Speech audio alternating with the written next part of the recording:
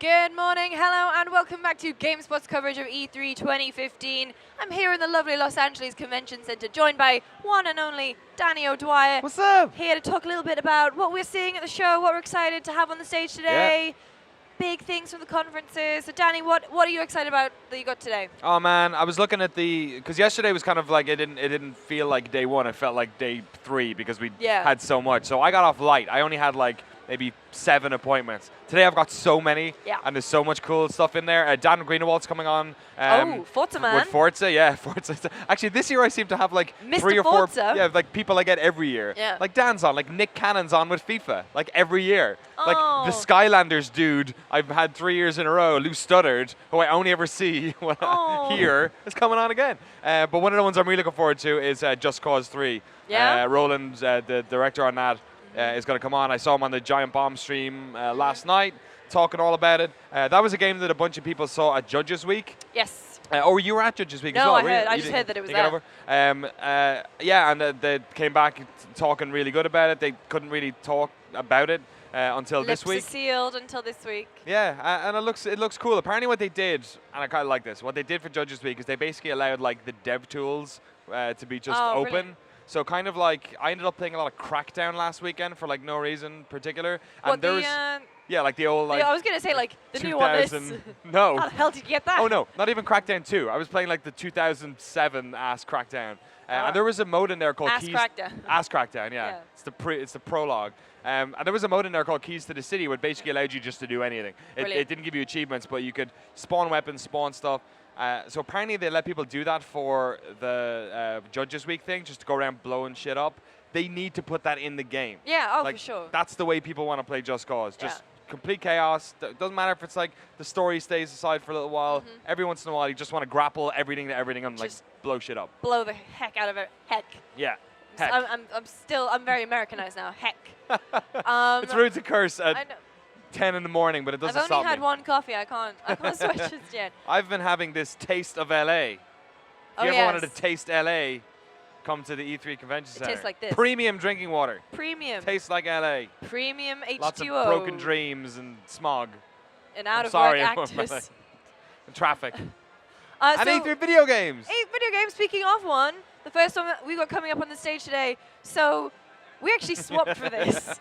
We did a trade. We did a trade. So we got the E3 schedule, and I just went, I want that one. Yeah, I was like, you can't have that one. It's like right at the top of my next I want that 3 hours. So I'm like, so I'm coming on to talk to you now, and then I'm leaving. And so then you're coming back. And then I'm coming back straight away. But in the meantime, you're going to be playing Uncharted 4 or talking about Uncharted 4. Yeah, I've got Kurt Marganow from Naughty Dog. I think he's the lead gameplay designer. Excellent.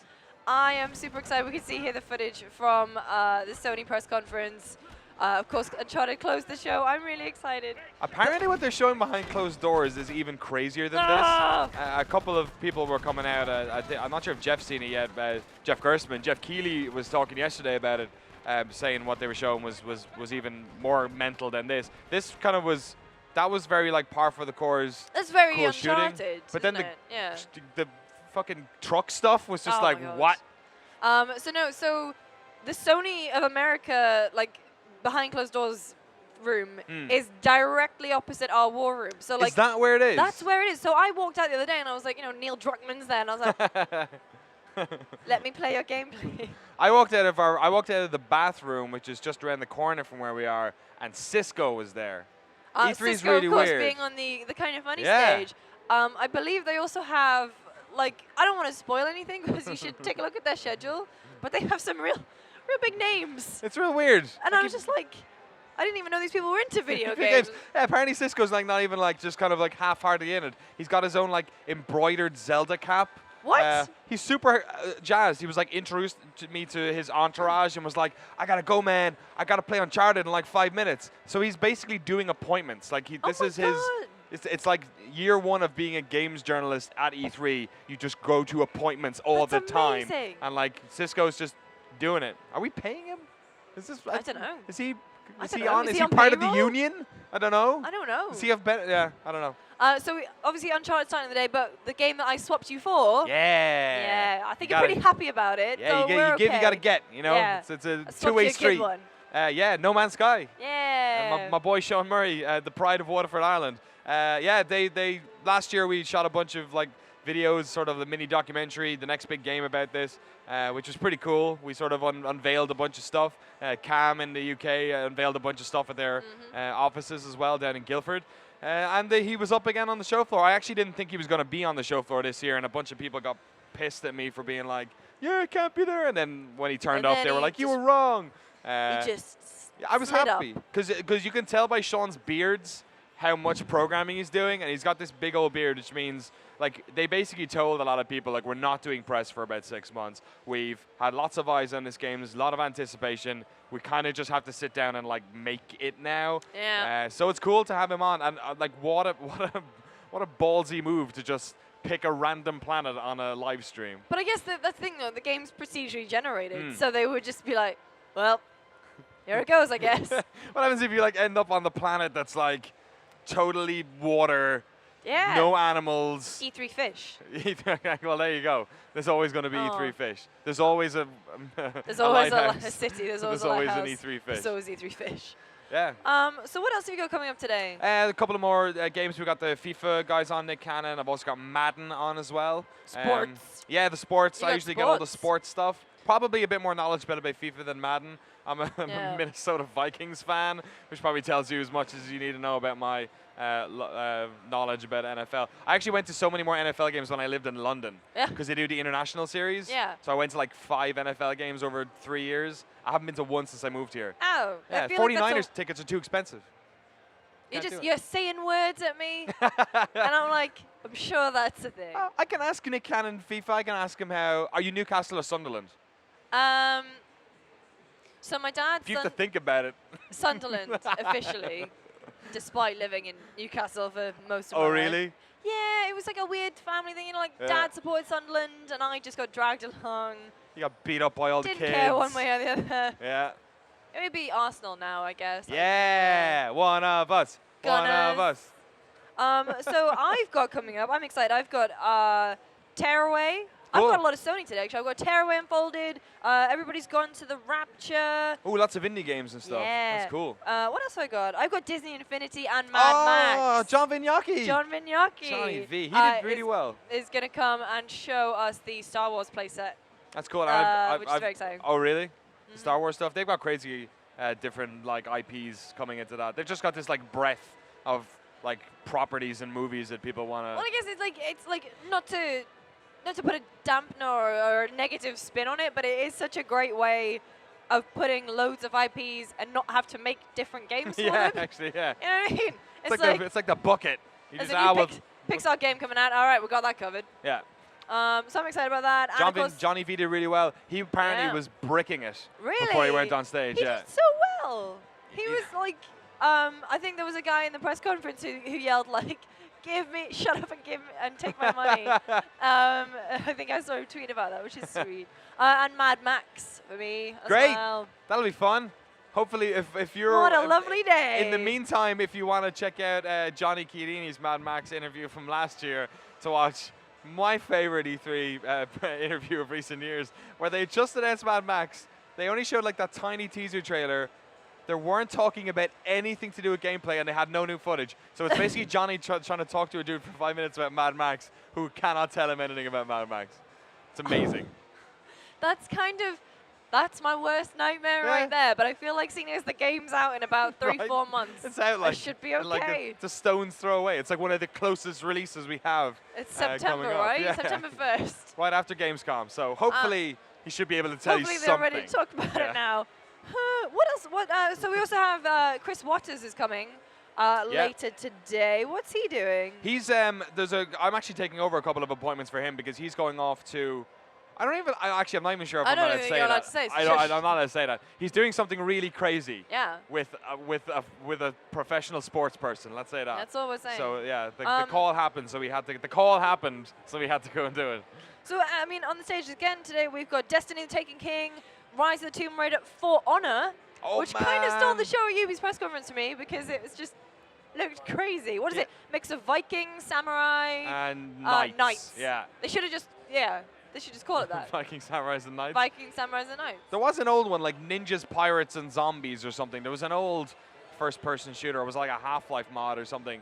It looks cool. Yeah. Not to talk about Johnny Chiodini all the time, but I'm a massive lover of the Chivalry series, and this kind of looks like it's doing something with that. It's third person, obviously. There's a bunch of creep, kind of like. The creep thing is becoming very popular now with Titanfall and Call of Duty are now doing it as well. It has MOBA elements. Yeah, just like random AI you can beat up, and then when you get into like a PvP situation, it kind of zooms and focuses in. I like the look at the combat, especially because it like I didn't notice it, I guess, when I was watching the press conference, but just seeing this bit of B-roll here now, you can see like you have to pick a direction to parry in. Oh yeah, like this way or like that, like left Which is or quite right cool, so or you have up. to anticipate what your foe will do. Some Game of Thrones nonsense. I was looking up about sword fights because I've seen a lot of sword fights. It was like 2 in the morning and I was drinking and whatever. And I remember I've been looking up about like how long sword fights lasted, like in medieval times. Because you watch like these protracted fight scenes in in Game of Thrones, and then like video games tends to go on a while. So fights didn't last that long. One good swing. If you missed if you missed, you're out. There's a real good chance that you were losing that sword fight. Yeah. All right, Danny, thank you so much for joining me. Pleasure. You're going to be back here in like 20 minutes. Don't go anywhere, because coming up next on the GameSpot stage, first appointment of the day. It's a pretty good one. We've got Uncharted 4. Don't go anywhere.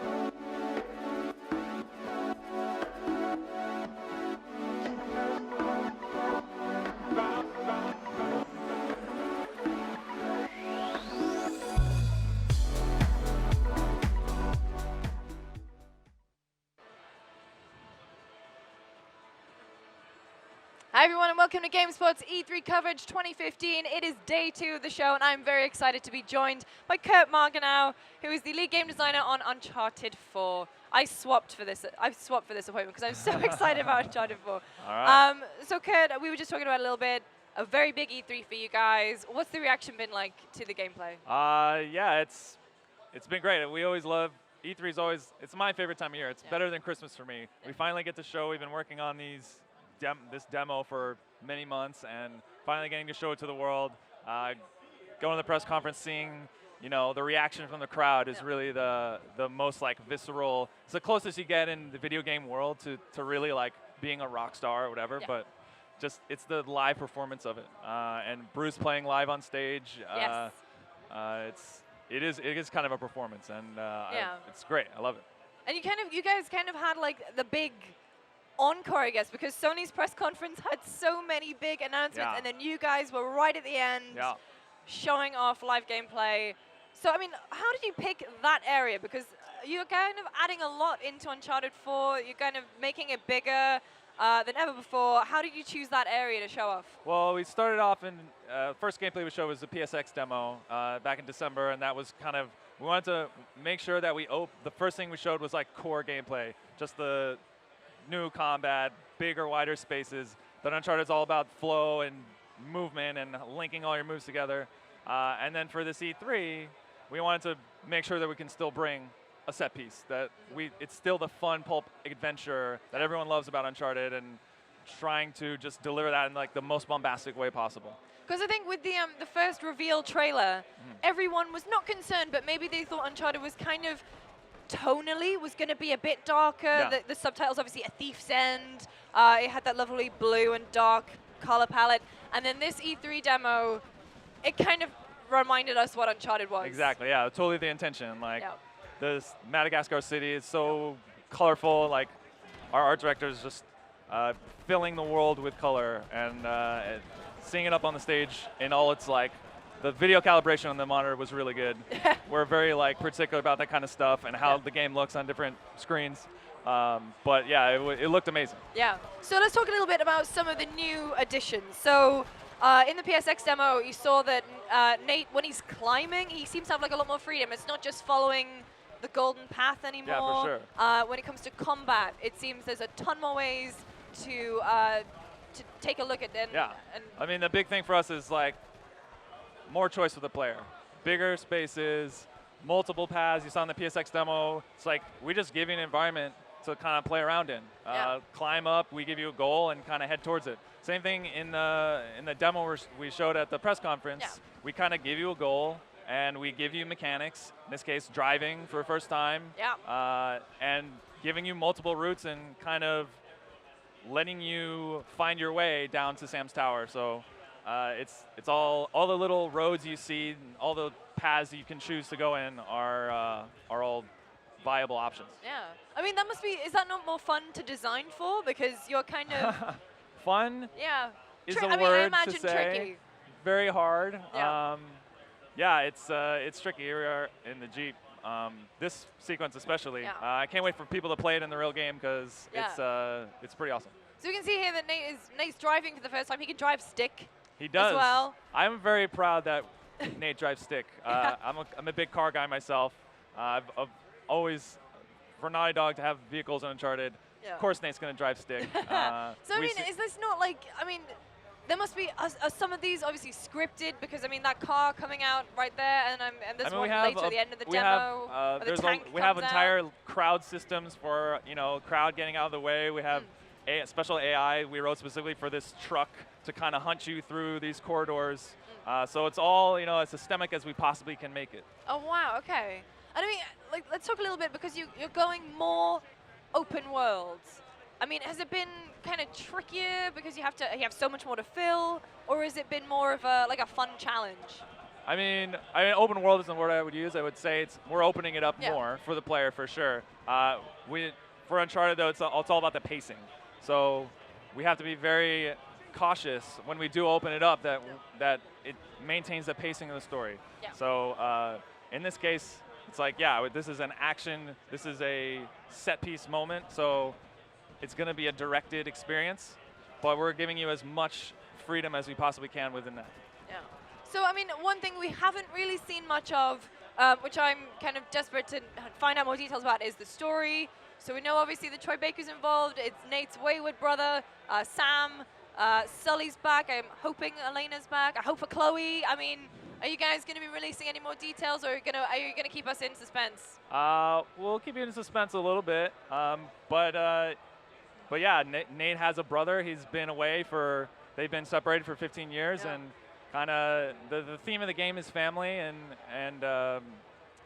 Nate gets kind of pulled back in. He's settled down with Elena. He gets pulled back in by his brother, Yeah. comes back into his life, and he needs his help. So we're kind of we're seeing a little bit out here. We're Yeah. getting to Sam, we're helping him out, and when the extended demo continues, Yeah. you'll see a little bit more of the brothers kind of working together in this kind of bombastic Yeah. set piece way. So this is obviously the first Uncharted game on the PlayStation 4. We're getting the Nathan Drake collection as well. What is it? I mean, the classic question: new hardware. What has it allowed you to do in this game that's been impossible on the old Uncharted? I mean, just the PlayStation size, 3? the sheer size, the memory that we have allows us to just make everything bigger. Like this environment is like, it's just massive. Yeah. And we're just driving through it so fast. It just allows us to just, and the fact that we can do that so seamlessly is, it's a testament to our programmers and our artists to be able to do that. And it blows me away still when even just watching it. It's huge. And the facial animation. So you guys released a few videos of Nate's just like the Sure. expression. Yeah. Which is kind of, it's veering into Uncanny Valley territory now a little bit. It's just, it looks so great. I mean, how's the process changed from? Real time is a big deal for us. We've never we've never had real time cutscenes in Uncharted before. So everything that we've done for the cutscenes in the previous games, we had to bring over and make it real time, and it looks amazing. This skin shaders and all the little blend shapes, and you go on and on about the tech, but Yeah. when you look at Nate's face in the beginning and Yeah. the lights hitting him just right, and you're like, oh, it's all, and it's real time. So So you guys are kind of like the flagship Sony franchise. Is there a lot of pressure as you kind of keep going and it gets more successful? I mean, the pressure we put is on ourselves. Yeah. Like, within the studio is definitely the harshest critics, and like putting this demo together, it's every day someone's coming over, we watch it as a team, we comment on little things like, oh, there's this little pop in this animation over here, or oh, this little thing, there's a LOD pop on this thing, we need to fix it. So it's like constantly combing through and making sure every little detail is perfect, and it's like, if we can satisfy ourselves and we're happy with what we're putting out, Yeah. then I think we're gonna be okay. I think you'll be fine. I mean, like, and I'm sure you definitely have a vast legion of fans. Any kind of special fan requests coming into the game, or are you just kind of taking feedback on board and mulling it over? I mean, we have our own. We love the fans, and there's every day at E3 I'm watching fan reactions of the demo and just seeing people get excited about Uncharted. But we have Neil and Bruce are directors, and Yeah. they have a vision, and we're fulfilling that vision, and it's gonna be awesome. It's Nathan Drake's final chapter, so I think fans are gonna be happy with it. Don't say that. I know it's spectacular, and we're very excited to see the game. So let's talk a little bit, because I've been noticing watching the gameplay, some little tweaks here and there. So I think the grappling hook kind of rope thing now that Oh he yeah, has. it's more than subtle. It's a big one, I guess. For us anyway. Yeah. For a game designer, Yeah. it changes a lot of what Yeah. you can do, how big the spaces need to be to allow for a grappling hook. It lets us chain together things like you see in the demo at the very end when Nate jumps out of the Jeep with the grappling Yeah. hook onto. Very Terminator 3. I liked it. Yeah, you saw in the PSX demo using the rope a little bit. It kind of fulfills all the different pillars of gameplay of an Uncharted game. Yeah. We're using exploration, puzzle solving, combat. So that's kind of what we try to do with all of our mechanics, is make sure that they can overlap and link in ways. Yeah. So the vehicle's another one too, where we're seeing it in a set piece here, but that's not the first time you're gonna drive the vehicle. Okay. It's gonna I be assume he a has to bigger take his part of the game. test. We're going to make sure that the player is comfortable with their mechanics before Yeah. we throw them into a set piece and Yeah. get hunted down by the storage truck. So I mean, the Uncharted on Vita obviously used quite a lot of the touchpad functionality. Sure. Are we going to be getting that in the DualShock 4? We love the DualShock 4. It's my favorite controller for sure. Yes. And yeah, we're still figuring out what we can do with the DualShock, but I think we're gonna do some cool stuff with it.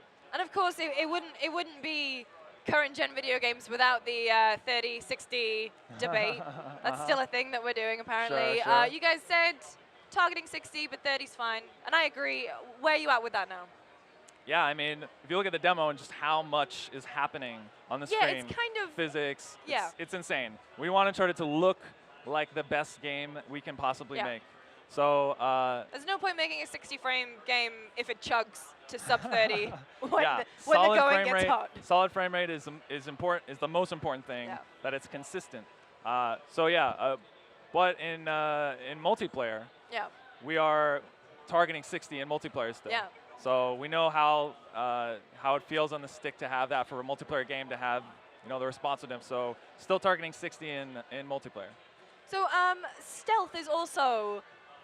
I mean, Nate is kind of he's all guns blazing most of the time, but sometimes he has to step back and try and sneak his way through encounters. Yeah. Is that changing a little bit the way we're going to approach it in Uncharted 4? Yeah, we added. We learned a lot from The Last of Us in terms of AI, and it seemed to fit for Uncharted to kind of expand Drake's stealth moveset, stealth mechanics a little bit. So again, trying to give player more options in all of our scenarios. So you saw in the PSX demo, you can the AI has they're kind of communicating with each other. You can hide in shrubbery. Yeah. We call it stealth grass, but it's not really grass. It's whatever. There's lots of different kinds of bit of topiary. Yeah.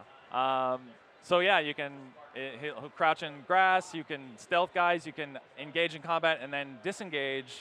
Allow the guys to lose you. You can kind of sneak around. You can skip enemies in certain areas. So yeah, it's I'm really excited. It's for Uncharted to have so many options is like it's a dream. When it came to sort of not redesigning, but adding in more stealth mechanics, which games were you kind of looking at? Which really inspired you? I mean, we don't really look at. I mean, obviously we play games and we love other games, but it's like for us, we just kind of look in at what we want to play, and what we feel like we're the experts of Uncharted. So yes, what do we want in Uncharted? What do we want to add? What do we think is an evolution? So to us, it's really accentuating the fluidity, adding rope, movement, speed, having every move be just impactful on melee, and vehicles for the first time is it really like. Because that is huge. I mean, it is a big thing to put into a game, and yes, yeah, it's a lot of work. We've been working on vehicles for years. Wow. Really hard. Which engine are you running in? What's that? Which engine is the game running in? It's our Naughty Dog engine. It's a proprietary engine that we've just kind of evolved through the years and that we built kind of from scratch in Uncharted 1. And every game we've iterated on. And like every game we just keep adding new features, different things. And new physics, new lighting. And PS4, the leap to PS4 was a big challenge. Complete different architecture. So we had it took a while, and feel like we're pushing it really hard right now. So are you still finding things that you didn't sort of know the engine could handle, could do? Well, we find things a lot of times. We put stuff in the game and it's terrible, and then we work really, really hard to make it run in frame rate or to add more things. The idea for this demo was like everything destructible in the market, like. We want easy as a designer to say like, oh, we just want everything to destroy. But to actually make that a reality, to have the physics programmers and the artists and everyone who's involved in making all the little pieces break and being able to have everything render on screen in frame rate and making games is hard. But I think that's what a lot of people don't really appreciate. Maybe when games come out and there's a glitch or something, everyone just goes, takes to Metacritic or whatever. So your guys gonna be in crunch a little bit. Well, hopefully not crunch, but you're gonna be very busy up until launch. Are we gonna be seeing more of the game, maybe at PSX? We're gonna be heads down working on Uncharted 4 to release it. That's pretty much the priority right now is ship the game. I always get a boost of energy. Hopefully the team gets a boost of energy. The team did an amazing job on this demo, and we just need to now follow through on that and just kind of make the rest of the game as awesome as what we've shown so far. So how important is it for you guys to be able to show a live demo? Because I mean, it was actually live. I was thinking about this the other day because the small mishap with the controller functionality on the live demo, and I had a heart attack, and Bruce had a heart attack on it's stage. okay. I mean, I remember a few years ago, I think it was Gears of War 3, when it said controller disconnected. Yeah. So Well, we're at least glad that it see wasn't the game's fault. It was like it was a hardware or something with the controller. So, but I was thinking about this because a lot of people say, why don't we just do a video, record it live? It's like, to make it real, to make it playable, it forces us. It's really for us. It's like the ultimate milestone deadline of it's got to be playable on stage, and because if you have a video, you can take shortcuts and you're like, oh, it's just a video. We'll play it the perfect way and like record it or whatever. So it makes us have to hit our frame rates and have to and to see it and that it's done and it's real. It's awesome. Yeah, I mean, I think that is the thing for the gamers and the players themselves, is that a live playthrough, it reinforces the fact that the game is there. Like, it is definitely coming. It's not smoke and mirrors. It's not going to, like, Last Guardian on us and vanish for a few years and then come back. Yeah. Like, it is there. Yeah. It's real, and it's coming. And it's real for us as developers to, like, oh, right, we got to ship this game now. Yeah. But it's going to be fun. Yeah. So, I mean, what was I going to say? Let's talk a little bit about the story from what we've heard. So, Captain Avery's treasure. I mean, is he based on kind of like real life, or is it? Yeah, Henry Avery was a pirate in the late 1600s. He had the biggest pirate haul of all time, and kind of Nate and his brother Sam are kind of on the trail of this ultimate haul of treasure. Yeah. So that's kind of the last job. Exactly. Exactly. It's the ultimate pirate treasure. Yeah. And so where are we going to go? Because I mean, we've seen such a great variety of environments in Uncharted before. Obviously, from snow, desert, cities, jungle. Are we going to be visiting the same kind of terrain? I mean, that's kind of one of my favorite things about Uncharted is we get to kind of globetrot around and see all these different lush, gorgeous environments. So yeah, we're totally continuing that.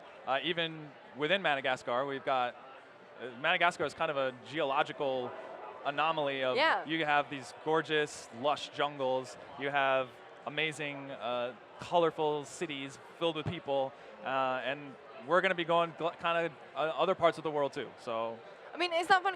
Are you sort of just tied into, the real world parts of the story with the Captain Avery stuff when it comes to choosing where you want to go, or are you free to sort of pick a point on a map? It's inspired by that for sure. The places where we go are kind of following kind of Avery's life and death. So yeah, it's we don't want to give too much away, but it's gonna be cool. So a lot of all the demos we've seen so far are very action-packed, and that's great. But I am a big fan of the puzzles. Oh yeah. Heading into an old decrepit tomb and trying to figure stuff out. I assume there's going to be some more. How have you guys been designing for those? Puzzles are hard. Yeah. But I think the takeaway from this video is that games are hard. Games are hard. Making games is really hard. Uncharted 3, I think, had some really, really great puzzles in it. We know that's kind of a trope of Uncharted. It's a pillar of Uncharted to have that kind of stuff. And absolutely, we're going to have puzzles. And now that we have like new mechanics, we're going to see, ropes used in puzzles, vehicle puzzles, problem-solving stuff. And then even just, in the traversal, it's a problem-solving. But yeah, in terms of like the classic Uncharted the temple puzzle kind of thing, yeah, absolutely, fans will be happy for sure. Yeah. With the extra, more openness of the game, is that not more difficult to sort of rein it in when it comes to your bigger environments?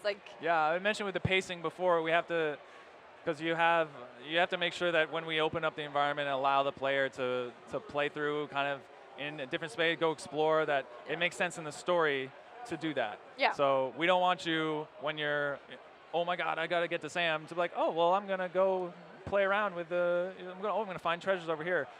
So it's constantly a battle kind of on the game design to we want to give all these choices and all these things, but we have to make sure that we get that roller coaster, that push of the story. And I think we've done a pretty good job in we have some big areas in this game. Yeah. And we definitely expand that exploration for sure. I mean, because from my memory, Uncharted doesn't necessarily, because it was more linear, like, it wasn't necessary to have a prompt, like, on screen saying, you need to go this way. But something The Last of Us did really well is that when you're in buildings, the exit sign was always still, illuminated. So that's how I always found my way through it. I mean, how are you going to tackle that in Uncharted 4? Yeah, I mean, it's hard. Again, it's one of the hardest things in game design is to let the player know where they have to go and what they have to do. It's like kind of the #1 rule. So yeah, when you're like, a big thing for Naughty Dog is minimal HUD. We don't want to kind of interfere with that experience. Most of the time in the demo, you see no HUD on the screen, and that's not fake for the demo. That's like everyone knows Uncharted. It's like that's the real experience of playing.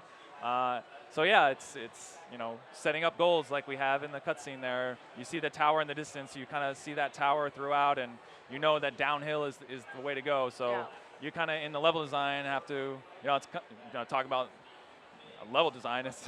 But yeah, it's one of the hardest things for sure for a designer to make a level, to make Uncharted levels in general. It's hard.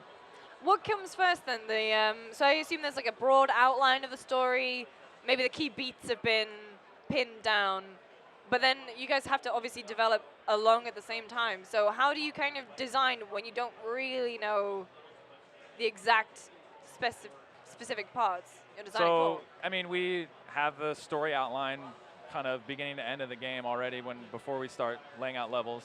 And then we go to the designer, and the designer, it's kind of like you said, where there's beats that we want to have happen, and then we leave it to the designer to really own that and kind of fill in the experience with knowing where, guiding them with, where our mechanics at this point in the game, and how can we exploit them in new ways, and then just kind of hand it off to the designer making that level and nurturing their abilities and guiding. So it's a lot of fun. So you mentioned with the jump from PS3 to PS4, obviously a significant jump in hardware capability. What was the trickiest bit to figure out? To adapt for, I guess. I mean, were there things with the PlayStation 4 that you didn't anticipate? I don't know. It definitely gave us more of everything. More memory, more. And then you're like, oh, more. And throw everything at it. And then you're like, okay, this is crazy. And then you still make it work anyway.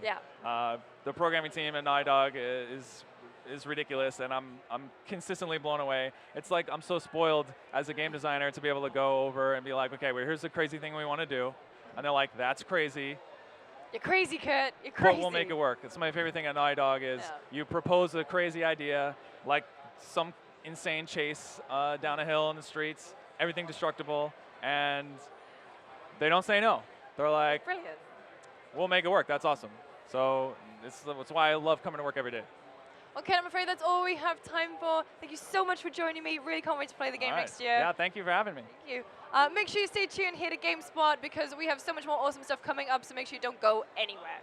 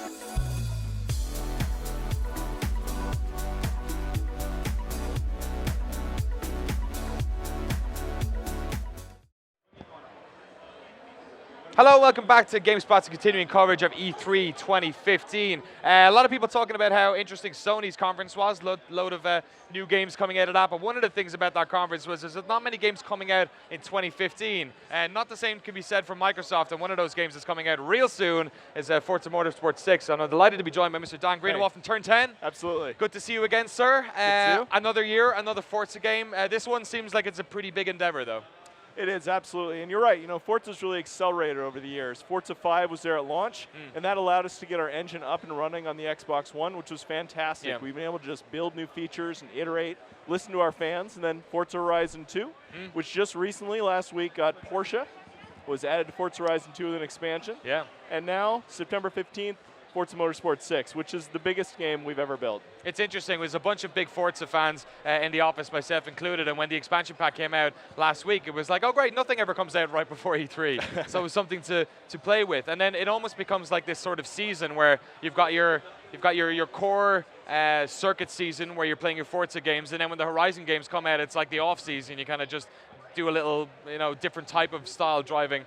Well, I love it when while. players love both, but Yeah. honestly, the reason we have both is to service people who just love cars generally. So there's people that play both, there's people that just play Horizon, there's people that just play Motorsport, and that's wonderful, because the franchise is all about getting people into cars and getting people into games. So, teach their own, but my favorite are people that like them both. Let's get into the nitty-gritty, because this is a series which you really have to get into the finer points. Let's talk about water first of all. I'm a massive fan of Formula One, and one of the biggest changes that can happen in a race is when it starts to rain. What are you guys doing with water in terms of how that changes up a circuit, in terms of grip, in terms of how you attack an individual circuit? Absolutely. So our fans have wanted wet or rain, and night in Forza for a long time. But of course, the reason they want it is they want it done in a Forza way, right? High quality, 1080p, 60 frames per second, and now we have 24 cars on track, drive a car or multiplayer, which makes it really packed. Now, the way that's related to rain and night is the tension.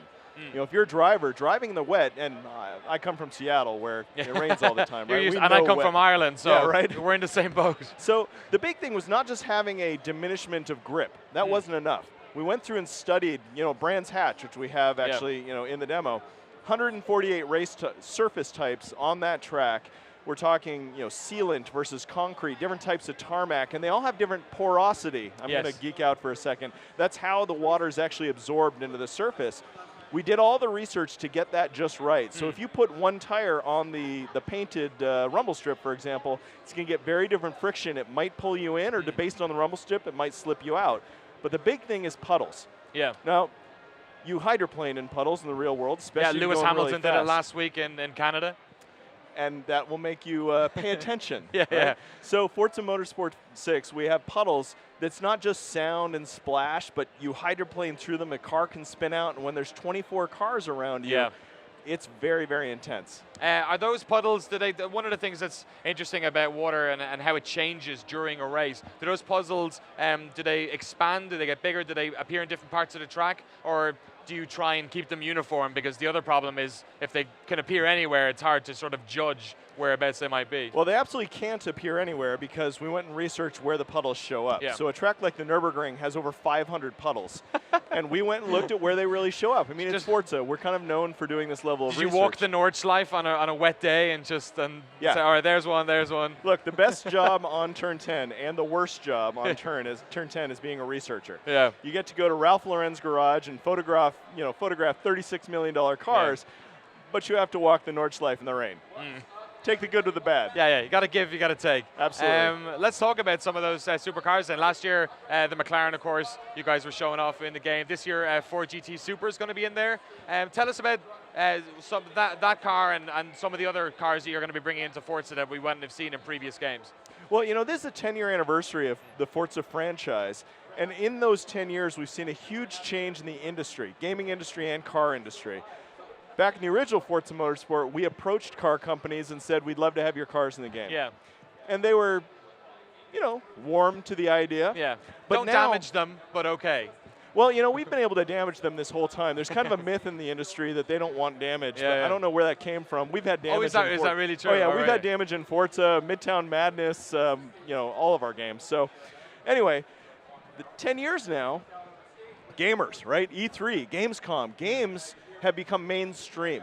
And so the auto manufacturers want to tap into the car passion in gamers. We're their best conduit. So now they come to us, McLaren, Ford. And Ford actually was giving us insider information from the very beginning. So very few people at Ford even knew this car was being built. Really? And they started whispering to us, hey, we got this new thing we're working on.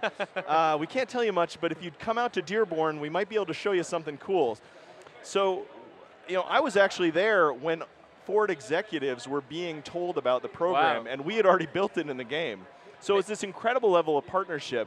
And the coolest thing is what this can be in the future. Having millions of gamers drive the 2017 Ford GT on Le Mans before the car is even finished being built. Yeah. This is a cool piece of feedback that we can provide to the manufacturers like Ford. QAing their real-world products. Right? And so that's the power of gaming. That's the power of cloud computing. It's the power of Xbox Live, and it's how us, gamers, are actually changing the world. Now, it's automotive world, but even so, I love that. That's why I do this. It was interesting to see Henry Ford III up on stage with you during the Microsoft conference. Yeah. And I think, especially for us on the press side, seeing you guys announce Forza at a Ford event. Yeah. Like that shows you the relationship that exists there more than anything else. Let's talk a bit more about the sort of, I guess, the gameplay nature of the Forza series. It's very much a loop of doing different races, unlocking different cars, unlocking stuff. Another driving game that I've really enjoyed this year has been Project Cars, which took a different approach to it and basically just said, we don't really maybe have the resources to craft a sort of an unlockable thing. We're just going to give you all the circuits and all the cars. Have you guys ever been tempted to sort of tackle that, or do you think that the unlockable nature of Forza is what makes that Forza? Well, the thing I love about Forza is the diversity of our players. We've got a really diverse group of players, 50% in Europe, 50% in North America. We've got a lot of women, older people, younger people together. But that means there's different motivations. And great design is all about empathy. Yeah. Understanding who your player is, knowing who you are so you're not blinded by your own passions, and really designing for people and caring, respecting what they want. So in Forza Motorsport, we've got players that just love cars and love tracks. They want to jump into those. So you can do that. You can go into free play split screen. I've got 2 kids. We can play with the kids. You can have a great time. But if you're looking for that kind of sit back and progress and have a great time career, we've got a 70-plus hour career called Stories of Motorsport, where we use the 450 cars. I mean, it's a lot of cars. It's a lot of cars. That allows us to tell cool stories of great rivalries and hopefully expose people to eras of cars or niches of cars they never knew about, like pre-war Grand Prix cars, right? Yeah. Or the cigar cars of the Grand Prix Legends era, right? Getting people the chance to experience those is really great. That's great for the person who loves a 70-plus hour career, but there's also multiplayer. And there are people who, couldn't be bothered with free play and they couldn't be bothered with campaign. So to me, it's about respecting the type of motivation of what brings you into the game. For the multiplayer, we've got leagues. 24-car multiplayer on dedicated server, but leagues actually looks at your skill and your temperament and puts you into a very rigid group of people just like you, where you can have high quality of service and really great racing. So you're not worried about, is that guy faster than me and slower than me? They're all similar.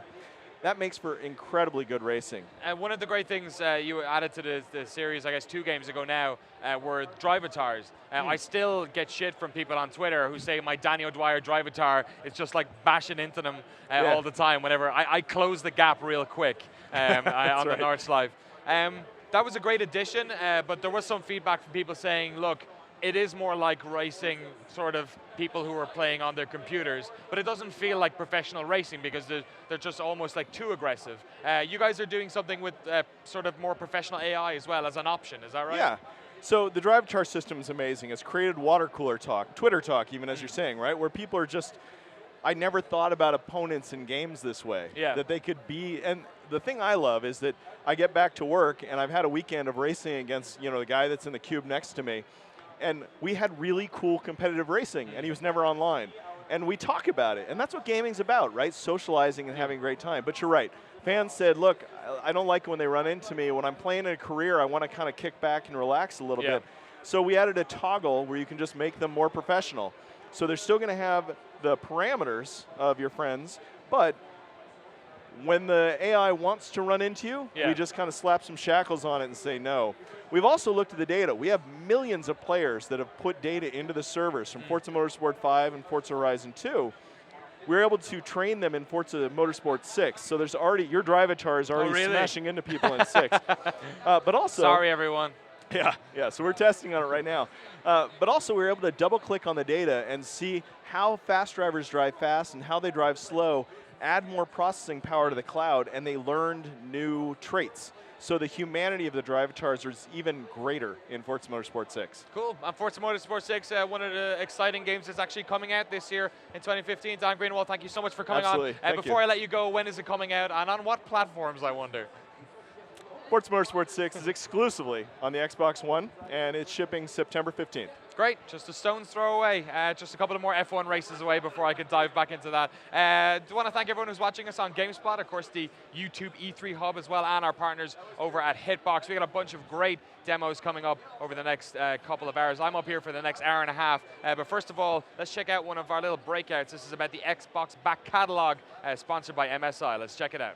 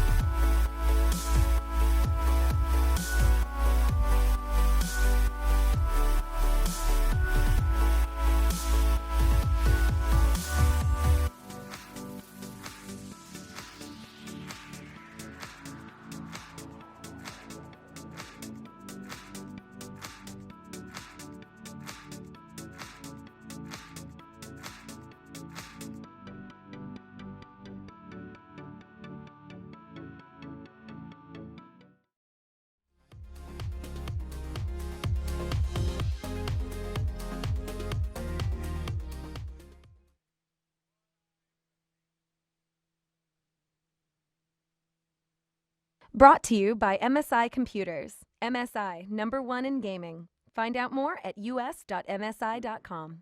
From Recore, we headed into one of the biggest bombshell quotes perhaps of this E3.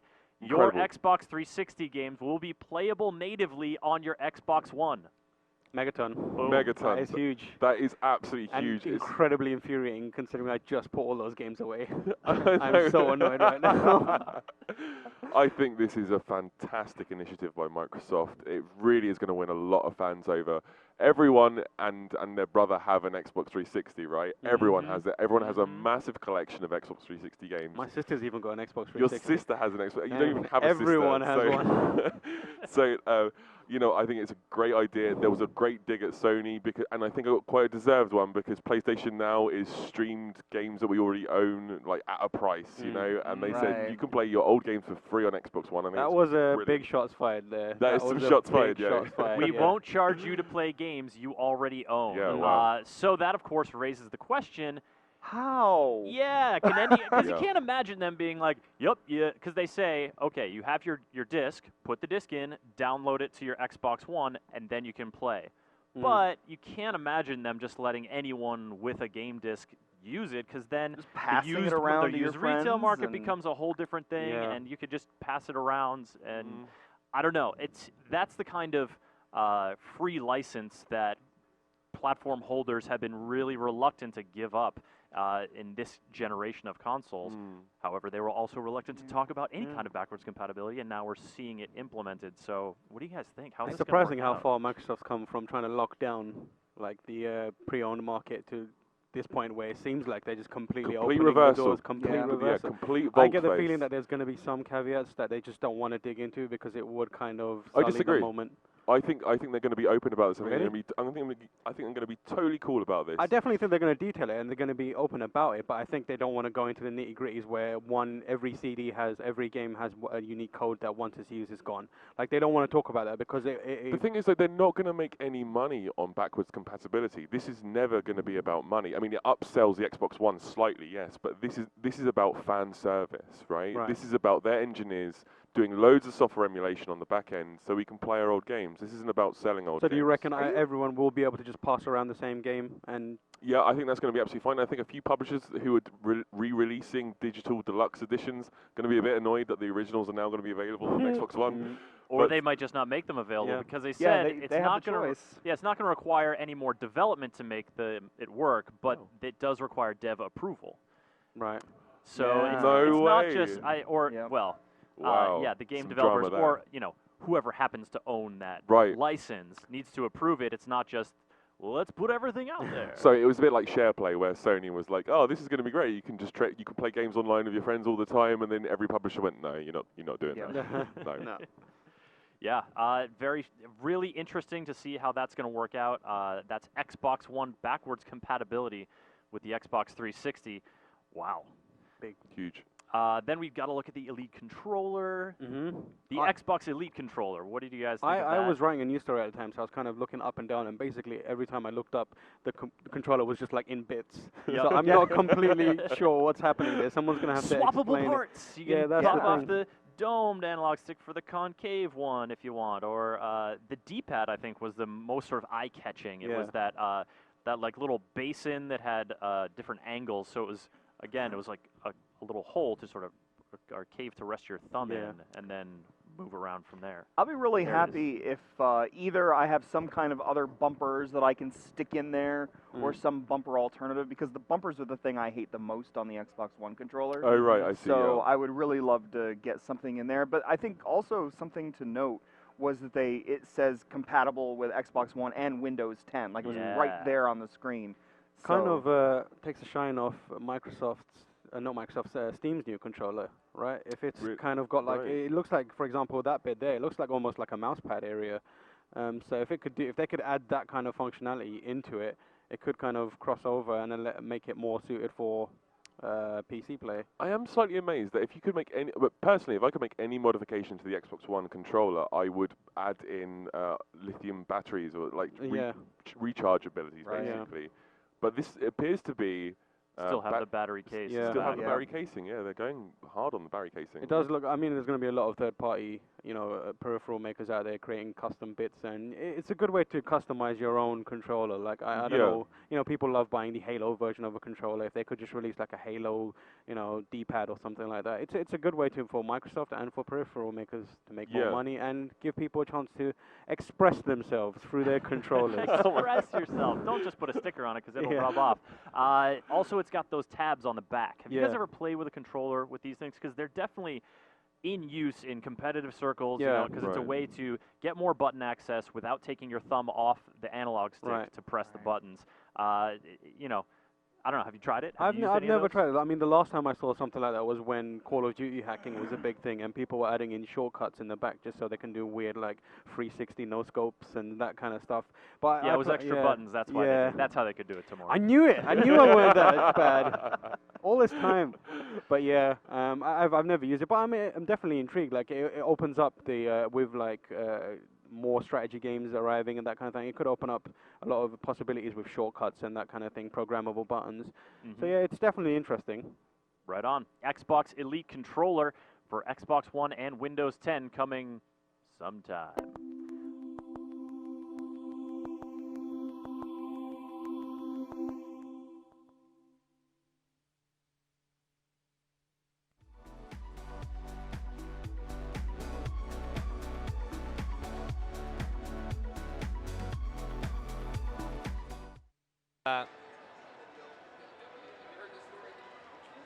Hello, welcome back to GameSpot's continuing coverage of E3 2015, live from the LA Convention Center right here in beautiful Los Angeles, California. I'm Daniel Dwyer, joined by Roland, my friend.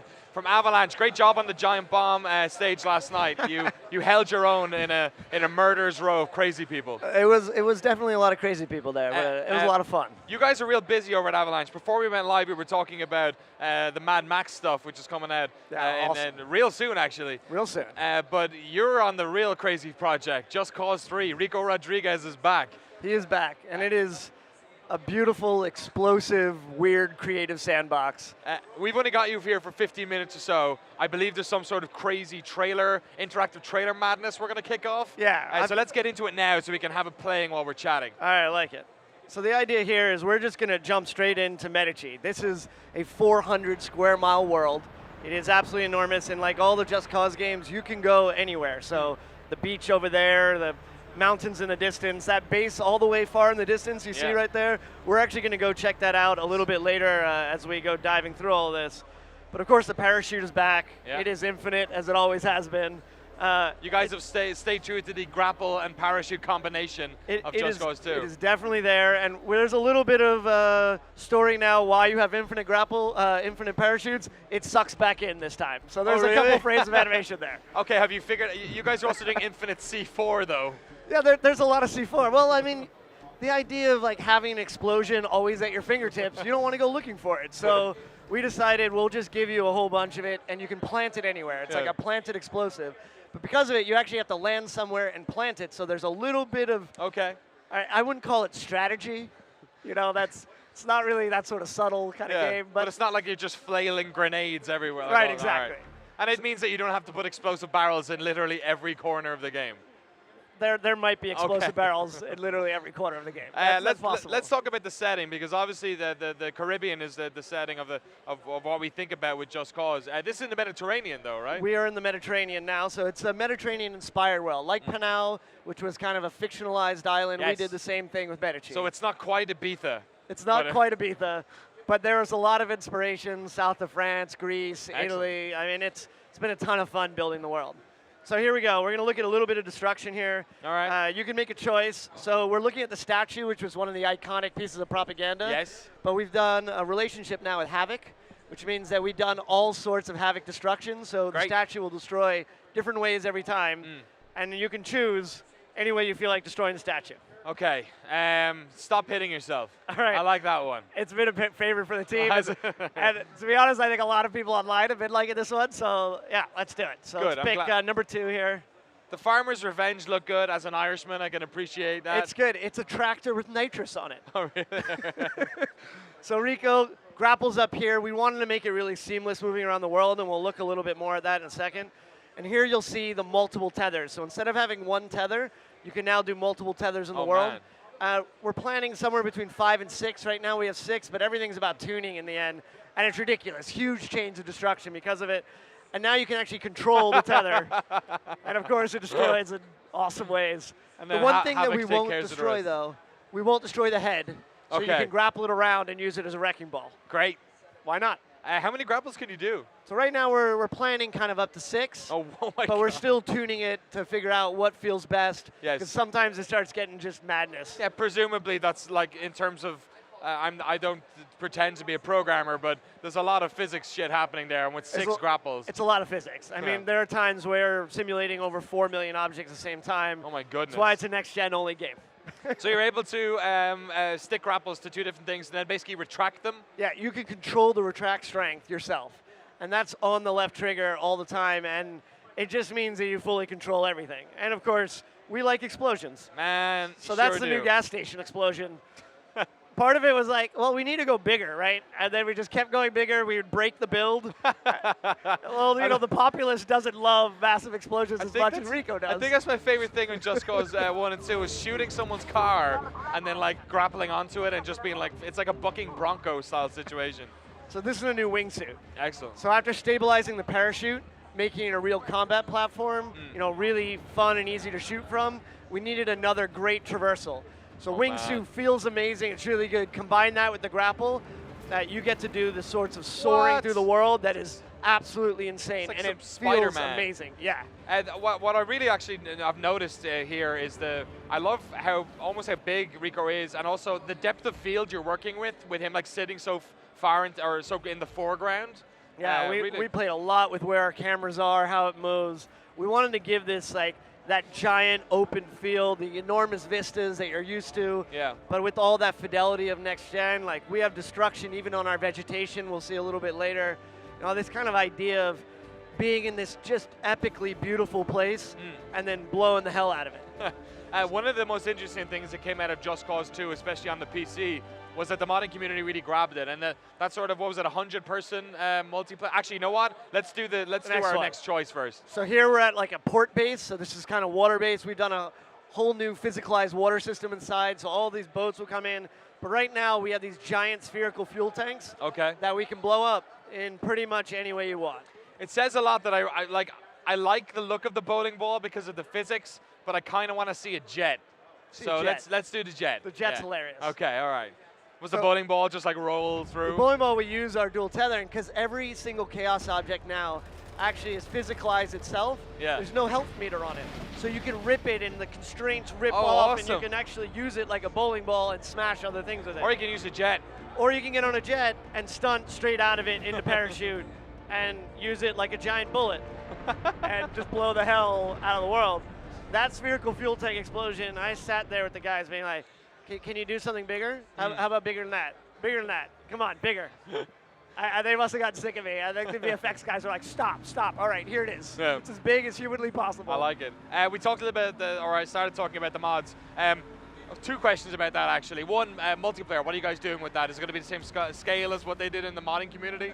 No, we really wanted to concentrate on the single-player experience. And the thing that really hit on Just Cause 2, and I know the multiplayer thing, people really love the idea of being out there, but we wanted to get the experience of sharing your videos. People do crazy things themselves, so they want to set up 9 different things all together and be able to do awesome stuff and then share that stuff online. And we did a thing on JC2 with the PS3. Oh yeah, the vehicles are all new.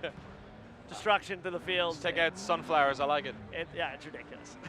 But we wanted to get the modding feel more than anything else, which is a game that's your sandbox, do what you want. So we have tons of online features that are always tracking what you're doing, so longest time wingsuiting, how fast you can kill 5 people with an explosion. Cool. You know, all that stuff, and you can challenge your friends on it, and that kind of interactivity is there, but who's to say what's going to happen in the future? Awesome. Let's pick the next one. So here we're going to talk about bridge. So we didn't just do destruction with chaos objects. We did it in the world itself.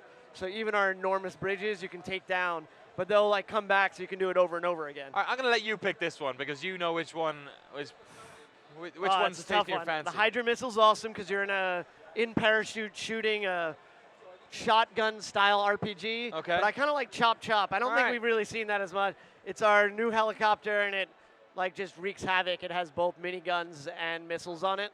Excellent. Kind of awesome. All right, let's check out number 2. Chop Chop. I think that's the Ride the Waves looks good as well. But that's a pretty good way of breaking into a helicopter. Just shoot the door open. Yeah, we took away the interactions right there, and there's still a little bit of gameplay because you have to be careful getting into a militarized vehicle. Yeah. There's a little bit of a pause, and you can still get shot on it. But it's quick and it's violent because Rico uses explosions to open a door. Oh man, bad news. That's like what happens whenever I play like Bridge Construction Simulator. Are you guys got a poor dude on the motorbike? He didn't see it in time and kept driving. He should have seen that coming. It was like a military helicopter. He was like, if Rico is here, I shouldn't go anywhere that could be destroyed. GTFO. Are you guys do anything with like people being able to like share clips? Obviously on the next-gen consoles, that's a big thing. Next-gen consoles are already there, and they have a button that literally does it for you. And they're recording already, so it was all inbuilt. In fact, when we first sat down with Sony and Microsoft, saying, oh, okay, we want to do this new game, they're like, oh, here's our new console. Yeah. We're like, oh, it's just a perfect marriage. Thank you.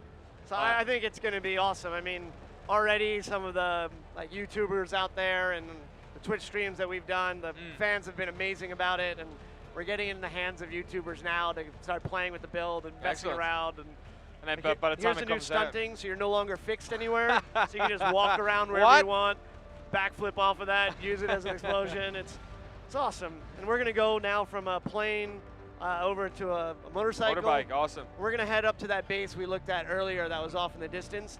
This base is really more about highly vertical. You can do combat from motorcycles. Enemies can ride motorcycles and fight you on it. They can lean out of windows and shoot you.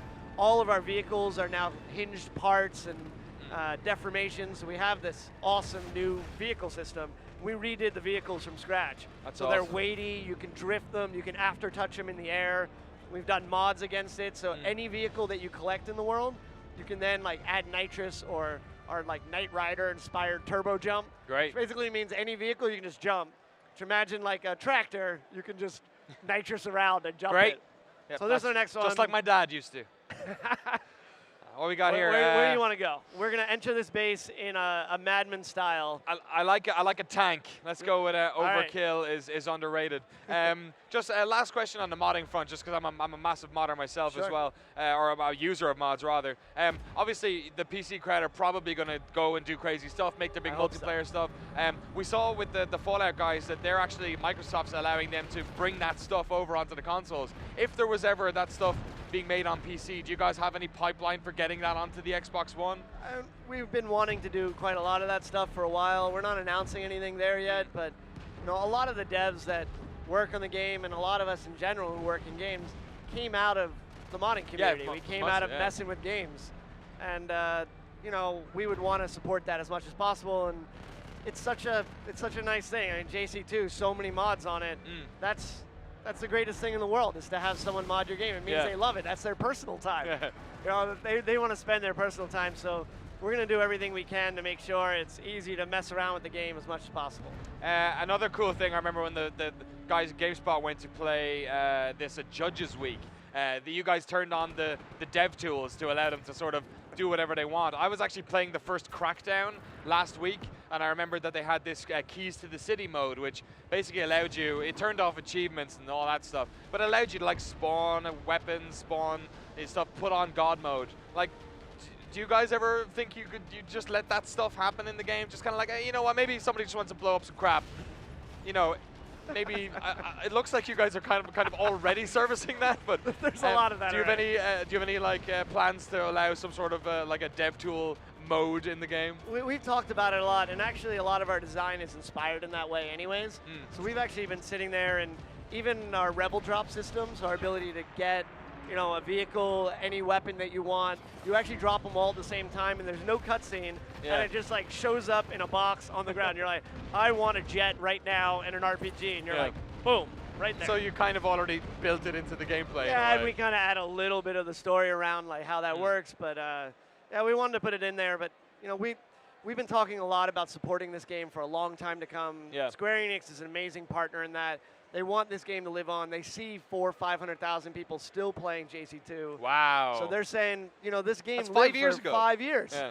So they're like, we're going to support this game for a long time, which is great news for devs because we love making this game. Awesome, Roland. Thank you so much for your time today. Very much looking forward to playing with Rico Rodriguez. Yeah, sure. Why not? Thanks very much, and best of luck finishing out the game. I appreciate it. We're going to be here on the E3 show floor all day long. All day long. If you're watching this in the US, hey, how you doing? Good morning. Good afternoon. If you're watching this in Europe, don't go to sleep. We've got so much stuff happening today. I got Lou Stoddard on for Skylanders Supercharged. I've talked to Lou Stoddard 3 years in a row on the E3 stage. We got Riggs on, we got FIFA and Madden. And then later on today, I'll be back on with Sean Murray from No Man's Sky. Stick around. Next up, Lou Stoddard with Skylanders Supercharged. Stay there.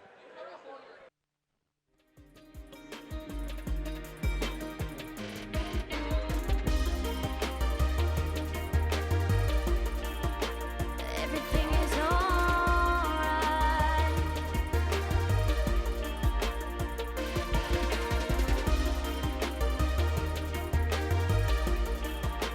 Everything is alright.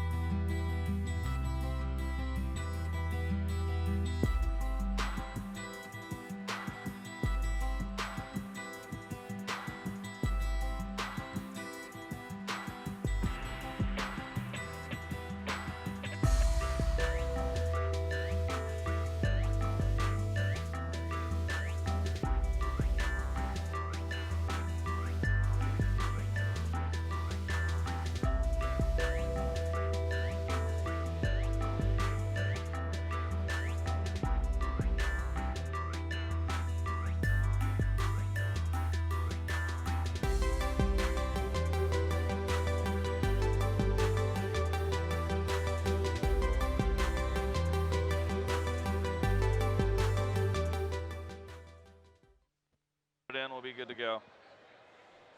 Let's see. There we go. Hello, welcome back to GameSpot's coverage of E3 2015. It would not be an E3 if my boy Lou Stoddard didn't turn up and talk to me about What's going on, Skylanders. How you doing, my friend? Doing good, doing I good. think we're 3 years in a row, I think. I know. I think we got a good streak going. Yeah, it's great. More Skylanders, supercharged. Yes. This is the fifth. This is Skylanders? the 5th. Can I name all 5? I don't know. Can you? Fuck. Come on. First one was just like Spyro's Adventure. Yeah. Spyro's out of the question now. We're He's past. still there. He's still there. We're past Spyro. Trap Team. Oh, you're jumping. You're way out of order. Oh, Giants. Yeah, that was 2. Trap Team. Yeah. Come on. Swap Force. Yes. Yes. There you That's go. it. And 5 this out of year, 5. And it's supercharged. Skylander Superchargers. Because there wasn't enough. Sorry, supercharges. That's right. I Come knew on. all the other ones. Come on. And I got the new one wrong. Oh, you're killing me. I'm looking at this stuff. We'll talk about this in a little bit. This Absolutely. is madness.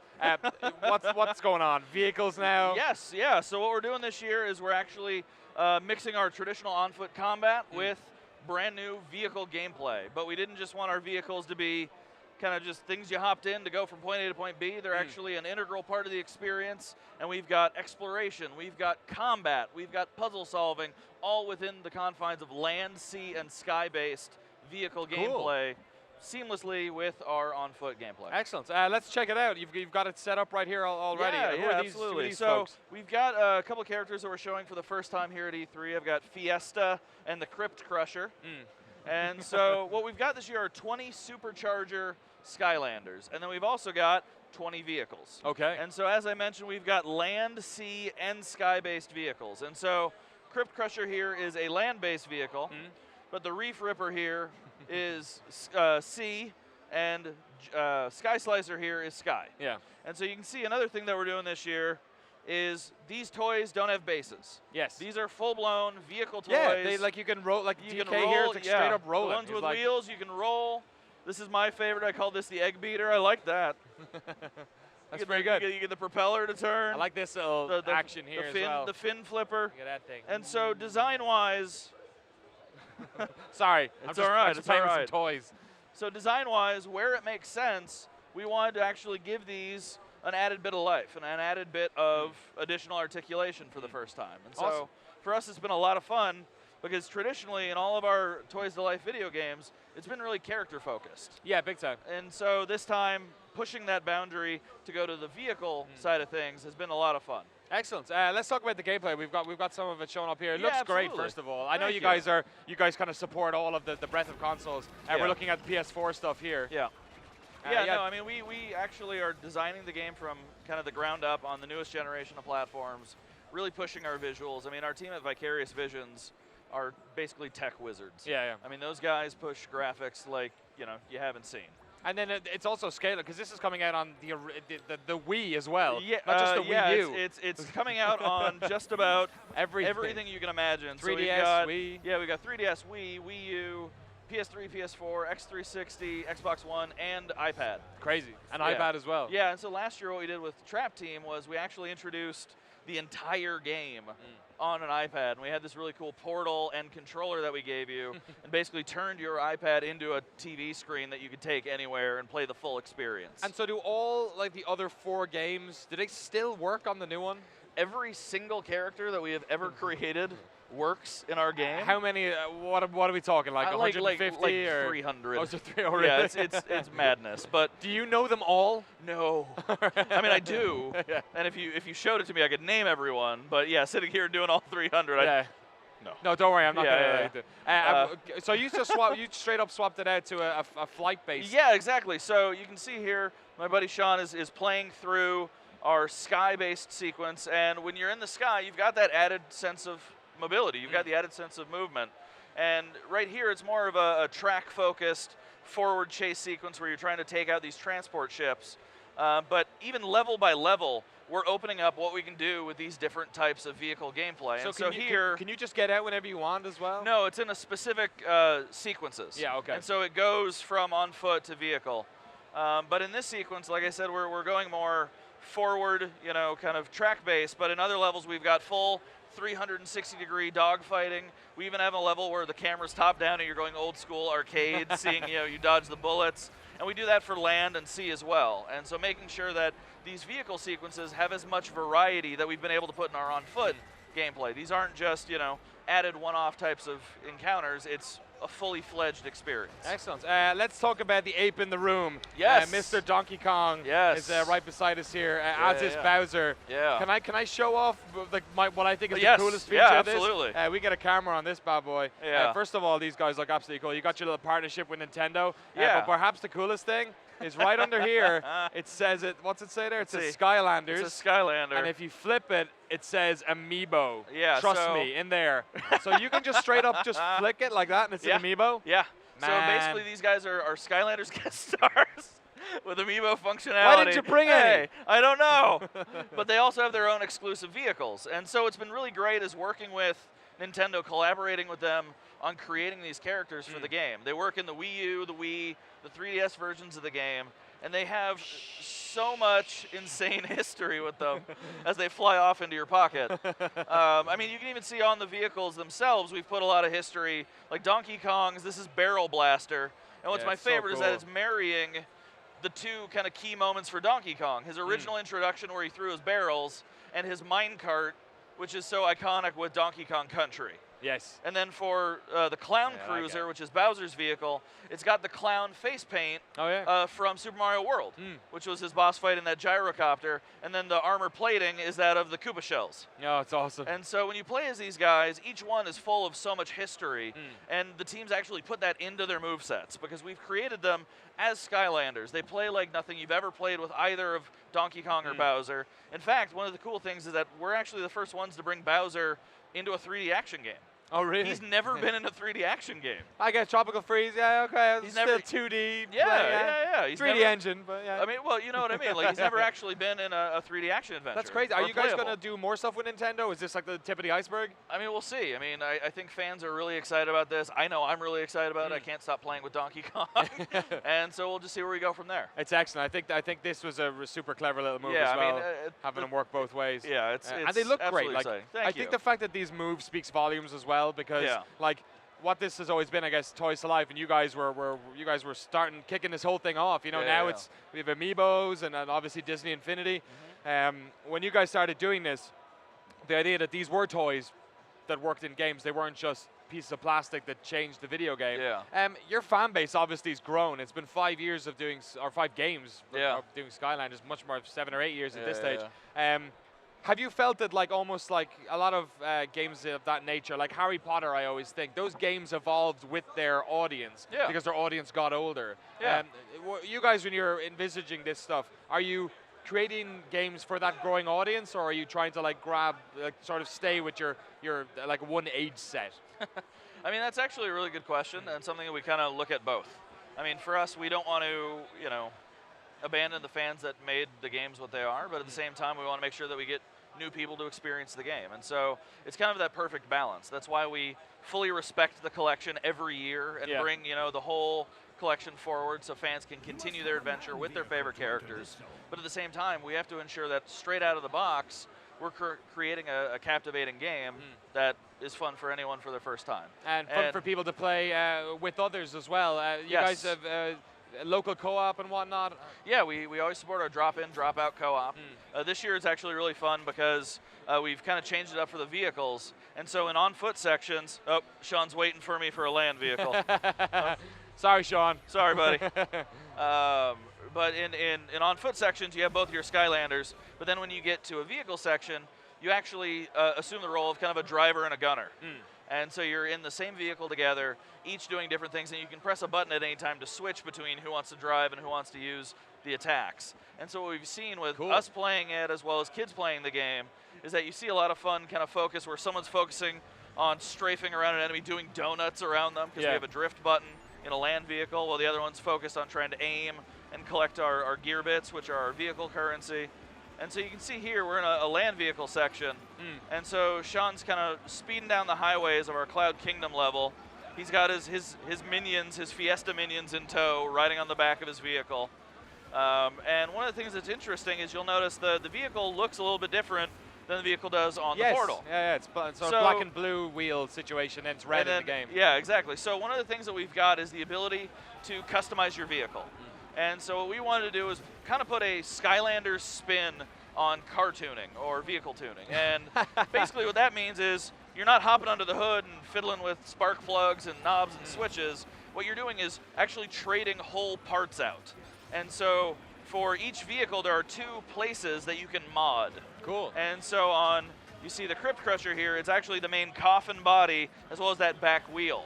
Does And that so stuff stay with the local game save on the console? It's or saved on the toy. So if you bring that toy to your buddy's house, your mods will be equipped. That's pretty cool. And so the mods are really cool because it allows you to explore the world, find different pieces, change the look of your vehicle very drastically, but then get all the benefits of tuning. So you're changing your acceleration, your top speed, your handling, and your armor while you're doing that. Awesome. Yeah. We've seen a lovely breadth of characters we have here. Any chance we can stick one of these bad boys in there? So we're playing on the PlayStation 4 version. And so the characters, obviously, these are Nintendo guys. Yeah. And so they're going to work on the Wii U, the Wii, and the 3DS versions of the game. Not going to ever get those onto other platforms? It's a Nintendo question, not an Activision one. That ain't up to Lou Stoddard. Yeah. Thank you so much, Lou, for coming on Yeah, again. of course. Pleasure. I look forward to seeing Next you again year, next yes. year with the 6th. I'll see if we'll keep doing this. This is It'll be like good. 10 years from now, I'll be rattling out Man, 14 I'm going to be Skylanders quizzing you games. every single year. This will God, be good. I don't know what you guys are going to do next. Thanks so much for coming on and showing us the latest Skylanders game. Yeah, absolutely. Really It was a Enjoy the pleasure. rest of your E3. Yeah, you too. Cool. And thank you for watching on GameSpot.com. Of course, on the YouTube E3 Hub. And if you're watching on Hitbox as well, welcome. Nice to have you today. The second day of the stage show right here on E3, our GameSpot's stage at E3. We got a bunch of more stuff coming up. Next up, bit of a hard swing. We got Dark Souls 3. Stay tuned.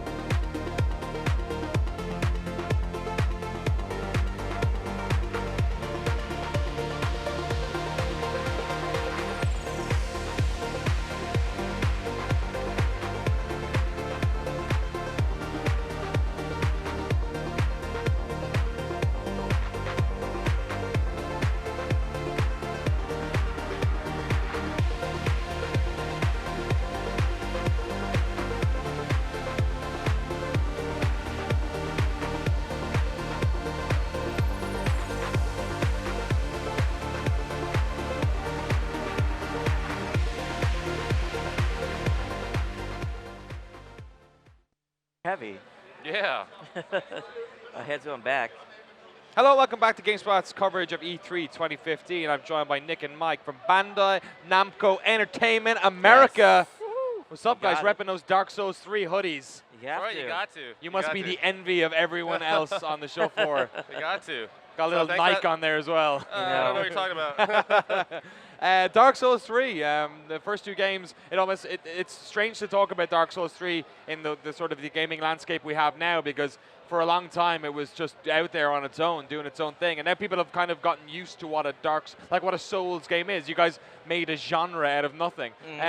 What is it that Dark Souls 3 is sort of doing for fans of the series to bring something new to what is something we know a lot about now? Well, I think there's a lot of feature involvements as well as brand new features being brought for the series. But Miyazaki-san, who's the director on Dark Souls 3, has said that instead of mashing up Demon Souls, Dark Souls 1 and 2 into one giant Dark Souls 3 game, he wanted to take the best of each one and really craft something that's the best of all the series. So, I mean, do you think that's definitely on point. You're all right. Some of the things Just are happening lean back, here. yeah. There we go. Some of the new stuff for players to see is the first game made for next gen or current gen. So you're going to see a lot of increased. The graphics are a lot better than what's been out there before. A lot more ambient effects, windblown ash, cloth physics, dynamic lighting. So a big thing with Dark Souls 2, we kind of brought in with the torch and the light and shadow, and this one we're able to really take that to effect in ways that I think fans wanted with 2. We're really going to bring it with 3. So yeah, the torch is in there, and we're also giving players a lot more combat abilities as well. Cool. Kind of. Speaking to the sort of technical aspect of it, so it is coming out PS4, Xbox One, and PC as well? Correct. Yeah. So I guess you guys were kind of hamstrung for a while there with the older consoles, like trying to make games that can look good on new consoles, but also like perform well. Are you guys going to put some extra effort into the PC version this year as well, or do you feel like you're sort of on par with the console stuff? No, so it's DirectX 11 only, and they're really taking advantage. From Software is really taking advantage of the graphical capabilities of the new console. So it gives us a very immersive experience for the player. So the interconnected world that was in 1 is now back in for 3. Anything you see in the distance. So if you see a castle way off, you can travel to real-time rendering. So in this kind of dark, apocalypse type setting, there's still also a beauty element to it. So there's that golden sky that you see. So there's dark and gritty, but there's also this beauty to it. So Miyazaki-san was really careful to kind of put that in there. So From Software have had a busy year. Bloodborne did incredibly well on PlayStation 4. Miyazaki-san must be very busy as well. Is he still working on Bloodborne with the expansion stuff, or is he focusing on Dark Souls 3 now? I don't know. To me, they seem like magic workers. I don't know how they go from Scholar, First Sin, Bloodborne to Dark Souls 3. The game is coming out pretty soon too, so it's amazing that they actually can do all these things at the same time. But I mean, is that what you think? Probably. Yeah, and Miyazaki has been with Dark Souls 3 since the prototyping phase, and he's handling all the level design and stuff. So he's hands-on with this game. Bloodborne's Sony's game, so I really can't say what he's doing with that right now. So yeah, but he is in it deep with Dark Souls 3. But definitely a lot of learnings from all the series, as well as Bloodborne. Really kind of a lot of the learnings that are applying for the Dark Souls 3 series. From what we've seen from Dark Souls 3, we haven't seen a lot yet. Folks are like dying for gameplay, I'm sure, at this stage.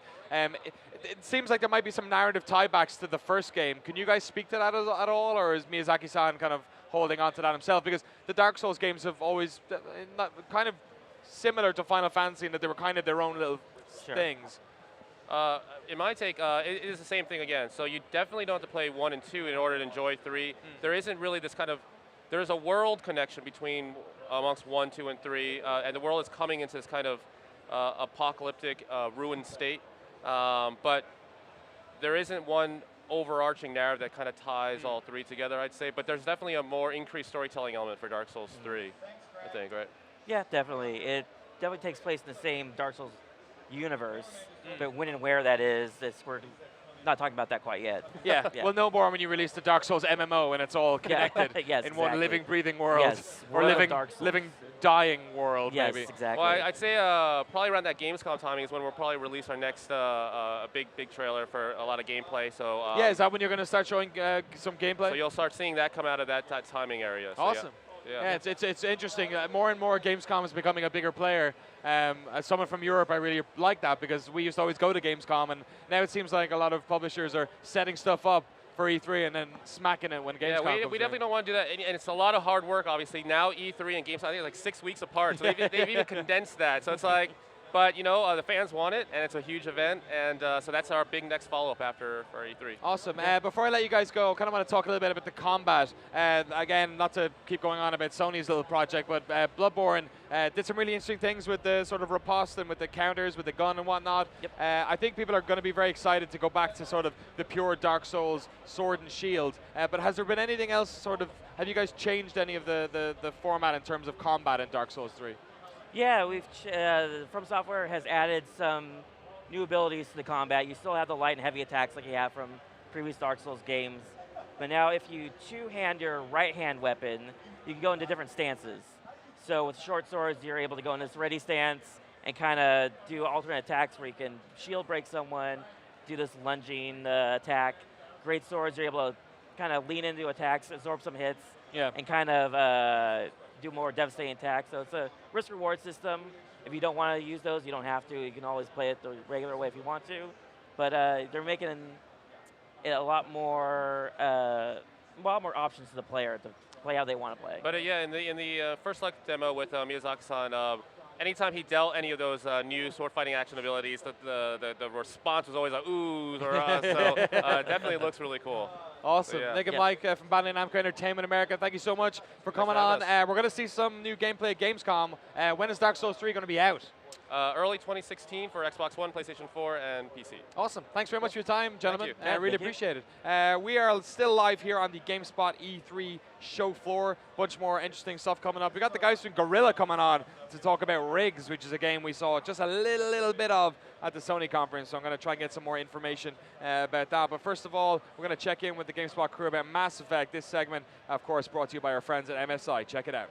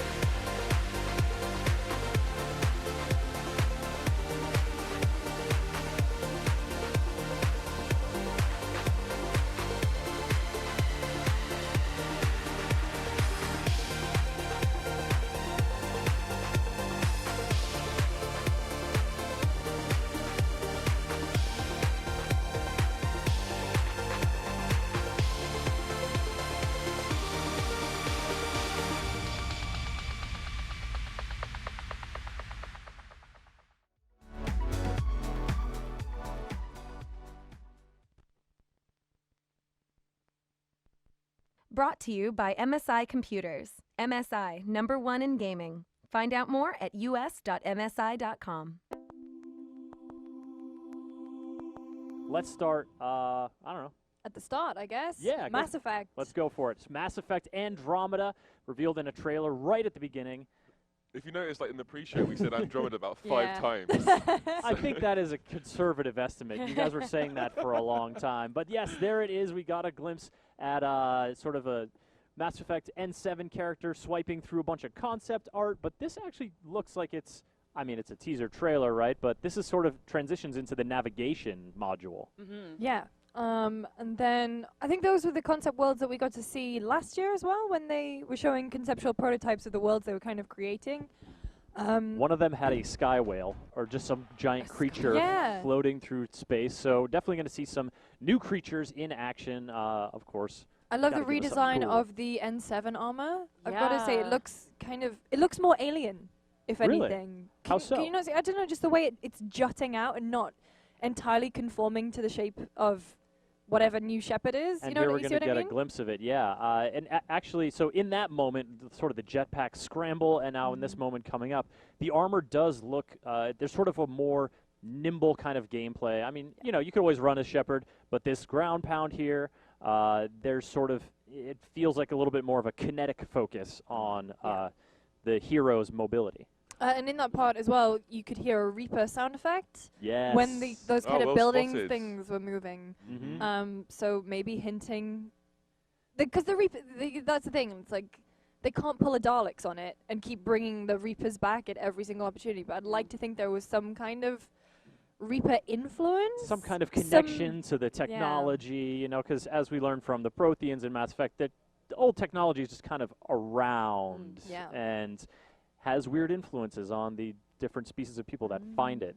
I'm surprised we didn't see any gameplay. Well, the Holiday 2016. Yeah. Yeah. No. I mean, I think we all thought, or at least hoped, that it was further along in development than it was. Yeah.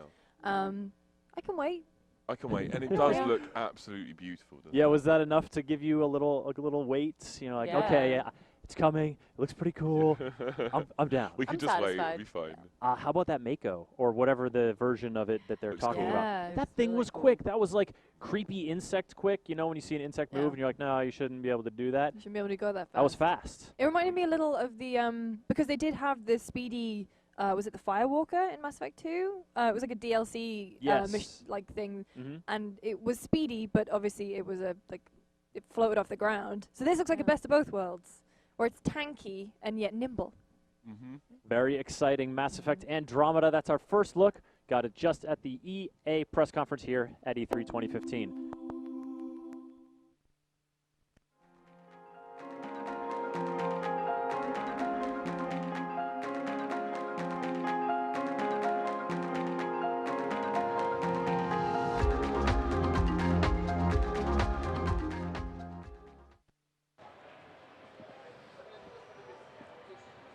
Hello, welcome back to GameSpot's continuing coverage of E3 2015. We saw so many games at the various conferences that some of them just got crammed in a little bit.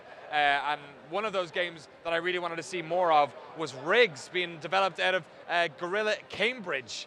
I had no idea. Tom and Pierce, thank you so much for coming on the GameSpot stage today to tell us more about it. And I want to know more about it. So this is a 3v3 Morpheus VR arena combat nonsense. Tell me about it. That's right. So yeah, we're here showing Rigs. It's a first-person arena-based combat shooter exclusively for Morpheus, and we've chosen to set this game 50 years in the future. We're colliding elements of shooting and sport, high-end cars, etc., crushing them all together to create this super exciting sports with superstars battling it out in combat arenas. I like how the effect you guys have used of kind of jumping in and making it nice and like the sport motif. I was trying to think of other first-person shooters that have done it. There was something I used to play in the late 90s that was kind of like that. It was an online game, but you don't really see it very often. It's like most shooters, especially competitive shooters, are kind of gritty or you know, based on some sort of war, be it a real one or a fictional one.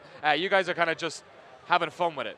I think one of the things we wanted to do was do something a bit different as well. I mean, everyone loved mechs, but you know there are a lot of mech games too, and we felt there was an opportunity on Morpheus to push the boundaries a bit more and not do kind of traditional slow-paced kind of war mechs, and actually do something that's much more agile and something where you can kind of really explore the arena in faster, more intuitive ways. And that's what led us onto the kind of sporting mechs that you pilot. So you're the guy who's driving the mech, and you're like the sports star in it, and that's what I think is really kind of cool. I'm very fortunate in my position in the industry to be able to like get access to this type of kit. And at GDC, the Morpheus was out in full fashion for people to use. I've used it. I know what it feels like, but it must be difficult to try and like sell the idea of VR to gamers, because it's kind of one of these things where you don't really know until you've popped the headset on. It's almost impossible. I mean, we've struggled various times to show this off, which is why it's so cool we're actually at E3 doing this now, because the best way to explain it is for people to put the kit on, to play it, and for us as developers watching the reactions when people are taking it off and just going, that's the most amazing thing I've ever seen. That's what it's about. That's where VR's at, and that's what Morpheus is really pushing. You kind of get a bit conditioned to it, so seeing people's first time kind of experience where it is suddenly the magic and they're pointing stuff out and just forget it's on them. It's really It's cool. like seeing shell shock. You're just used to it after a while. Just seasoned pros, So tell me about how this controls, because anytime I've used the Morpheus, I've used PlayStation Move controllers, and it's been like one-to-one. Presumably, with having to like walk around an arena, you guys are using a DualShock 4, right? So we've gone through a number of control iterations, and we're pre-alpha at the minute. We're still working on it. But one of the things we've found most intuitive is actually just looking, and that being where you want to go. And it feels crazy because people go, you're making a shooter, use the right stick for turning. But we found it super intuitive that you look and push forward and you head in a direction, and wherever you actually focus your head, that's where your guns are pointing.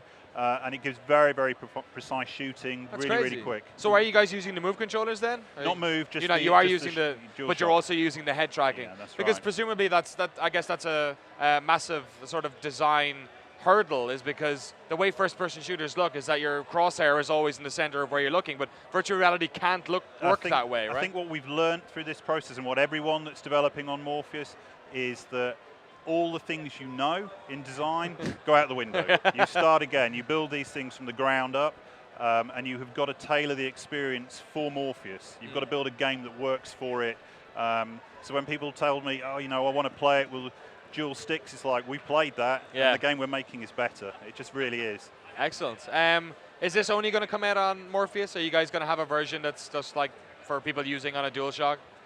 So at the minute we're exclusively targeting Morpheus, and that's taking every single waking hour of our day to develop that. How big is the team in Cambridge? We're about 80 at the minute. 80, okay. So it's not that big when you're considering how much technical expertise is required to use this new technology. How do you guys feel about the state of virtual reality? Because I think a lot of us in the press thought that like E3 2015 was going to be the year that VR really was sold, but actually it feels like that's probably going to be next year, because we're going to see Oculus in Q1 next year. Morpheus, we don't have a date, we don't have a price, we don't know when it's going to come out.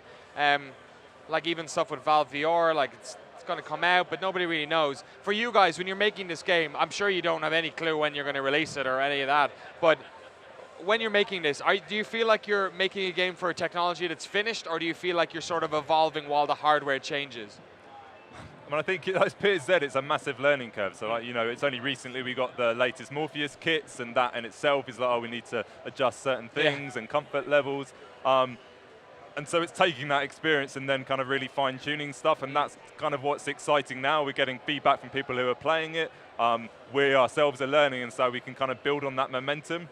And I think kind of to touch on your point about VR, what VR needs is proper game experiences, and I think certainly the reaction we've been getting from people is that, Rigs feels like a proper game that they can play with their friends, and it's not just a kind of demo. And we had some guys this morning who literally ran in to get to the front of the queue so they could play it again, because they played it yesterday, and it's like, that's a good sign for VR. Oh, they played it yesterday and they ran in to do it back. again. That's pretty excellent, especially considering when you run into this room, there's about a dozen amazing games that you get to choose from. Let's talk a bit about the actual game modes that are in it. I know you're doing like a 3v3 thing over there.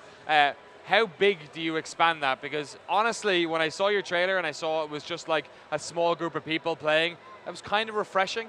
Like so many games are getting really big. Like Halo now is a big 24-player experience. So what are you guys going to do? Is it scalable, or is it very much like a small, tight, team-based game? I wouldn't classify it as a small game, but the main thing is it's a team-based game. We want this to feel like a sport. We've played with the numbers. We've added smaller numbers. We've got increased the numbers. We've actually found that 3 is a really, really good way of being able to coordinate team activity. So you can get people working on defense, on attacking, and that's the number we've settled on, just because the game modes work really, really well. It's also a good number for juggling in virtual reality. You know, when you're on Morpheus, there's a lot of information to take in. Yes. So being able to understand where your team are and where the opposition are is really, really important. Excellent. Is this a game where you? I'm not sure how early you guys are in terms of like the actual game modes themselves. But is this a one and gone? You die, or do you respawn when you get killed and you're back in the game? So we have no death in the game at all. You know, it's a sports game. It'd be crazy for people to die, and who'd sign up for that sport? So when your rig takes enough damage, you eject. We've got an amazing sequence that fires you up in the air. It usually catches everyone. It's a big woo moment in virtual reality. Of course, yeah. And then you get to look into the arena, choose a location, and you respawn there. And we fly you and descend you into your new rig that comes up. I like it. It's like Batman Arkham Knight. You get shot out of the Batmobile, you just land back in it on the other side, almost. Gentlemen, thank you so much for coming on and telling us all about rigs.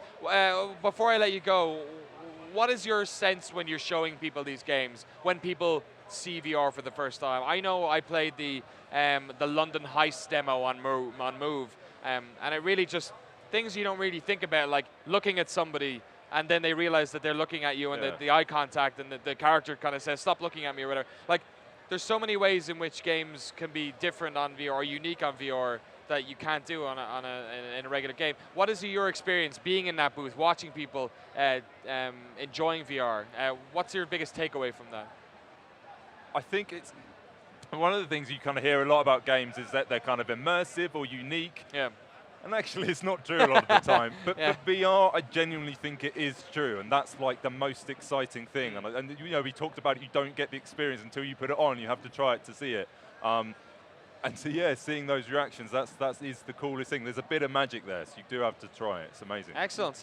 Riggs, we'll see at some stage in the future. You guys don't have a date or anything at this stage, do you? No, we do not. No. Sorry. And obviously, Gorilla has a wonderful relationship with Sony. Is this a project that you're definitely only going to be doing on PlayStation? It's a Morpheus exclusive. Morpheus exclusive. All right. Pearson, Tom, thank you so much. Thanks, man. Thank you for coming over to E3 all the way over from Cambridge. Really looking forward to seeing more from Riggs. You guys at Gorilla are doing some really interesting stuff. Thank you very much. Must be a fun time. We are still here on the GameSpot stage all day long. FIFA and Madden coming up next. We've also got No Man's Sky on later on today, speaking of London-ish based developers. Alienation's on later. Pro Evolution Soccer's on too. But we got Madden on next, so stay tuned. We'll be back in just a minute.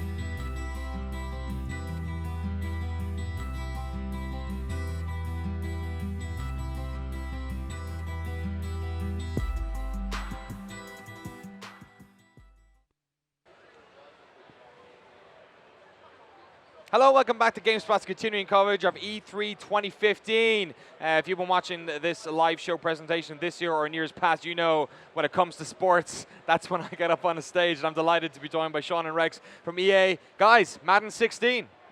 Last year was a pretty solid year for you guys. Laid a real good base foundation. I know that that's been sort of important for a lot of the EA franchises. NHL, FIFA was the one that kind of got it right early a couple of years ago. Yep. You guys building on the popularity of Madden 15. What are you guys bringing this year? Well, there's been a lot of good buzz in the booth so far this year. You're right about that. We've got a great foundation with 15. We're going to head into gameplay in a minute here. We'll show you a bunch of the depth there. One of the big things we've been talking about is draft champions. You mentioned earlier you're a fantasy football fan. Yeah, me and my buddies in Ireland have a fantasy football league.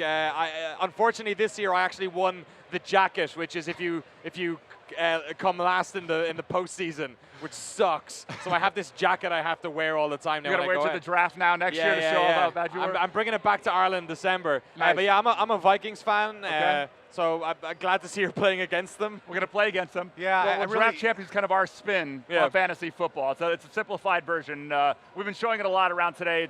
You got 15 rounds to build a team. You got 22 starters on offense and defense. So you're going to leave some positions open, right? So it's all about kind of interesting decisions and building your unique fantasy team. Simplified version. Yeah, because I guess that's the thing with Madden is that there's so many different ways to play these games. Like you guys have a market like a consumer base that's real open. Like there are people who just want to play with their brother or sister in their house. There's people who want to play with their online friends on the other side of the world. There's people who want to do like big careers. What's it like trying to cater to this massive breadth of gamers? It's tough. We spend, it really starts with Andrew Wilson, our CEO, strategy of player first, which is all teams across EA have to engage with their community, talk to them, figure out that it's not one size fits all. Everybody wants different things. You have to dig in with each group and figure out like what their complaints are, what they want, what they expect. And once you go through that process, you start building plans to service all those groups. We got a bunch of fans on Twitter as well sending in their questions, football fans all around the world. But before we go into that, let's just look at the gameplay here. Tell us what's going on. What's new? One cool thing you're seeing right here, the Vikings' new stadium. So we've got that beautiful Chrome environment transfer into it. It's still playing in the old stadium once we got into it, but you saw kind of the Chrome version of it as we were leading into the game. So do you have the Prince song? We don't have the Prince song yet. A little too much price. You can also see here, we've spent a lot of time this year on night lighting. A big focus for our graphics team. The domes look incredible this year. Any night games really visually stunning this year. And for Minnesota fans as well, snow, of course, a massive factor. You guys have all the weather effects in it again this year? Got all the weather effects. One thing Minnesota fans are going to appreciate, and the Minnesota Vikings appreciate it, we've got the font right. The number is right. That little horn on the number. We actually have no got idea how hard that was. Yeah. I got to update my jersey. Mine's looking a little bit ragged at the moment. You got the old one, huh? Yeah, so I'm going to get to questions in a little bit, but first of all, what are the sort of the main gameplay focuses that you guys have in Madden 16? So the focus this year is on the Be the Playmaker Air Supremacy theme. And what that's really all about is quarterbacks, wide receivers, defenders, and the passing game. We have new quarterback passing mechanics, 3 new catching mechanics, whereas previously there was only one way to catch, which was Y. Now we have 3, which are a rack catch, a run after catch, an aggressive catch, which is going up for the catch, and a possession catch where you fall down and shield the ball with your body. And there's risk-reward components to all of that. Do different receivers have sort of different quality in those 3 different areas? Absolutely, it's trait-driven. So for example, I'm going to actually super sim here so we can get to offense, so we can get to the cool stuff.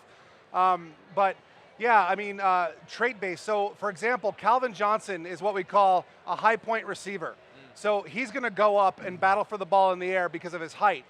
A guy like Wes Welker, for example, is more of a possession slot receiver. You send him over the middle, and he does his work in the middle of the field. He will primarily drive possession catches, whereas like Devs Bryant, Calvin Johnson will drive aggressive catches. A bunch of people have actually been asking one very specific one. I'm going to go with Jay with this one. Will Madden 16 have more defensive tools available to stop users who scramble to throw?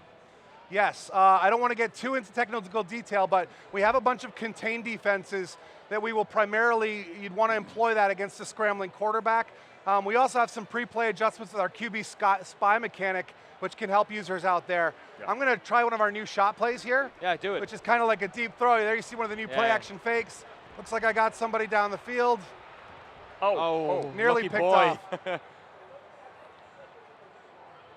So see some of the new reactions in post play there, drawing with one another. You see that in the NFL. The camera was nice and tight on them on the field. We're in year 2 with our NFL Films presentation director. We actually hired a guy out of NFL Films a year ago, a guy that's filmed Super Bowls, NFL games, Hard Knocks. So you're just seeing some of the magic of his camera work in our game. It looks more like an authentic broadcast, but it also goes a little bit beyond what they can do, right? We can push and do what we think broadcast wishes they could do. Such as? Well, such as like we can put a Steadicam in post play. Oh, of course, You know, they can put a Steadicam in the end zones in post play. We can put a Steadicam in the 50-yard line, anywhere, right? So. So you just saw one of the rack catches. Generally for crossing routes, you got a shallow drag here, and you'll see that as he catches it, he's turning up the field to gain yards in the catch. If I had possession caught that, he would have went down right at the catch point. So presumably there's a higher chance of him like fumbling as well. Exactly, when he gets hit on and that part one. of the depth of the system is identifying which situations you want to do what. You might be doing a corner route towards the sideline and holding aggressive, and then you realize, oh crap, I'm getting close to the sideline, I better switch to possession, and you can do that. This is the first time in Madden you've actually had control over what kind of catch you get. There you saw a bad snap, that's new. We're gonna go for a multiplayer catch here. Oh, dropped it out. Almost. So what happened there, you almost caught that, but we have the number of the defenders around you during your catch will actually add a penalty to your catch chances. So double coverage is a great way to shut down elite wide receivers. Just the sense of having 2 bodies near you is enough to just tweak it a little And you bit. can see here, he actually catches it, and then the second Oh, defender is the Nelson. one who pointed it out. Look at that, yeah, that Vikings D, man. I don't know. That you know and love. Yeah, right. So another thing I'm going to show you here is on our coach wheel. I can actually see here statistics. So I'm actually looking at both wide receivers and seeing which one has a bigger advantage. And in this case, I'm going to hit my wide out on the right. Oh, he's open. Got him. Oh. Man, the it's drop just in not coverage. So we got a 3rd down here. Going to have to convert. Otherwise, it's going to take a lot of heat when I get back to the office. That was 2 times from Xavier Rhodes there knocking the ball out. It's stellar cornerback play from the Vikings. Any the ball deflation mini games in this year's edition? No Deflategate more mini games defense. this year. I'm going to go All for balls it will here. be fully inflated every game. I think I got to go for it here. I don't want to be embarrassed on live television. Yeah, here. this is all happening on the internet, man. Here's our new plays. We go to concept, deep pass. You'll find the new shot plays right here. This is when you want to take a deep shot. This is important this year because we've added penalties. So you can get offensive holding. All of a sudden, you're in a 3rd and long situation. You kind of want to look at these shot plays to take a big, deep shot down the field. Now, there's a little bit of risk here because he's going to do a play action to try to get the defenders to bite, but that also slows down the timing. You have to have a bit more of a window to get the ball out. Oh, here we go. It's a Going Hail to Mary Jordy if ever I Nelson saw it. again. Oh, is he in Did he bounds? get it? Did he get No. it? No. No, he's not in bounds. Out of bounds. See, if I Knocked use him the out. A button Let's there, go Vikings. and there's the difficult decisions I had to make because I could have gone with the A button there, but then he won't jump, which gives the defender a chance to Let's intercept see, did he it. get him down? Oh, he's Oh, out. I was Shoulder- so shoulder went down close. out of bounds. So close. But But these are the kind of risk-reward decisions you have to make on every play when you're catching the ball now, and we never had that kind of depth before in our catching system. Yeah, I guess for a lot of the time you just threw the ball and you crossed your fingers and waited to see what exactly. happened. What's Now- it like trying to sort of to explain all this mechanics to players? Because presumably when it comes to football games, you got people who are like series fanatics, been playing since like '94, like love every exactly right, like yourself, Sean. And then you've got people who just like sports and they buy 1 or 2 games a year. It's like there's a lot of mechanisms to these games. How difficult is it to communicate that stuff? It's a challenge, but it's one of the things that I think you're seeing across all of EA Sports. You know, you're going to talk to FIFA later, you're going to see NHL. Yeah. Everybody's kind of putting UI elements around some of their mechanics real time as the game is happening to try to teach you what to do. So in our example, we started with this at the D-line last year. When you had an opportunity to kind of get a pass rush move, we would flash a button above the player's head to tell you what the option was, and if you hit it in time, you would get in the backfield. This year at the point of the catch, as the ball's arriving, we're recommending one of those 3 catch types. Oh, really? So it tells you what to do, and what we're trying to do is train you to make the catch. When you do that, you get a little bit of a boost under the hood, but then long term, you'll become more creative, and you'll decide the catch type that you want. So we're starting to propagate the UI like that across the field to teach some of those new users. And then, of course, the place I would always recommend, go to Skills Trainer. Yeah. Last year we had 40+ drills in Skills Trainer. This year we've got 60+. It teaches you. Oh, he's got him deep. Oh, Teddy Bridgewater overthrows it. He had a man wide open. So I know some of my hardcore guys, they feel like we don't do enough with quarterback inaccuracy, and you saw a little bit of it right there. That's a second-year quarterback making a tough decision right there. I'm glad to see you shut down the Vikings after they shut you down. So yeah, but one of the best kickers in the game, man. He's definitely going to get this one. Now, we also have the new extra point rules in that were just approved in the NFL owners meeting. So you can go for 2 from the 2-yard line, and the PAT is actually further back this year. So that'll be in the game. Awesome. So one other interesting thing to point out here is you look at some of the quality of the player heads, the authenticity of the player heads. So we started last year going out with a 9-camera rig to scan all the players with the teams. We've probably scanned about 85–90% of the league now. So most of your starters are actually going to look like themselves. They're going to be accurate to themselves. And fans of the Vikings, fans of the team, they want to see guys that they recognize on Sunday. You're going to see it in the game. Awesome. More so than ever this year. Presumably the most realistic Odell Beckham we've seen Absolutely. in Madden. Odell Beckham's got his tattoos on his arms. Oh, really? Look really nice. Yeah. I want to show you something else here. We focused a lot on the quarterback this year. So this is one of the new boot plays, and all these new handoffs are new. So it actually, the running back and the quarterback were mocap together, and you could see how much better our scramble and rollout loco looks. Oh, yeah. He's seamless. Got him. Nice. And that's a rack. Oh, I got a here block. Go, go. Oh. So another thing, as he was throwing there was some text on the bottom of the screen that said on the run. So you were asking about training the user. Yeah. A lot of times you throw an inaccurate pass and you don't know why. Right. He was actually on the run, so it was red text that it said on the run, which makes it slightly inaccurate. Now, this is Aaron Rodgers, so he's still pretty accurate on the run, right? But if you throw an inaccurate pass in that case, it's kind of telling you, it's informing you why that's the case. You got to get stable in the pocket again before you throw the ball. It's interesting because we're going to have Nick Cannon on with FIFA pretty soon. The similar kind of stuff in terms of the UI, trying to telegraph to people like what they should or shouldn't be doing. Yes. I want to talk to you a little bit about the console support. You guys, these games, you need to make them looking good on the next generation or current generation consoles. And of course, you have massive fan bases on the old consoles as well. Yeah. But no Wii U game. Is Wii U just dead to you guys? Do people don't play it on there? I think with our last version of it, it was well received and it was a popular game, but they're just our market is mostly on PS3 and Xbox 360 and now the next generation. That's where our game looks the best and plays the best, so yeah, it makes most sense to be there. And what about the sort of wider world of football? In FIFA, we see them bringing women's soccer in. I'm an Arsenal fan. We have a fantastic ladies football team, so I'm delighted to see them in it. There's so much in the wider world of football, like NCAA, obviously, doing their own other thing. There's the postseason, the off-season. Do you guys ever want to expand into those areas, like make it a much more fleshed out, less of an NFL game, I guess? Definitely not less of an NFL game. Our fans would be quite upset if it was less of an NFL game. They want authenticity all day, every day, so that's what we're after, NFL authenticity. In CFM, we're always looking for ways to extend the season, because you got the draft in CFM. Yeah. Watch this hit. I mean, the NFL has done. Wait for it. You like that? You like that? Look at this. Boom. And that's one of our new cameras. That replay, it's a handheld on the sideline right there showing that off. But in CFM, we're trying to extend the season and tell the entire football story or the entire season story. The NFL's done a fantastic job of extending the season throughout the entire calendar. Yeah. So when you go into CFM, our connected careers mode, we try to do that. We try to give you more things to extend the season in that mode. Another man, crushing somebody's hit. had to pick Minnesota's that one pass defense is on point unstoppable. today. I will say, though, we're super excited about FIFA adding women players, but we wouldn't let them steal all the thunder, so we've added women to our crowd this year. We actually really? have women Were in there the no stands. women in the crowd In before? the stand. Yeah, Sadly, no, we no. haven't had it before. Sadly, no. We also added terrible towels to certain stadiums that have it, foam fingers, so they have props. There's signs in the crowd now. So, we continue to work on our Living World feature set to get it to where we want it to be. Do you have any Crushing hit. I have to let you see if you can get in here. What down are we on here? Oh, 3rd and inches. Third and okay. inches. You want me to take a shot at the end zone? You don't get one more chance at Yeah, this? you got 2, man. All right. Let me get to a good play Yeah, here. I'm not letting you go for a field goal. Put it that way. Just, you gotta. Right. This Put is some points on the prison board. It's gotta rules be a here. My street cred would never survive. street if I rules, yeah. kicked a field goal right here. All All right, we're what going are to you go gonna Randall for? Cobb on the fade route. Got him. Oh. Is he in? Touchdown, there Packers! There was so much purple there. How did they do that? God damn it. And look Well, at I him guess the playing Green Bay on-ground Packers are better than celebration. the Minnesota Let's see how it Vikings went then. down here. Let's watch this replay.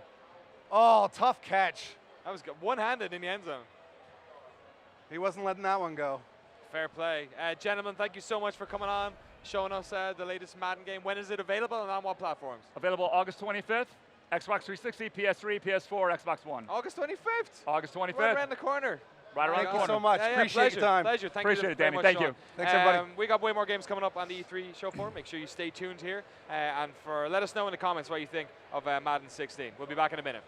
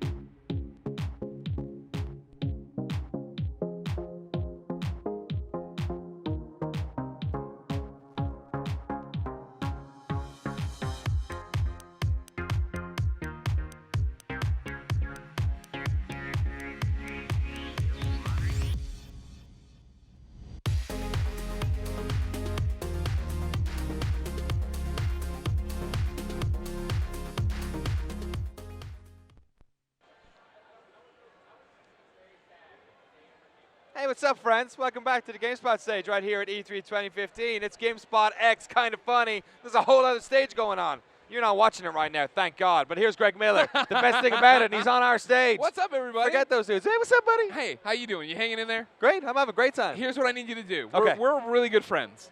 You know that. Yes. Do I have sweat stains yet underneath my armpits? Yes. Damn, how bad are they? This one. I think the other one's not so bad. The pink should have worked. I like your lower third, by the way. What did it say, loudmouth? Your Twitter handle's on. Stop doing that! Tim pointed this out that a bunch of kids tweeted at us with that. Stop doing that! That's your production crew, man. It's not. No, stop. Follow Game Over Greggy. Go to kindoffunny.com. Not You a have enough Danny Twitter followers. O'Dwyer. No! Yeah, I do have a lot of them. But I'm not ready to give. This is the new audience, everybody. Hey, That's true. please, Look at come that. here. Internet's Kind Greg of Miller. funny. Kindoffunny.com. Give us a shot. Why not it? We're over there on the other stage. We're having a lot of fun. We got Shuhei Yoshida coming up. Nice. You might have heard of him. Nah. We already talked He's to a Naughty Microsoft Dog. guy, right? Huge Microsoft guy. He's up here to give demos of HoloLens. Very stoked for Shuhei Yoshida's HoloLens. I'm disappointed that I got the sweat rings. I knew it would happen, but I thought I was ahead of the game over there. But then I was late to go be on Geek and Sundry, so I had to do like the fast walk, and that's when I blew it up. Yeah. That's the problem. So now this is so thick, sweat marks won't go through. see, and it's one of those where it sounded on paper such a great idea to bring back the pink shirt. I love the pink shirt. Yeah, it's wonderful. But yesterday, I had this white shirt. You couldn't see anything. I don't even know. Yeah. Did I have sweat rings yesterday? You don't The even world sweat. will never know. You're like a dog. That's why you're like all the time. One of my favorite E3 moments so far is going to the bathroom outside the war room and running into Cisco, and him also knowing who I am. Cisco is a legit video game nut. He likes video games. Yeah, He's dude. got a Zelda. Did he have that like custom embroidered? Yeah, he had a custom Zelda hat. He had everything. And like that was the thing. When I announced it, that we got him. Everybody's first reaction is like, Cisco, the rapper. And then when you talk to him, you're like, oh. Like, he watches all of Kind of Funny content. He watches GameSpot. He watches IGN.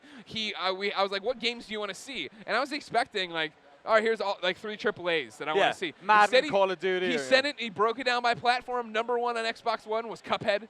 Oh, really? His list for Nintendo was he wanted to see Xenoblade Chronicles X, Yoshi's Woolly World, and Mario Maker. And I was like, damn, Cisco. And yeah, he went there and he went and saw Uncharted for us. He saw Tomb Raider. He did Halo. Yeah. He went over, did a Nintendo tour. Gave his Game of the Show award. What was it? We have these little things. He gave it to Halo. Oh, really? Yeah, after the HoloLens deal. I think he loved the HoloLens experience then going into playing it. Jeff Gersman from Giant Bomb also was speaking volumes about the HoloLens thing. Sounds really cool. We made him speak volumes about it after eating a hot pepper. Oh, he did the Hot Pepper Gaming thing? Yeah, we teamed up with Hot Pepper Gaming from youtube.com/Hot Pepper Gaming to do those every day on the show. And so he kicked it off yesterday with a Hot Pepper preview of HoloLens. Excellent. That was all the craziness you had yesterday. Yeah. Obviously, the show's halfway through today. And what do you got for the rest of today, and what's coming up tomorrow? David Jaffe's coming up today. Cool. Today's Drawn to Life? Yeah. No, Drawn to Death. Drawn to Death. Drawn to Life was that, like, really, that show on Comedy Central I never liked. Some people liked it, I didn't. So it's Jaffe coming in to talk about Drawn to Death, Shu coming in to talk about PlayStation. It's going to be, we have closing out the day, Igarashi coming up. Cool. Igarashi. Iga, as I call him. Colin's such a big fan. Talk more about what's happening with Bloodstain and everything else and the Kickstarter success. Tomorrow, then, is our even weirder day of Brandon Routh from Arrows coming through. Okay. And Devin Sawa from Idle Hands is coming in to talk about games and then to do his own Hot Pepper Gaming. Great. He's going to do a Hot Pepper Gaming. Oh, my God. Yeah. Somewhere in there, I think it's today, maybe tomorrow, we have John Vignacchi coming in to do Disney Cool. Infinity, stuff like that. Don't worry, Yeah. he'll be sweating more than you. Oh, I just ran into him on the Geek and Sundry stage. Yeah, I don't know. The worst part about this is now that it's happening, there's no way to stop it. No. You can't do it. Now I just got to be tight. A river runs through it. I was thinking on the walk in today, when I started getting hot, I thought if this happened, maybe I should pull the pin on an emergency plan where I tweet and say, hey, developers at E3, I'm an extra large. Bring me your shirts and I will wear them now throughout the day. I'm kicking it around. I'm workshopping You should shout it out. I'm sure the Atlas people. I legitimately want the Persona shirt. I saw you dancing with Teddy yesterday. I love Teddy so much. He's over there right now. If he's over gone there. by the time I get off the stage, I'm going to be so upset. No, he closed out yesterday. That's when I went Oh, and did really? it. Yeah. So he'll be there. Apart from the Persona dance all night, what are your biggest games of E3 so far? What's really caught your eye? I mean, I'm a sucker. Uncharted looked awesome. Yeah. You know what I mean? Uncharted 4 looks awesome. That's my next, I think when I get done with some of the interviews, I'm running up there to do it behind closed doors with it, yeah. Have you seen the behind closed doors thing? No. All I've heard is Jeff Gersman and Jeff Keighley were saying it's absolutely insane. Yeah, and that's what I want. You know what I mean? I love Uncharted. and I liked the demo they did, but I felt like it was kind of a flat end to the press conference. And I was telling on our stream, like, it was great, don't get me wrong, but like comparing it to the PSX demo, comparing it to Last of Us' first like E3 demo, you're like, all right, it's good, but I didn't end like, wow, like I did in the other ones, right? Yeah. And so like when we were watching it and he slams into it and it cuts, I'm like, I bet there's more. And then like everybody's tweeting like, oh yeah, you go behind closed doors and it's gonna be amazing. Excellent. Greg Miller, thank you so much for giving us your time. Danny, thank you. No, thank you. Thank you. No, thank you. Thank you. No, thank you. It's been a pleasure. This has been a fun little thing. It's been fun. We should do it again, maybe. Okay. We'll see. Maybe tomorrow. All right. I gotta get some pink shirts.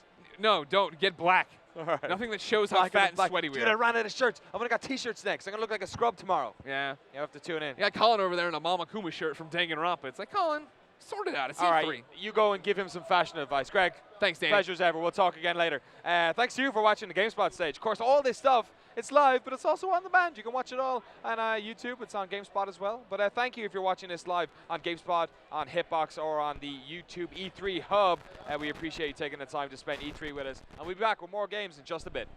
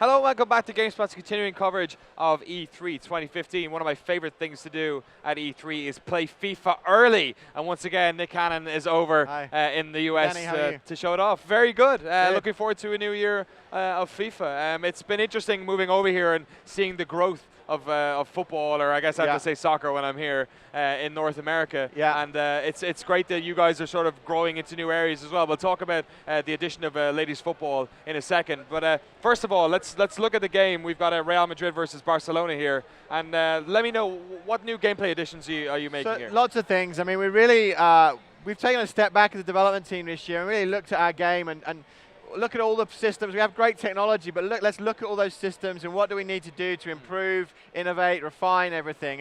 And listening to the feedback from the players that play our game, they give us great feedback. And there was a couple of key things that stood out. One was really want more confidence in defending. They want to be able to defend. It was difficult at times. I think the game was a little bit imbalanced last year with the speedy wingers, the skilled players. So we want to create a really balanced game because ultimately it's make a fun experience. Also getting the midfield back. They wanted to be able to build up through the midfield. So really shaping our feature set around that. So we've got a few examples here right now. What I'm going to show you right now is this is just one example of a lot of work we've done around player movement. So as I move this forward, if you actually look at Neymar, number 11 there, you'll see he's doing what we call a swing step. So this is a really agile turn, a quick way to keep with Bale. You know, previously you'd overshoot, you'd overrun him. It was difficult to keep up. So this is just one example of the responsive player movement that we've worked on to really help you keep with those players. Again, helping that balance. Because we don't want to take away the dribbling. Everyone really enjoyed that last year. Yeah, it was nice. This is an example of defending again. This is actually this is AI and your teammates working with you. So if we look at the right back there at the bottom of the screen, you'll notice there's a change of possession. He instantly comes back to get back defensively, get back in position. Last year it took a little bit too long. It was a good chance that the winger there was in on goal, and you know, you had to bring the centre back over. Obviously, this is Real Madrid, so presumably if you're playing with Scunthorpe, they mightn't be as quick on the... Obviously, the attributes, the ratings are balanced across all the different teams, but fundamentally, the teams will still have that intelligence to, you know, to cover. And this is another one here. So again, a change of possession here, and the game previously very much focused on man-to-man marking. It didn't really come away from the player marking to cover. So we look at the top of the screen. Rakitic, you'll notice, is covering a player there, and Benzema gets the ball, so he notices that Bale's making a great run, so he comes over to cover. It's just something we didn't have a lot of previously, and it felt like you'd be quite exposed at the back. Yeah, and also going forward, sometimes you felt like there was sometimes there's nothing more frustrating than when you see a run yourself and they don't actually make it themselves. Yeah, there was quite a few times where players would be in on goal, centre backs wouldn't cover for each other. You know, the full backs wouldn't come over to cover either, which was a little bit frustrating. So this is another example of just a new mechanic. We've redone all of our slide tackle animations, and we've actually added some new functionality where Marcelo comes in here. He's going to commit to a slide tackle. Previously, slide tackles were great; they work. But if you miss, you're kind of out of the play. So we've reworked that. Messi recognizes he's coming in, slides, manages to dink the ball over him. If you press the slide tackle button again, he'll pop up.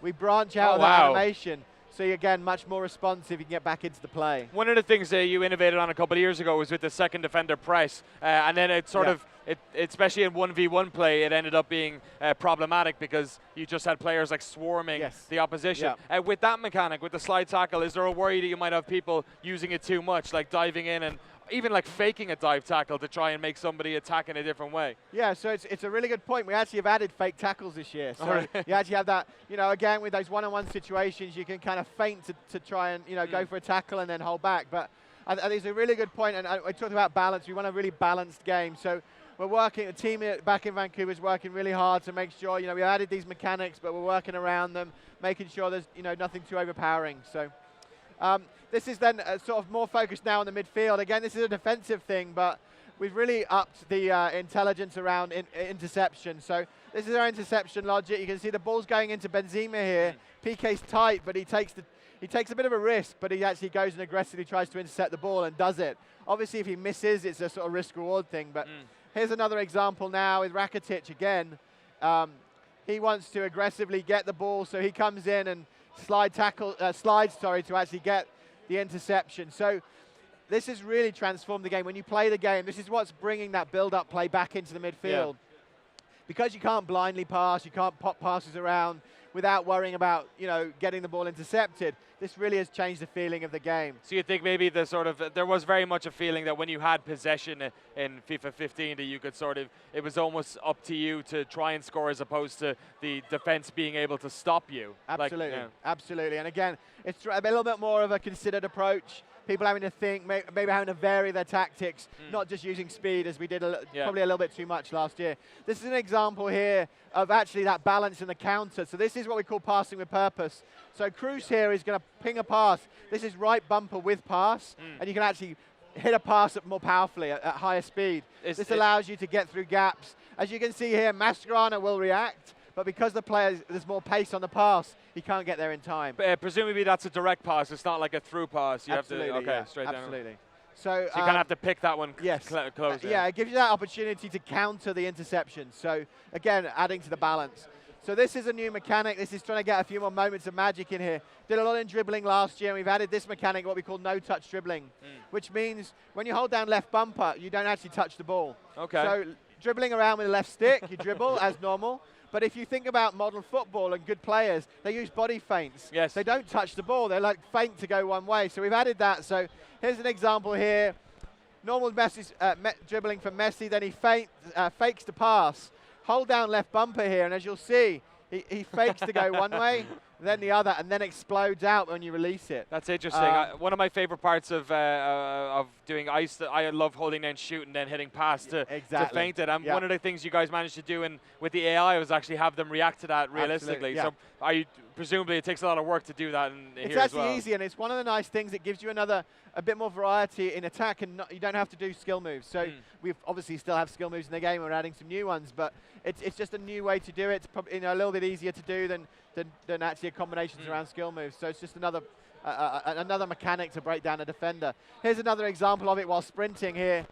You'll see here Ronaldo just does a little body feint there, not touching the ball, and then explodes out and rises a challenge. So really nice mechanic. A lot of this stuff I always felt was like it was great, and you show it off at Real and Barcelona, and when you actually try and play as your favorite team, especially with the skill moves, like you can't really do a lot of them. We were talking before we went live about how whenever you play online as well, people tend to pick the biggest teams. How can you combat doing that while still making that gap realistic? This is really what we're trying to do here. Is if you make a more balanced game, a game where you have to vary the attack. The key here is by having to build up through the midfield, you can't rely on those wingers. Why did people play with Real Madrid? Well, they had Bale on one side and Ronaldo on the other.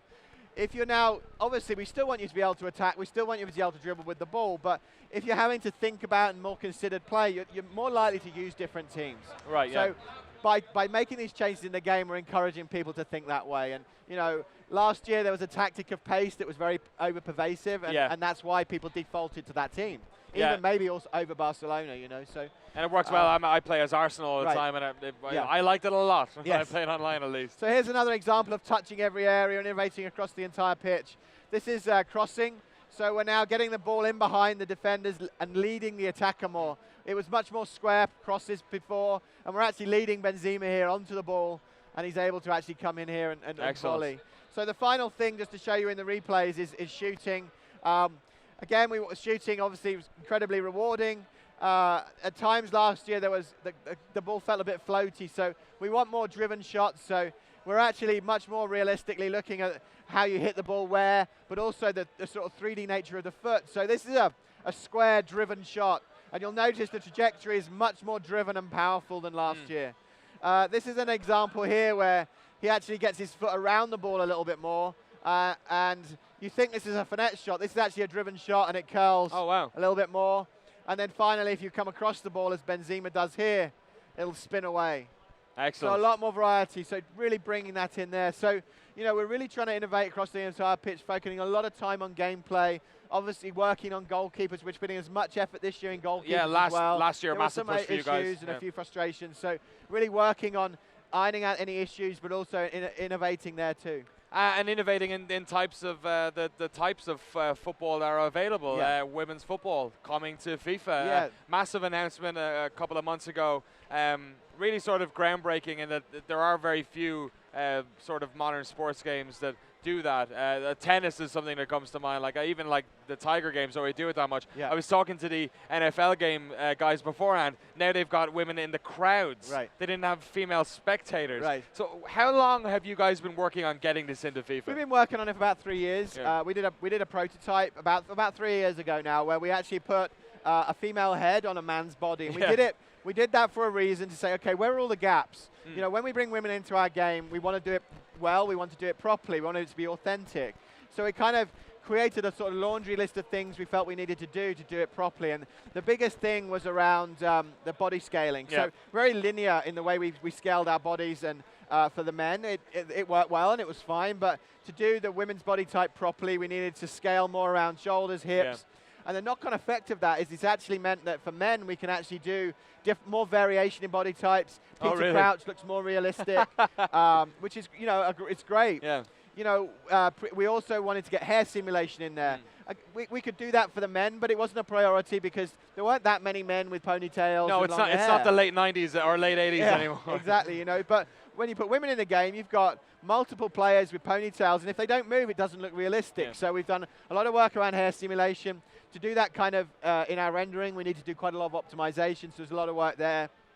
We scanned a lot of the players' heads, again, to make the most authentic look. We've done animation changes. We had to rework ratings. Whilst we still have a 90 rated player, the rating system's changed to make it feel better, so that, you know, feel more authentic to the women's game. Yeah, because the women's game does play differently, and because they're like, I'm a massive Arsenal ladies fan. Prolific team. Like when they merged the leagues a couple of years ago, Sunderland ran away with it, but the Arsenal ladies have been fantastic, and I watched them on Arsenal TV. But there is a difference in the pace of the game and how it's played. So presumably, I'm guessing there is no male against female. No, it's a really good point. We've kept it female versus female, male versus male. Again, authenticity, you know, in that case. But it really. A very different experience, and that's one of the great things in the last couple of days as people have been playing it. They really enjoy the difference, and, you know, they really actually like how the women's teams play, and are really enjoying that as a very different experience. Presumably now you're stuck with it. It's like every time you guys add to FIFA, and it's almost like a sort of a difficulty in being so popular and being so successful, is that, you know, you get a lot of stick for not, you know, doing things by the fans. You know, you need to tweak the game. But every time you add a new mode, you're basically adding a new mode for the next 3, 4, 5 years. Right. Obviously, is there 12 women's teams in the game? Yeah. International, I'm guessing, based on the World Cup. This year, Best of luck to the England ladies playing today right as now, well. actually. Oh, is that on right now? Right now, Colombia, right? Yeah, Colombia. They kind of need to win that game. Win or draw, and they're through to the next as round. long as, oh, okay, yeah. So as long as France don't, against Mexico. Anyway, sorry, get back to the video game stuff. Presumably now, since you've dipped your toe in it, you're going to have to keep evolving on women in FIFA 16 and 17, right? Well, I mean, obviously we added women to our game. They're going to be a big part of our game moving forward. You know, we'll see how it, you know, we'll look at the reaction this year, which has been incredibly positive, which is fantastic. But moving forward, we'll see. I mean, we'll make a decision on that, you know, in the next year. And, you know, if we've got anything else, we'll do that next year. But very, very important part of our game. And certainly as a team, we're very proud to be able to bring them into Excellent. FIFA. Yeah, it's wonderful. I think it's a great news for the sport and for video games as well. Absolutely. Sort of on that point, will there be a couple of granular questions? Will there be any women in Ultimate Team this year? No, not in Ultimate Team this year. We looked at it, but obviously you need quite a big player pool to you know, for Ultimate Team for the mode to work. So they're not in Ultimate Team. You can play in Kickoff.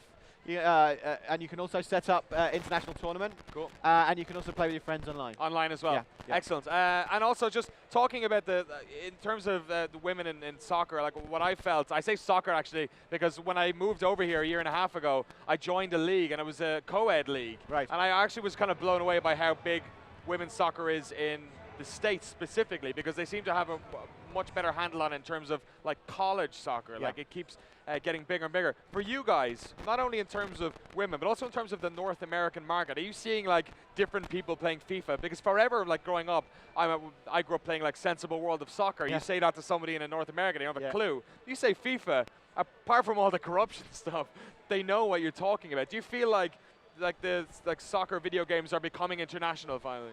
Definitely. I mean, I think that, you know, it's been really exciting to see the growth in North America. I mean, you talk about the women's game, and, you know, I live in Canada. Obviously, we make the game in Vancouver. And, you know, you look at the growth of grassroots football, both for men and women, but specifically girls football. I mean, both. I have 2 daughters. They both play, you know, girls football. And they must be it's delighted fantastic. to know it's coming. You know, it's the coolest thing for them. They're very excited. But Yeah. to see just the quality of football being played, the coaching is phenomenal. It really is. And, you know, it's really nice to help, you know, at the end of the day, one of the most authentic game there is. The growth of the women's game in the last 5 or 6 years, the quality of the football at the World Cup's been phenomenal. Incredibly exciting games.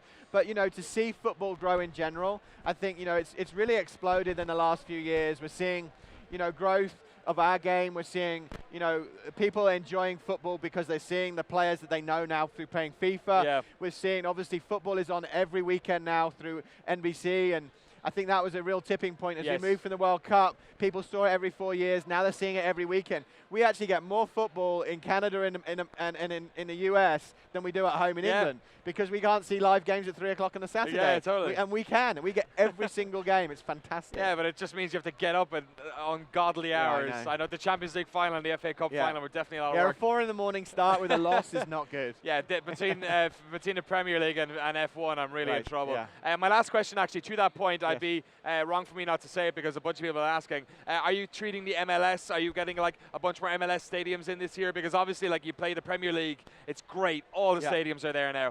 What about MLS? You giving it a little bit more treatment there? We're not really going, we don't go into details about any licensing changes or things that we're adding. I will say, though, it'd be hard for me not to ignore the fact I think we teased something in our trailer yesterday. I think there was an MLS stadium in there that we haven't announced, but I think most people can guess now which one that is. Awesome. But yeah, there's obviously a new MLS stadium, which is great. Beyond that, we'll announce things later on. Awesome. Nick Cannon, pleasure as ever. It's great to see you again, Danny. Yeah, Thank you very great much. to talk to you. Looking forward to FIFA 16. Actually, when is it out? End of September. Great, just around the corner. Just when the league is kicking off again. Arsenal are going to win the Premier League next year. I can feel it. Thanks very much for watching us on GameSpot.com, on the YouTube E3 Hub, and of course on Hitbox. We'll be back in just a minute.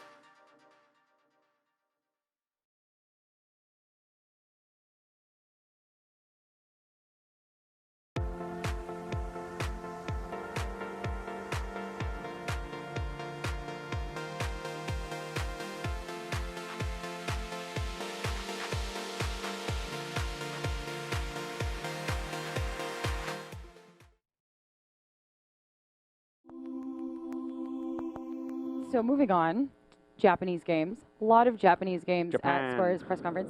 Japan. Star Ocean 5, they're making a new RPG under their new studio called Tokyo RPG Factory, aptly named. But I want to talk about 2 specifically. I want to talk about, before I get to my magnum opus, we're getting a Nier sequel. Nier was a very weird, very strange, very brash game, a spin-off of the Drakengard series, made by an eccentric fellow by the name of Yoko Taro, who doesn't like to show his face in public. Which is why he showed up in the weirdest mask. He did a talk at GDC last year, and he did his entire talk with a paper mask over his face. This is a character from Nier, which is really funny. It looks kind of like the moon, really like the memes that have come out of his appearance.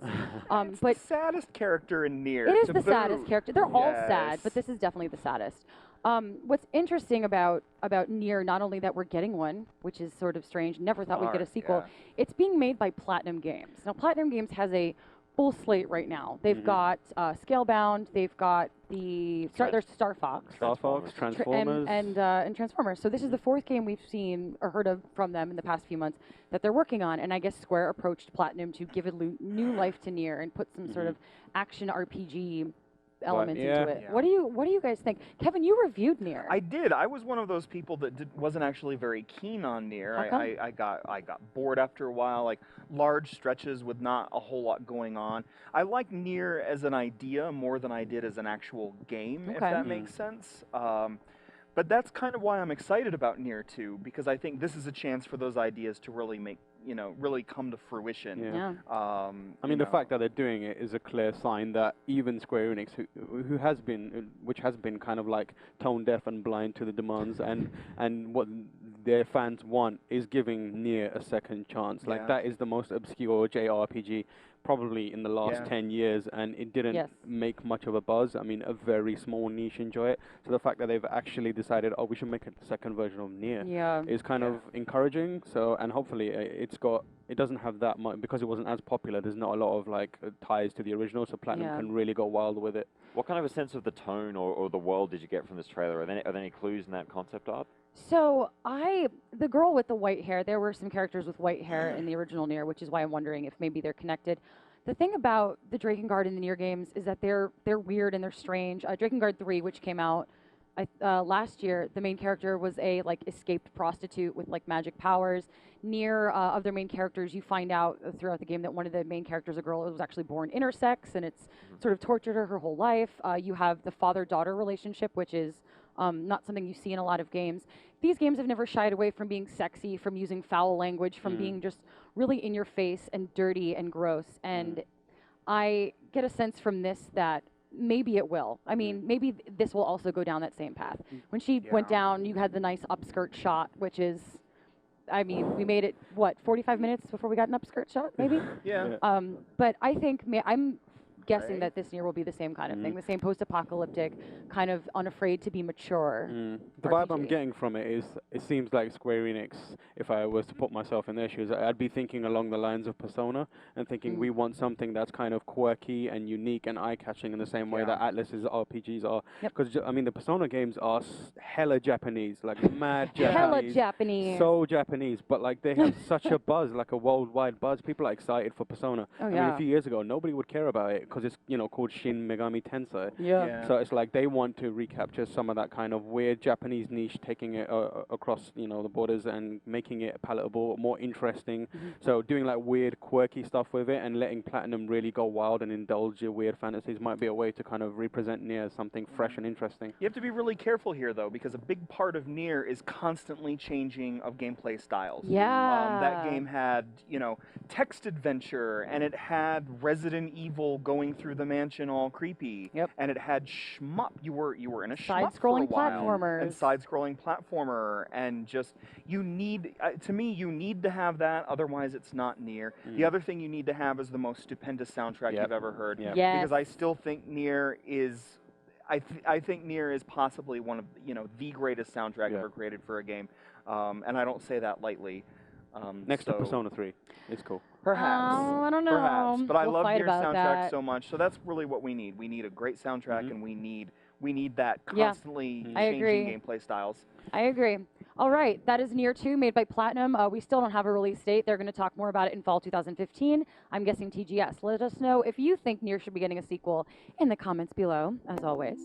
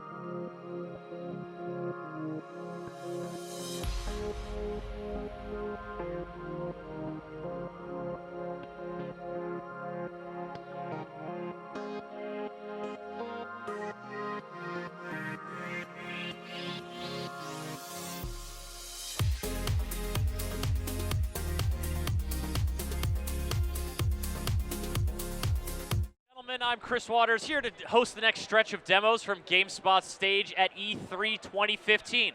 If you were watching the Nintendo Direct, or Nintendo main event yesterday morning, you probably saw a trailer that involved some idol singers, some flying Pegasi, and a lot of other dramatic shots. Well, we're taking a look at that game today. It's called Sharp FE, and here to talk to me about it, Ryan and Ali from Nintendo, and Takata-san from Atlas. Welcome, everybody. Yay, Glad to have you guys here. Ali's back. She's been a regular on the stage, but Ryan, Takata-san, thank you so much for coming up here. Thanks for inviting us. Excellent. Now we've got a demo in progress right now, but the title of the game was originally Shin Megami Tensei Cross Fire Emblem. Is that correct? タイトルに関する質問なんですけれども、タイトルは本来初めては SMT XFE というタイトルでしたか？それは確かですか？そうですね。出たばっかりの時はまだコラボをしましょうっていう話を任天堂さんとしたばっかりだったので、分かりやすく形で一発目は出したって。So when we actually announced that title for everybody that many years ago, that was just after we decided with Nintendo to make the collaboration, and we had that title in place just to show people in a really understandable way that collaboration was going to take place. So we've got the collaboration in place, and it's going to be presumably combining characters, elements from those different games. But can you give us just an overview of basically what kind of game it is for the player when they sort of pick up the game and play it? このゲームについての質問ですけれども、どのようなジャンル的にどのようなゲームになりますか？説明いただけますか？アトラスが得意とする JRPG にファイアーエンブレムの要素を入れた完全新規の RPG です。なので、先ほどもあれですけど、ファイアーエンブレムを知らない方でも、アトラスゲーを知らない方でも遊べるし、知ってるとまた知ってるでより楽しいというゲームになっています。So when the player picks us up, they can know that it's an RPG that Atlas is known for making. So as you said before, we've introduced elements of the Fire Emblem series and the Shin Megami Tensei series into this game. But one thing that we want to stress is the fact that this is a game that's totally new, that's being made for people who are completely new to the game and new to the series. And despite that, it has elements that people will pick up who are Fire Emblem fans, who are Shin Megami Tensei series fans, and they'll say, "Oh, I know that. That's from somewhere. I've seen that before," something like that. So touch points for both of those fans, but an RPG that anyone familiar with Atlas RPGs can come right into and enjoy. ということはアトレスのRPG の好きな方がすぐにわかりやすくプレイできるようになるということですね。そうですね。はい。Yeah, that about sums it up. All right. Well, we just saw a scene of a singer floating in the sky, giving a wonderful performance. The animation there, very lively, very detailed. And now we're moving into sort of a conversation in the gameplay. Can you set the stage for where we are in the game right now? ストーリーはこの今流れているシーンなんですけれども、その背景についてちょっとご説明いただけないでしょうか。なるほど。これはヒロインの翼というキャラクターなんですけれども、彼女が芸能界でアイドルを目指そうっていうきっかけになる大切なイベントです。で、彼女は自分の大好きなアーティストであるキリアのライブを見て、そういうふうに感情が高まって思ったので、こうやって自分の中の心に眠る表現の力っていうかエネルギーみたいなものが今出てきたっていうところです。So what's happening right here is the character with the blue hair that you're seeing on the screen is the female protagonist named Tsubasa, and she wants to become a singer, what's also known as an idol in Japan, and she's at this live event of this singer named Kiria, who was dancing in the video that you saw, the cutscene that you saw before, and she now was so moved by that performance. You'll see that she's holding a glowing ball of energy in her hand, but that represents how much she was moved, that kind of energy that sprung forth in her, and it renewed her desire to become a singer. Excellent. So, well, it's pretty fabulous. It's not just a quick, easy road to the top, of course. The music industry in any world. Have you been there? Is fraught.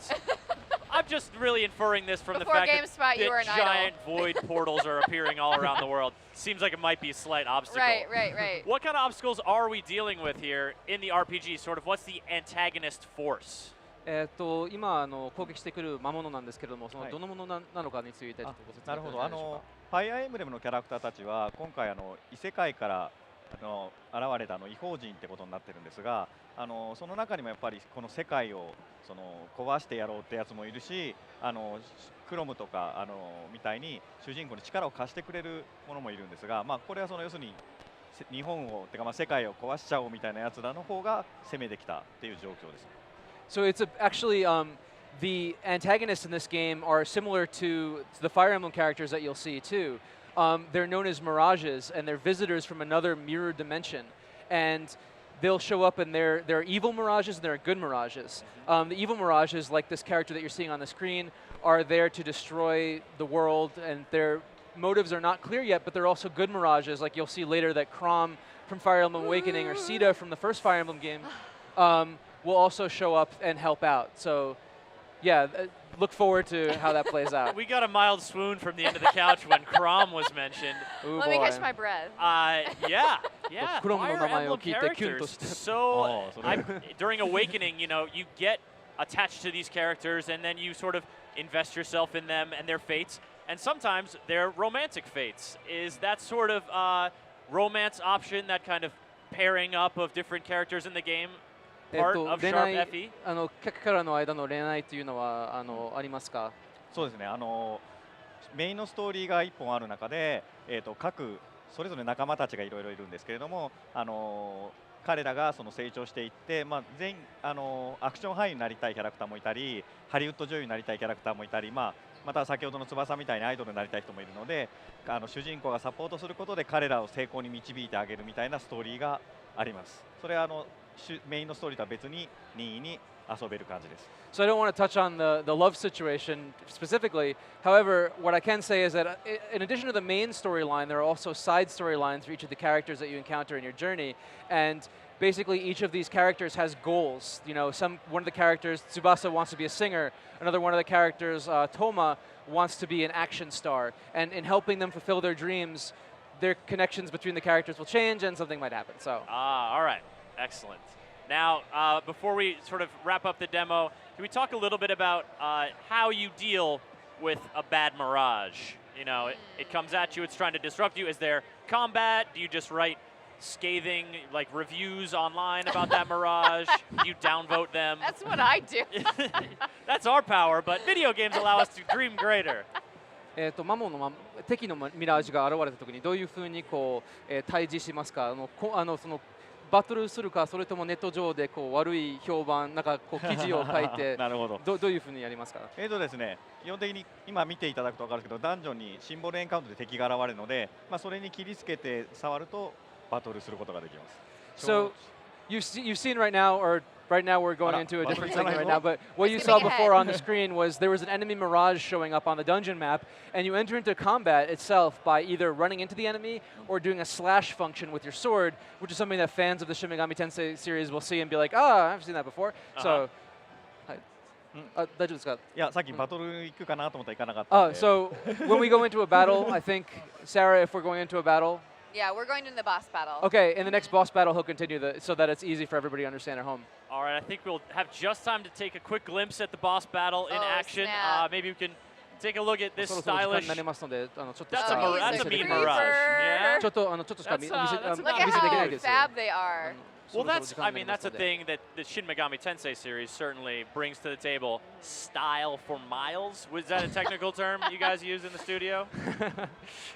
新女神転生シリーズなんですけれども、非常に美意識、スタイリッシュな感じがありますけど。ありがとうございます。He says thanks for that.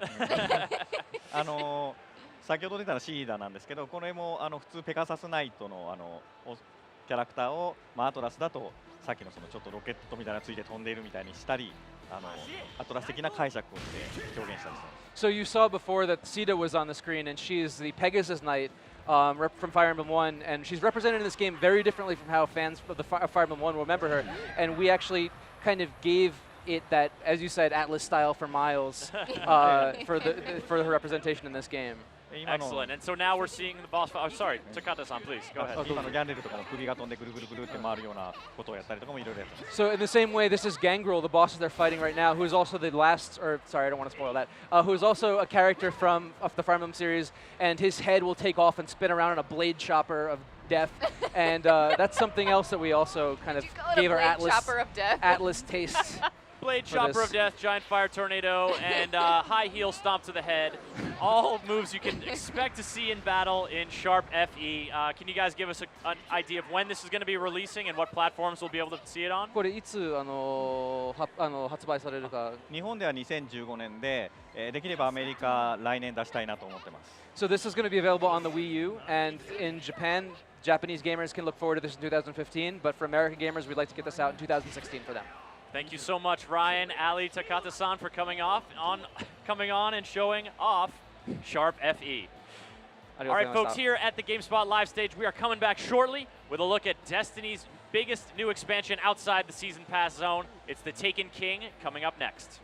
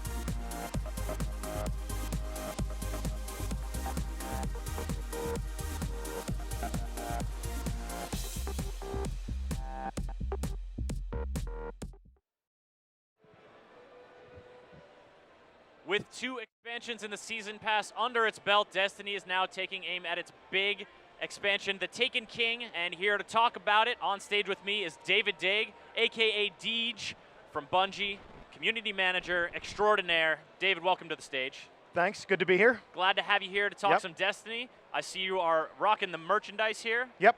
Nice. Taken King t-shirt. Taken King t-shirt. They're just throwing them at us over in our booth. Throwing them at people in line, so got to represent the new adventure. What about people online? Are they going to get a shot at those, or is that an E3 exclusive? This is an E3 exclusive. Ooh, all right. They'll just have to admire from afar. Exactly. But the Taken King, folks were admiring that during the Sony press conference and seeing that Oryx getting a little mad. He's irate. He's like more than a little furious. Yeah. Well, I mean, you killed his son. Anybody who took Crota's own sword, and sank it into his face in the Crota's End raid has earned a new enemy. Fathers have a way about that things. Yes, exactly. So Oryx is the Taken King. He's the new villain that you're going to confront in Destiny, the Taken King, on September 15th. And he's bringing with him his Dark Army. They are the Taken, so they're the new enemy that you're going to fight in Destiny. Some of the combatants that you may have known and loved or hated or vanquished in battle. He's ripped them from our dimension. He's twisted them with the darkness, mutated them into a horrible new infantry, and he's dispatching them into our solar system to exact his revenge. Horrible new infantry. Horrible new infantry. That sounds great. So that's where the Guardians of the Last Safe City will find themselves this fall. Well, this horrible new infantry, I think we're going to, I'd love to sort of pick your brain about what kind of new effects they're bringing into the battlefield? Do they have any new tricks up their sleeve? Absolutely. I mean, How they're much all you new got for me? characters. Yeah? It's an all-new combatant race, so they have their own ways to fight. They have their own ways to counter your attack. I think it's really going to change up the combat sandbox, specifically for the PvE encounters in the game. And of course, to give the Guardians what they need to rise to the occasion for that fight, we are giving every single Guardian in the game a brand new subclass that they can embrace and master. So be you a Hunter, a Titan, or a Warlock, you're going to grasp that third type of elemental energy in our game that you've never wielded before. And now we need to go through these subclasses and talk about them a little bit. So let's start with my favorite and what I believe to be the superior Guardian, Hunter. All right, yeah, we can start there if you'd like. I'm going to start with a Hunter. I don't agree, but that's what makes the community such an interesting place. That's fine. Everyone has opinions. Some of them are better than others. So as a Hunter, you're used to being very aggressive. You're all about the blade or the gun. You charge in, you confront, the enemies, hand-to-hand combat. Yep, it's all about going straight for the kill. This is about you being more of a support player now. So you're going to grasp that void energy. You're going to have your void bow. Okay. Your Night Stalker is going to have the shadow shot. So you draw that void bow back, and it's going to bind groups of teammates together. Groups of teammates together. Yeah, so the opposing team, if they're clustered together, I mean, that's when you want to use your super, right? Okay, yeah. When there's many, many targets that you can use it on. So if you can take that bow and shoot it at a group of people, it'll bind them together. It'll trap them, in essence, so you and your team can then move in for the kill. Now, when you say bind, do you mean sort of roots them to the ground, or does it draw them together in like a big Katamari ball for you to blow up? It traps them where they are. It creates beams of energy connecting them together. Okay. So everybody will just sort of look at each other and be like, this is it. As everyone else We had a lobs great in. run. We had a good run, but this is it. Prepare to respawn, boys. There we see it in action right here. These are the binds of the... Yep, there you go. So that's the shadow shot. Dave Samuels, one of our effects artists, he's, just as animated as the characters in our game. Yeah, you got to visualize the effects somehow, Yeah, and absolutely. gestures are definitely Absolutely. a powerful way. So the great thing about working at Bungie is we're fans of our own game. So now we've got the Arc Warlock. The Warlock is more aggressive than ever. He'll rush into battle. He can stand toe-to-toe with any Guardian in the sandbox right now, any enemy, and just call down the storm in a trance and send it right through his fingertips. Do you guys call this, was the internal code name for this the Palpatine? No, but everyone at E3 is saying Palpatine style, right? Yeah. Palpatine. I'm like, if you must. If you must. I mean, he is sort of the iconic lightning bolts from the fingertips, doom deliver guy. So check this out. Now we're looking at the Solar Titan. This is the Sunbreaker and his Hammer of Soul. It's a great melee weapon, but you can also throw it from afar, and you can rain fiery, incendiary death down on fortified positions. There you go. There's Dave again. So you're throwing it and then just sort of regenerating another one, ready to throw it again. You get a whole bunch. You're just throwing hammers all day. And it lets the Titan, for the first time, have a ranged attack. You don't have to go in and charge in for hand-to-hand combat. You don't have to expose yourself in the kill zone. You can sort of hang back, and you can play as a support figure. And it's also an attack that sort of lasts over time. The other two Titan abilities are kind of, you pop it, it's done. Yep. This one is more of a blade dance kind of thing. Yeah. You can get a good run going. Yeah, absolutely. And it's, it's offensive in nature. The Titans sort of had that bipolar element, where you're either, coming in with the Fist of Havoc, charging in, laying waste to everything in your immediate surroundings, or you got the Defender bubble that you throw up. You guys got all the gestures down. Yeah, become legend, man. You gotta inhabit your Guardian. Excellent. All right, so the three subclasses are coming. Folks are obviously going to have to work through that experience tree, sort of level them up, and find out the ways that they can be customized within each other, sort of skew it towards one type of play style or another. But in addition to subclass, the subclass is of course powerful not only in PvP, which we saw demoed there, but also in PvE. Sorry, were we seeing PvP? We looked at PvE. That's what. Also powerful in PvP. That is exactly the transition I was trying to make. Or the Crucible, competitive multiplayer. Yes. So let's talk about Crucible and how these powers are balanced, and sort of what new Crucible stuff you guys are bringing for the Taken King. Yeah. So we have two booths here at E3. We're back over there in the PlayStation booth where we have Mayhem Clash. It's a team deathmatch variant, but we've taken the space magic and we've cranked it all the way up to 11. Your super meter recharges faster than ever, so it's super abilities, super attacks on top of super abilities, grenades, melees, like all the cool things that make Destiny fun and explosive are magnified and amplified. Wow. So, yeah. That sounds crazy chaos. Yeah, that does sound chaotic. Is that was that a good sort of testing ground for you guys in terms of the new subclass supers? Like, all right, let's just blow it out. Put these things toe to toe if they're just happening all the time. Sure. I mean, that's the great thing about having a game in development is you can do whatever you want with it. You can see what's fun. Here at E3, it's also been a great way to introduce new players to the super abilities. Because if you're going to stand in line for hours at a time and wait for your chance to get in there and experience these new super abilities, if they only popped up once or twice during a match, you'd leave wanting more. Yeah. So we're going to give you everything you want in terms of your new Guardian. You're going to be able to, use that Void Bow. You're going to be able to use the Storm Trance again and again and again. Have a lot of fun with it. Over in the Activision booth, we're actually introducing a new objective mode. So, there's a neutral objective. 2 teams have bases on opposing sides of the map. There's a spark.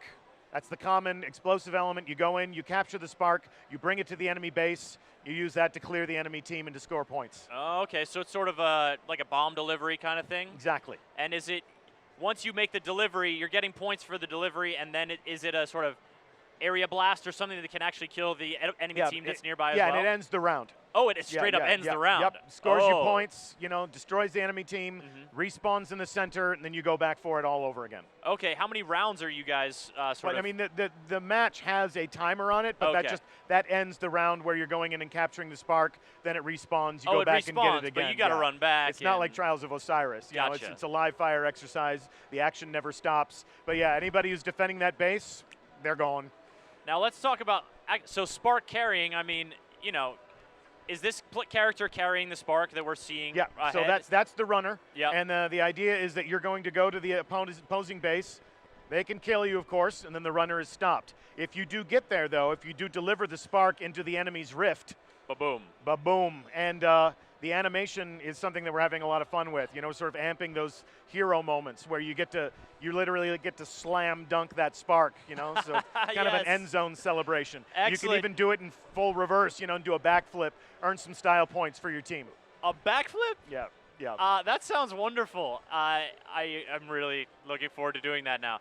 But you can't turn invisible with the spark. It's kind of a You're going to have a target painted right on your back. Absolutely. So these guys are defending their base right here.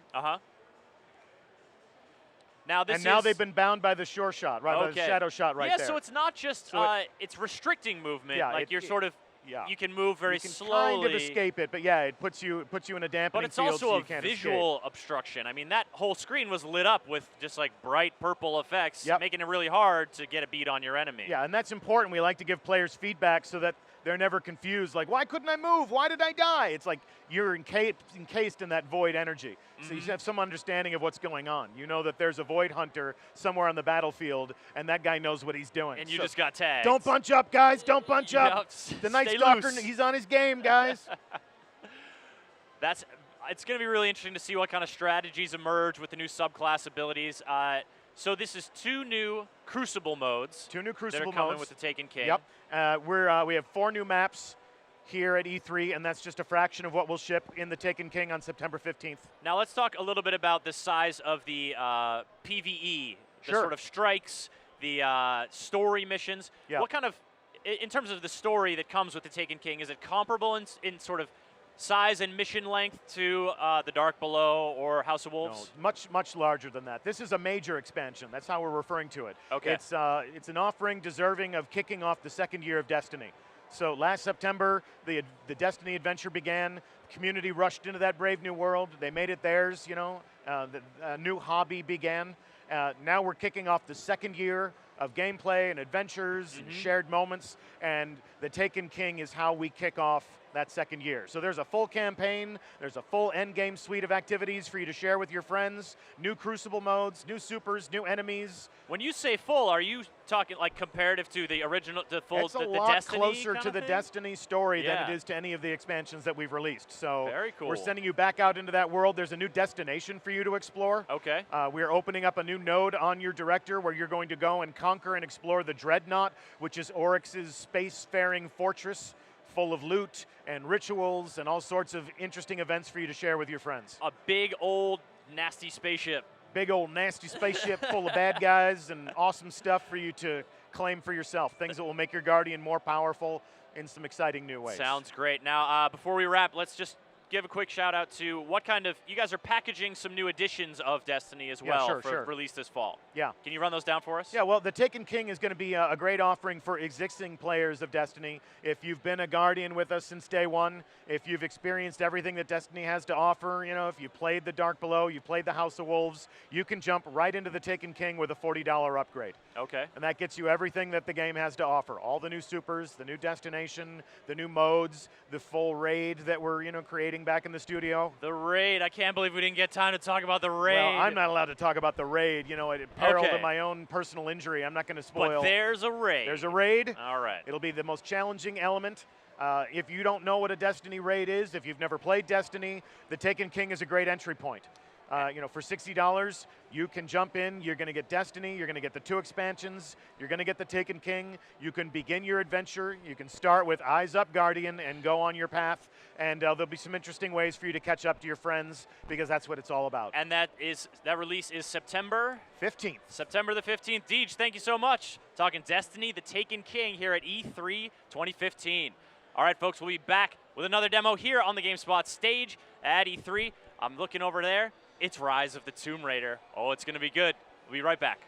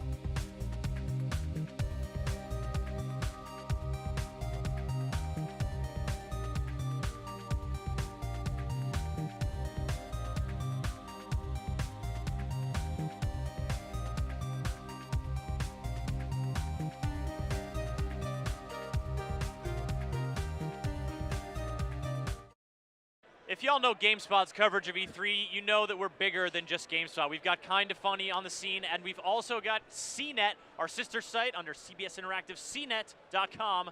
Jeff Baccalar here. Yes, sir. And Jeff, hello, friend. Hello. Welcome. Hello, Mr. We're going to check in with you about your E3, man, because you cover games for CNET, and so you get to go to, like, a bunch of different appointments behind closed doors, get your hands on some games. Yeah. Talk to me about something cool.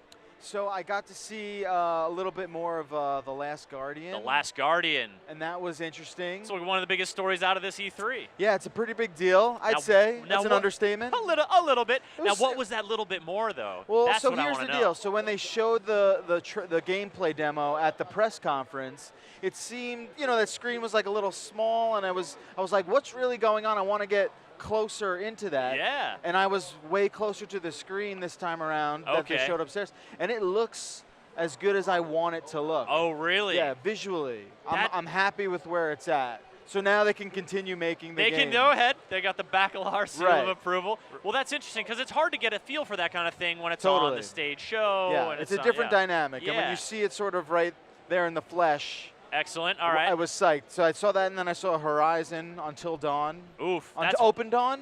What is it? Zero Dawn. Zero Dawn? Yeah. Until Dawn's another game. That's another entirely horror different, game. but also Yeah. a game. So That's one of my favorites out of the show so far. It's looking pretty sweet, man. There's some really cool like crafting stuff they're doing with the different types of bows and arrows. You can craft and sort of take down these mechanical dinosaurs. Yeah, we saw the different ammo types in action, but yeah, the crafting is not something they really delved into, but you got a sense for that? Right, and like they got a sense for also like the story. So apparently it's 1,000 years. Oh yeah. After humanity failed. So, you know, it's a whole new world. They're calling it post. How many posts do you need to line up? Three times post. Okay. Yeah. So I definitely liked what I saw from Sony for sure. All right, give me one more highlight from E3 before I let you go. So kind of like Mad Max. Mad Max? Yeah, I haven't heard a lot of people talking much about it. I played it for like 20 minutes. I did some vehicular combat, car chasing sort of stuff. Yeah, the vehicles are huge in that game. Yeah, a lot of. I like harpooned a guy off his car and like threw him onto another car and it blew up and I was like, yeah, I could get down with that. Yeah, all right. It was like speed I'm and down with that. explosions and skulls. Sign me up. Yeah, it was great. Mad Max, awesome. Well, Right cool, on. Jeff. Sounds like it's been a good E3 for you. So far, so good. It's weird. I'm positive. I'm not sure I'm familiar with that kind of emotion right now. You normally, maybe not your normal métier, but Jeff Bakalar from CNET, ladies and gentlemen. Yes. Checking out E3. Thanks a lot for coming on Of course. stage, Thanks man. for having me, brother. Quick chat. That was All right. fun. All right, folks. Up next, it's Rise of the Tomb Raider. Don't go away.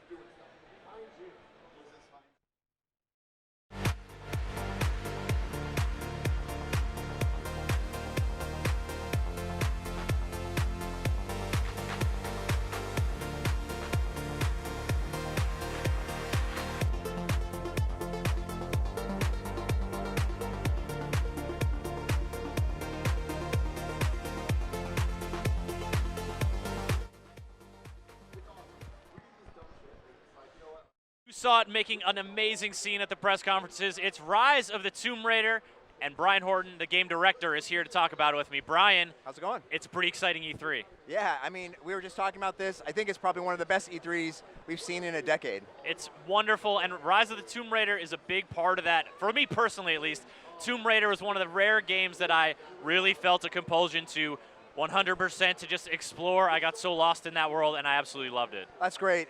We were really proud of everything we were able to do on the last game, but Rise of the Tomb Raider, we believe, is really stepping things up in a major way, and I'd love to talk to you guys about that. All right, so what does stepping up mean? Because you guys kind of laid yourself a foundation for a new Lara Croft kind of experience, kind of vibe, but you know, stepping up often means sort of changing the flow of the entire game. I mean, for a sequel. Really, for us, it's just, we want to make Lara Croft the most believable human character in video games, and she's central to that.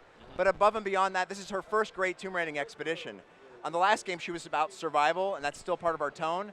But now she's going out there and seeking out these lost secrets in the darkest, farthest corners of the world, and it's been a great evolution in her character. And it's sort of, you know, now she's survived her ordeal on the island. She's probably a little bit more, I don't know, prepared for things to go haywire, which is not to say that when things go haywire, she's not going to be a little overwhelmed. Yeah, we definitely need to have that feeling of she goes into this environment with her climbing gear, 2 axes ready to go, but this avalanche hits her, and then she has to start from zero. But she has these survival skills built in from her experience, and she feels at home here. This is part of her destiny, and these challenges and being a Tomb Raider is really what she's meant to be. So part of the survival in Tomb Raider was about that exploration, was about sort of finding things in the environment that would allow you to tweak your gear a little bit, that would allow you to sort of stay strong and grow your abilities. You know, in sort of this more targeted tomb exploration focus you guys have, is that still part of the game? It's a huge part of the game. We've taken the idea of upgrades because we want her character to evolve, not only story-wise, but also through gameplay. So now the upgrades, where once it was maybe like a simple XP upgrade, we now have the deer that you kill has hide resource and antlers, and you can collect other things like wood in the world. You can create these crafting recipes out of 16 unique ingredients to upgrade your weapons and your ammunition. We have really cool new ammo, which is called the Poison Arrow. You can take out multiple guys with one shot. I mean, it's really nice to see us fleshing out these systems. With one shot, how does that even work? One arrow, one person. That's my This cloud situation. of poison gas comes out. Oh, it's a cloud. Nice. Cloud of Little poison AOE. gas. Yeah, AOE. All right, I like it. All right, so we, you know, during this the sort of scene from the press conference, we do this exploration, and we get a look at the fact that Lara is accompanied. She's not on her own, and you know, she had other survivors she would sort of connect with in Tomb Raider, but this feels like this guy's along for the ride in a bigger way. Jonah was actually in the last game. Yeah. So he's one of the characters we brought over, and he's a loyal companion to Lara. But as you see in this footage from the gameplay, they do get separated by the avalanche. So in the classic tomb raiding tradition, it's a solo sport. It's a solo sport. Now, let's talk about the classic tomb raiding condition, because Lara is now, she's going to this one area. We sort of get a glimpse of the castle maybe on the distance that she's aiming towards. Is this, does the whole game revolve around this sort of one expedition, or are there multiple that she'll embark on, or will it take her to other locations? Well, we have teased out one environment that's different than Siberia. I won't go into a lot of detail about that, but it will have different climates, even this one location. But ultimately, what we're trying to do here is create this great drama, this great expedition that is fueled with mystery and intrigue and history. And the tombs are back in Tomb Raider. That's really what I got to say. I mean, if you're a Tomb Raider fan and you wanted tombs in a more significant way, they're bigger, they're more complex, and the rewards that you get from them are seriously substantial and central to the plot of Tomb Raider. And the tombs are not just about, they're sort of a mix of all that Tomb Raider has to offer. It's a mix of exploring and scouting the land. It's a mix of figuring out environmental puzzles, and there's also combat. Absolutely. The 3 pillars of our game all exist in a tomb.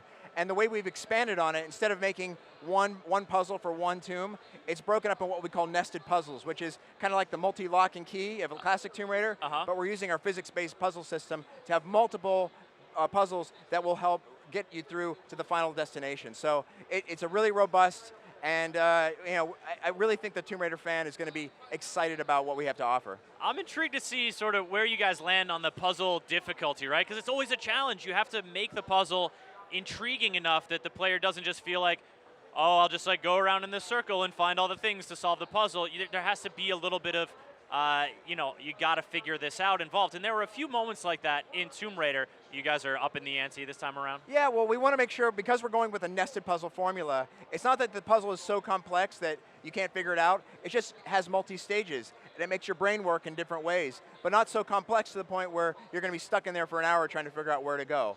We want to make sure that the action fan that loved the last Tomb Raider is going to be satisfied, and then the classic Tomb Raider fan is going to get a little bit more robust expression of puzzle solving. Now, before we wrap up here, I've got a question about sort of Lara herself, right? She's a more seasoned adventurer now. She's stared death in the face, and in a situation like this, actually died in like some pretty brutal ways, which was one of the more really interesting design choices I thought you guys made with the last game, because it made me feel a little like I didn't like seeing them every time. Well, that's the whole idea. Drama has to have consequence. You can't set up a situation like this avalanche and not, if you fail at it, there has to be a death, there has to be a consequence. Now, the brutality of those things, we introduced the Siberian grizzly.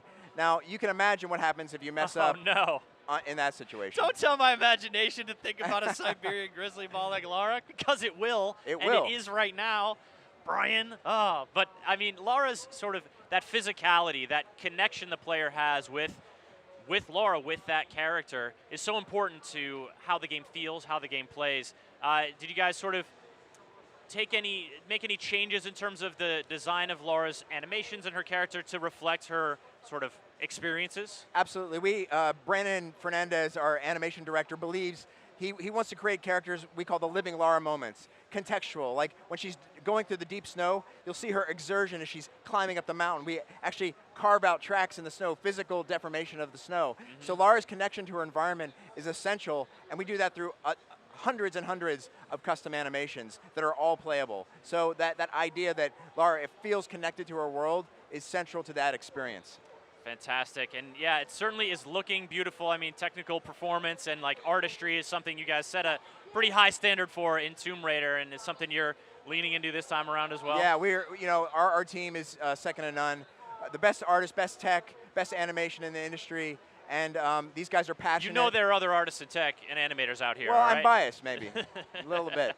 But seriously, they can hear you, Brian. The team at Crystal, a little bit of tidbit too. It's not just Crystal Dynamics. Our partners at Eidos Montreal are co-developing this game with us. No kidding. And we couldn't be more excited to have that additional talent and blood helping us make this what we believe is the best Tomb Raider game we've ever made. The best Tomb Raider game you guys have ever made. Big words, big ambitions, but so far, Rise of the Tomb Raider looking really good. Let's talk a little bit about when it's coming out and sort of how you guys are releasing it, because that was something that after last year's E3, folks required a little bit of clarification on. Sure. So we've had a fantastic partnership with Microsoft. They've been extremely supportive. You can look at our booth. We have a prestige place within their organization. There's a little cave and everything. They love it. Yeah. They really have been very big supporters, and they believed in our vision from the start. So it's been a really great partnership for us. We are coming out this November 10th, this year, 2015, on Xbox One and Xbox 360, and we couldn't be more happy with the way things are going so far. Well, Brian, thank you so much for coming on and talking. Rise of the Tomb Raider, looking great here at E3 2015. Thanks a lot. All right, folks. Coming up next, we've got more game demos here on the live stage.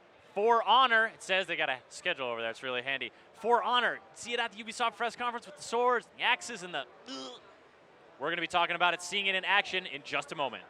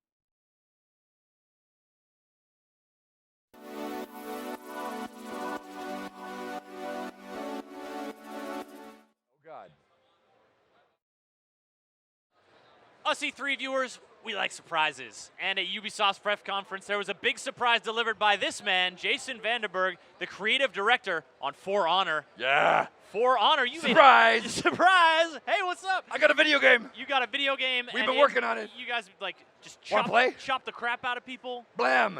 Yeah, that's what I love. The debut trailer, and then Live oh demo. yeah, here are the guys out here, guys and girls coming out to play. That was the best. The audience all like, oh my god. That's good because you want it to be more tangible. You know, after sort of stories about you see games announced and then you don't see them for a while. Yeah. You really get the steel in your teeth. Well, with I this, guess that's the bad option. steel in your teeth. Wrong. It's dangerous. You don't want to go onto the battlefield like that. No. Well, but this game, we got a new way to fight, right? So we have this new controller and this new way to put the sword in your hand, and so we're like, you kind of have to show it to you. Because I could say, hey, I got a new way to fight. Trust me. Wouldn't you trust this face? Exactly. Why I know wouldn't about you just, fighting. I'm there, right? So instead we were like, got a new way to fight. Why don't you come play it? We're live on the floor. We got 16 pods back at the booth. We got people cycling through. They're having a great time. I have a job to do here, man. You don't want me to leave you hanging on stage. Let's talk about For Honor a little bit. I want to talk about that new way to fight in a second. I want to get into it, but first let's set the stage. We're in the medieval era. Ish. Well, it's certainly a place where they had swords. Yeah, this is sort of inspired by... This is not a history game, though. This is, of course, I mean, we got Knights, Vikings, and Samurai, as you're going to see in our trailer here, right? I don't know if you know this.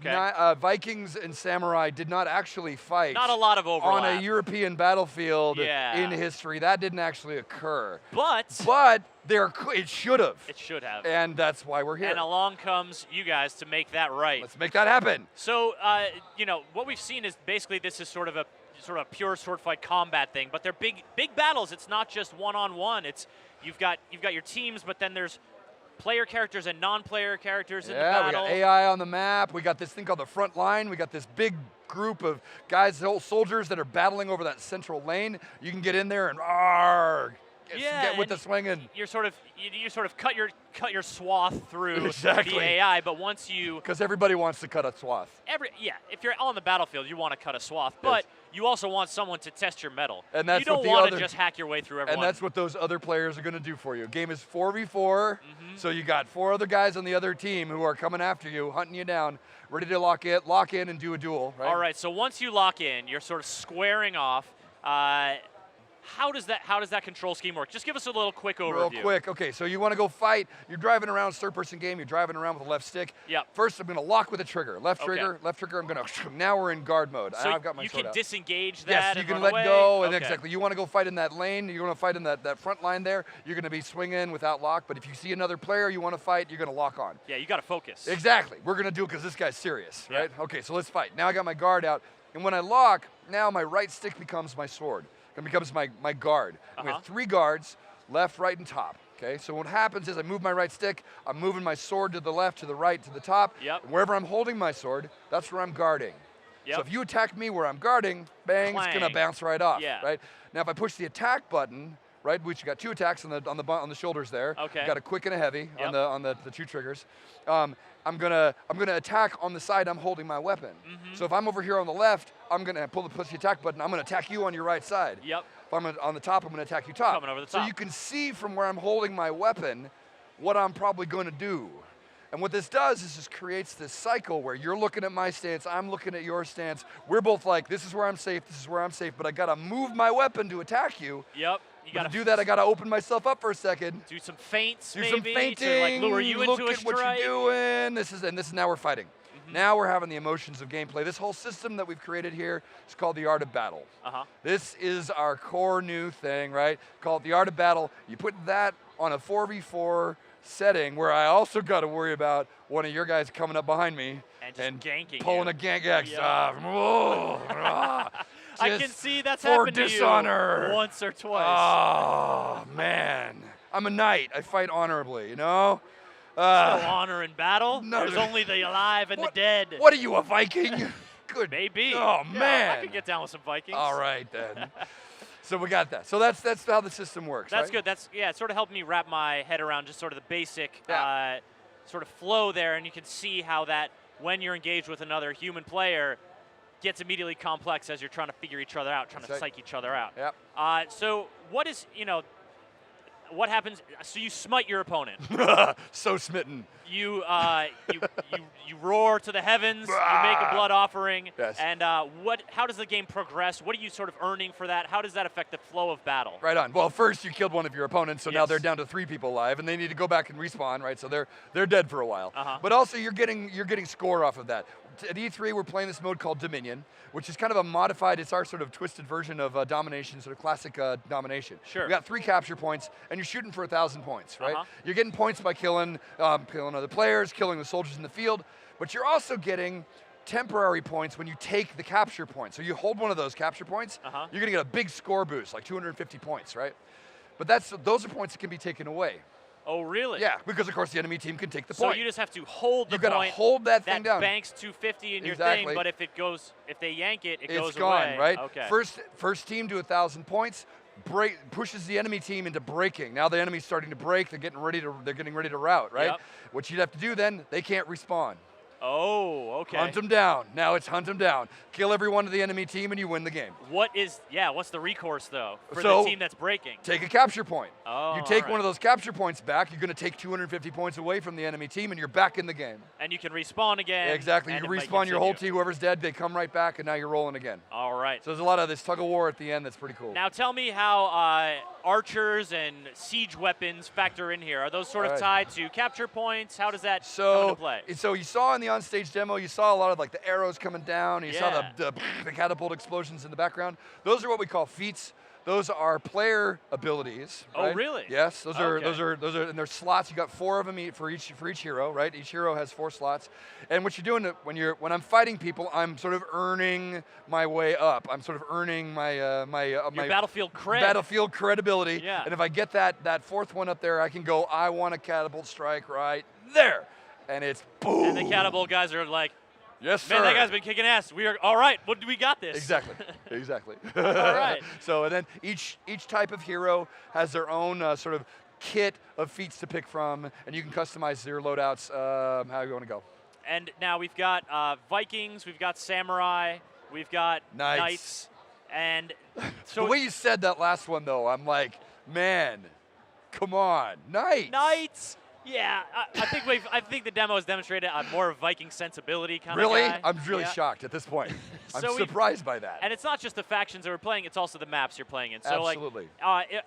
Is every map a castle kind of situation? Does it have multiple areas? Give us an idea of the size and setting and the variety of maps. So we're not really. So we brought our first map here, and we're not really ready to talk about the whole scope of the world yet, right? Okay. We're gonna go into some solo campaign stuff, and we're gonna start talking about that in the future, right? But one way to think about what we're gonna do with this space, right? It was if you think about this game as kind of a shooter with swords, right?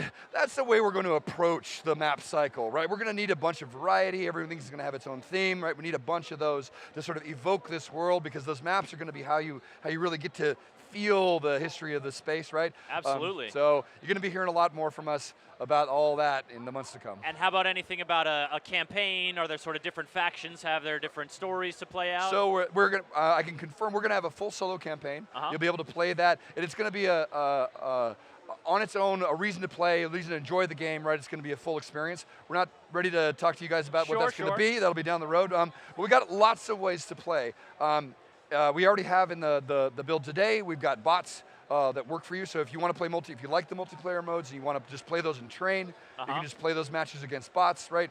You're also going to be able to play co-op, of course, and super required, because this is a game about fighting with weapons, split screen, absolutely key feature for us. Ooh, split screen. Yes. Really bringing conflict into the living room. Well, you want to sit on the couch and beat up your buddy, right? I mean, that's kind of the thing. That is or accurate. With is okay, you know. I know. Sure, you could cooperate, or you could win. Yeah, exactly. I don't know.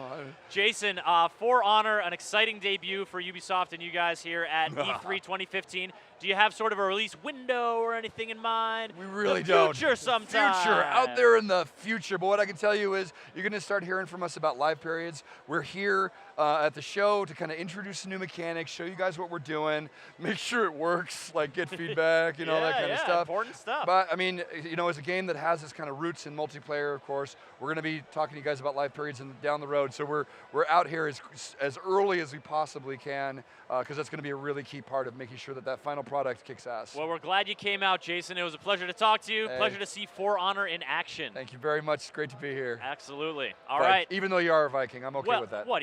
You're a night guy? Did we even clarify this? I know, right? I'm not on the inside. Okay. All right. Well, we'll meet sometime in the future. We'll solve this in the hash field of this battle. out. Maybe not today, maybe not tomorrow, but someday, Vanderberg, I'll get you. All right, coming up next, folks, it's a look at Tom Clancy's The Division, another game that made a splash at Ubisoft's press conference. Don't go away.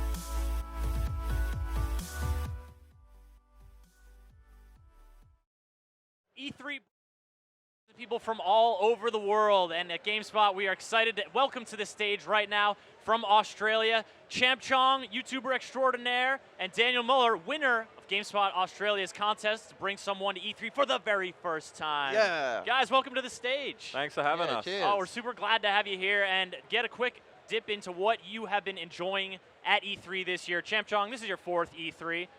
How's this one shaping up for you? I love it because the first E3 I went to was still like last gen. We didn't see new consoles, and now like the second one I went to, we saw the new consoles, and now we're finally seeing a lot of epic games. Those games that really justify, like, all right, yeah, this is the future I was hoping for, right? Yeah. Daniel, E3 for the very first time. What do you think of the spectacle? I think it's awesome. You know, there's a lot of awesome games. It's been really cool going around with Alan because I get to go and sit in on a lot of interviews and stuff like that. So, all right, so yeah. give me, I want one of your highlights each from a game you got to see in action or maybe even play here at E3. Well, it's not a game. I don't Project care. Morpheus. Oh, yeah. Yeah, but then You got also, yeah, for PlayStation and Xbox have the HoloLens. I'm just like, I really want to try that. Okay, Yeah. but how was your Morpheus experience? Did you get to put it on and try something Yeah, out? it's amazing. Like, I can't wait to see where technology goes in the next few years. Yeah. Does it? Do you feel like at home able to establish yourself in virtual reality, or is it a little disorienting at first? I think it's a little odd, yeah, at first, and then eventually you get there. And then you get there, and what did you play a sport or shoot a gun? Or No, it was kind of like it was something like you were like this giant rabbit thing. Yeah, yeah, it was It's weird. the magic of virtual reality. Man gets to be a giant rabbit and realize his true destiny. Alan, what about you, man? Or no, Daniel. sorry, Daniel. You're Alan. You're Daniel. I'm really pumped for the Final Fantasy 14 expansion. It comes out in a couple of days. And, and the Gears of War reboot too. It's going to be awesome. Gears of War? Yeah, I love the original and they're redoing it now. What do you so think of that'll the be new Gears of War enemies with the kind of look like insects a little more? Got the weird tongues going on. They're pretty cool. You know? If it moves, I'll chainsaw it. Yeah, It's the Gears of War that's approach. it. You know, just kill it. Just kill everything. All right, anything you guys are hoping to hit before you take your leave of E3 here? I want to see Just Cause 3. That Just huge Cause 3. open world, definitely. Yeah, grappling hook, do all that crazy stuff. Yeah, dude, it's just mayhem in Yeah. all different flavors. So fun. Yeah. What about you? I wanted to have a go at that big Forza display they've got up. You know, the race car simulator and stuff. Oh, yeah. Yeah, I was going to hit that Well, up. hopefully we'll get you behind the cockpit over there. I mean, not that I actually have any power. I sit here all day. But yeah, E3 and the sort of experience here is, you know, you guys waiting in line to get to play stuff, but sometimes it's fun to just like walk by and take in the atmosphere. Yeah. What would you say, you know, for someone who you go back to Australia after your first E3 or after your 4th, what's the story you tell? What's the highlight from E3? Oh, you guys will never believe this was the best thing. I think it's just the exclusive stuff that you get to see and then go to your friends back home and say, hey, I've played this, but you have to wait months, maybe years to see this game. It's kind of the bragging rights you get. Oh, so, yeah, you dangle it right in front of their face. Yeah. Like, oh, yeah, you guys heard about Black Ops 3, right? And I then played it. Couple rounds, no big deal. The best part is if they like don't believe me, I'm just like, check out my YouTube channel. And then they watch it and they're like, damn you. Does that still work on your friends? They must know at Yes, this point. yeah, at this point it's no longer like a major surprise, but it's still really cool. Cool. Yeah. Anything for you, Daniel? Yeah, I'm exactly the same. I've just been taking photos of all the games everywhere I've been, just sending them back saying, look where I am and you're not. Yeah. Well, you're here, they're not. Please enjoy. Continue to enjoy it. Suck all the marrow from E3 2015. Thank you guys for coming on stage and chatting with me. Cheers. Thanks for having us. All right, folks, coming up next, it's The Division. We saw it 2 E3s ago. We saw 1 E3 ago, and now it's here at E3 2015. We're going to get a look.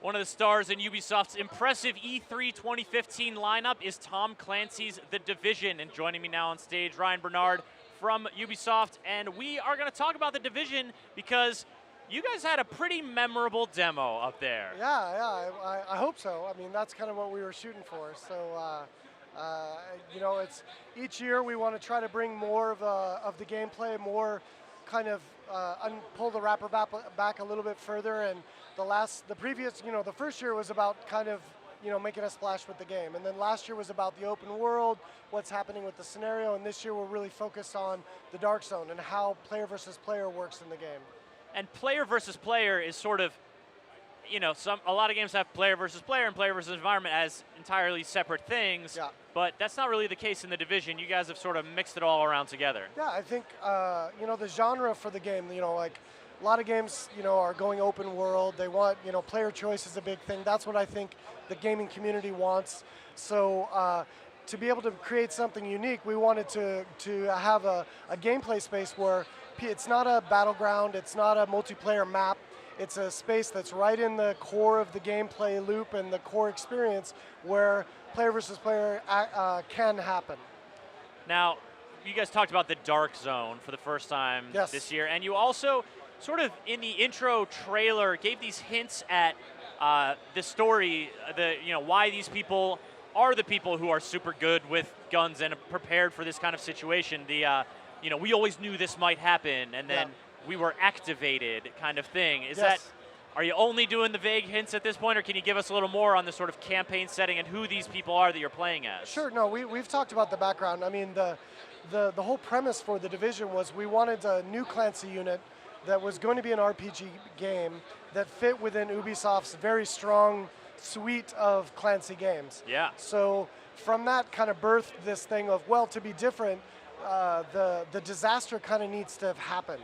So in our scenario of our game, you know, the virus is released, the society is kind of crumbling already, and this is a Clancy unit that's different. It's based in home, and it's based as a response unit. So that's how that came about. And so as a response unit, it seems, you know, sort of the goal we're seeing here, going into the Dark Zone is obviously a big risk, so there's got to be some kind of reward there. Yes. And we talked, you know, sort of mentioned like they have Dark Zone loot or something like that, but can you give us a little more concrete information about what kind of resources they're able to pull out from a risky mission like this? Sure, absolutely. It's I mean the lore behind the Dark Zone is this is ground zero for the infection. So when military originally quarantined a smaller area and tried to stop the spread of the virus, that was obviously ineffective, so they had to pull back, and they left all the best gear, equipment, supplies in the Dark Zone. So besides missions and scavenging for resources, for materials for crafting,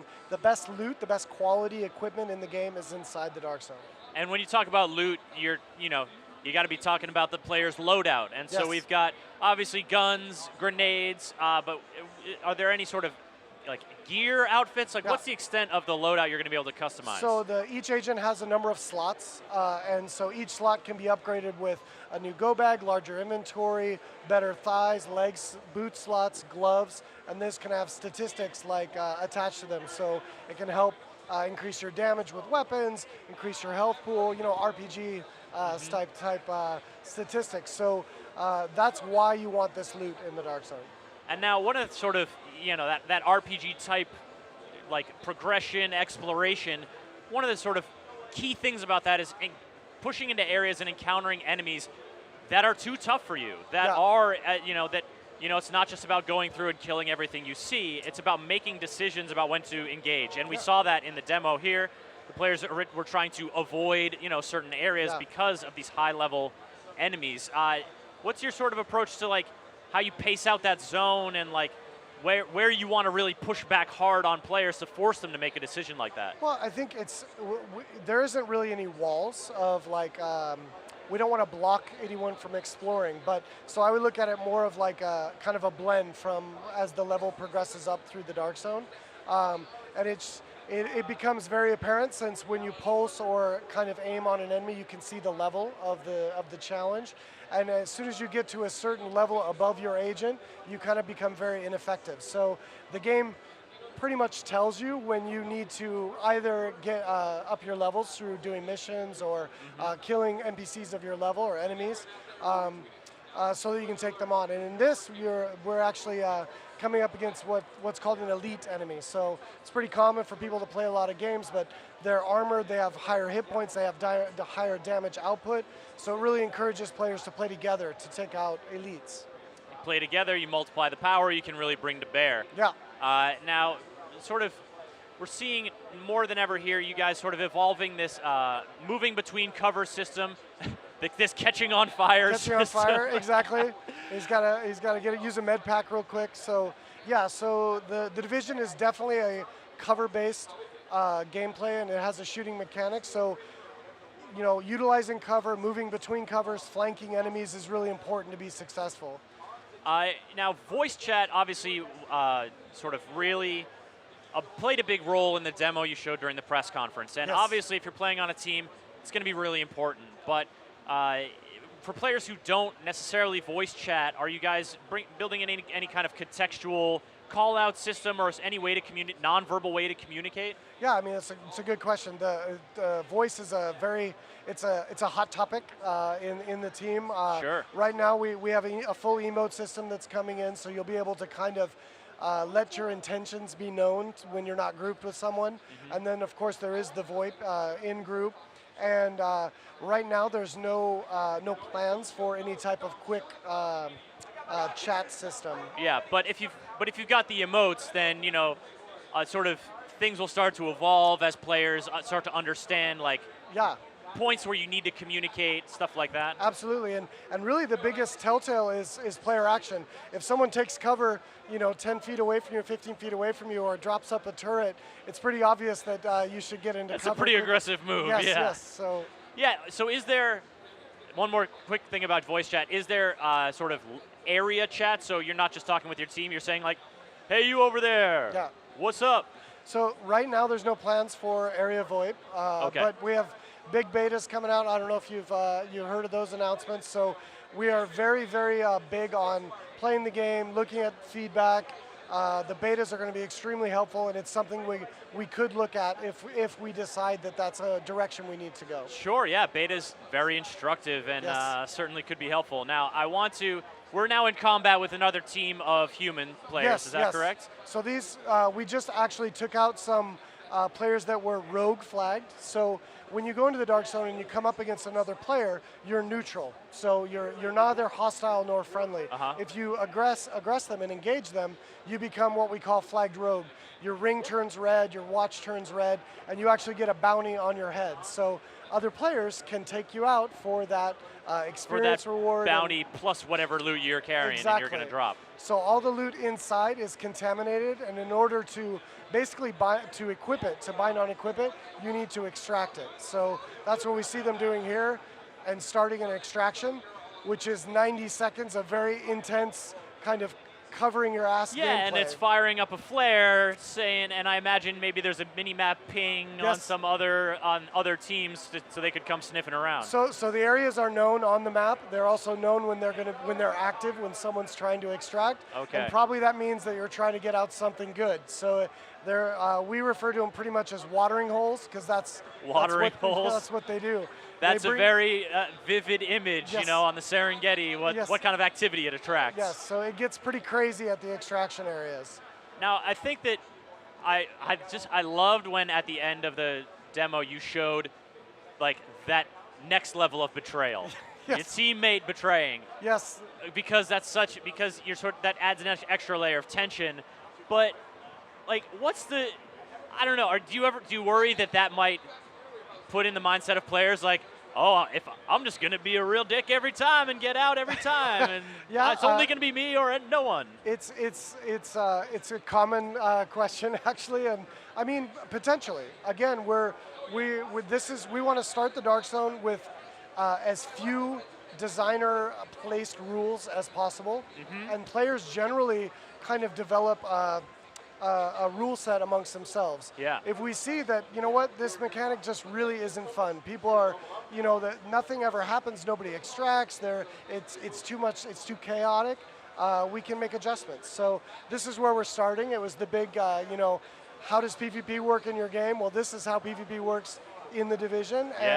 And the great thing about being online, about being iterative, is you can always make adjustments. Yeah, and there's ways to, better incentivize cooperation and stuff like that. And I think I really appreciate sort of showcasing that backstab moment because there's this delicious darkness to it, and I think that's part of the appeal of the Division. Yes, my favorite comment that we saw was on Reddit, someone that's been following the trailers from year to year, and we've had the same group of agents, and it's, why Ryan after 3 years, and so if you follow the story, it's agents playing together, and then at the end, one of them just screws all of the other ones and takes all the loot. So and then he gets right out of there. It's pretty funny. Man.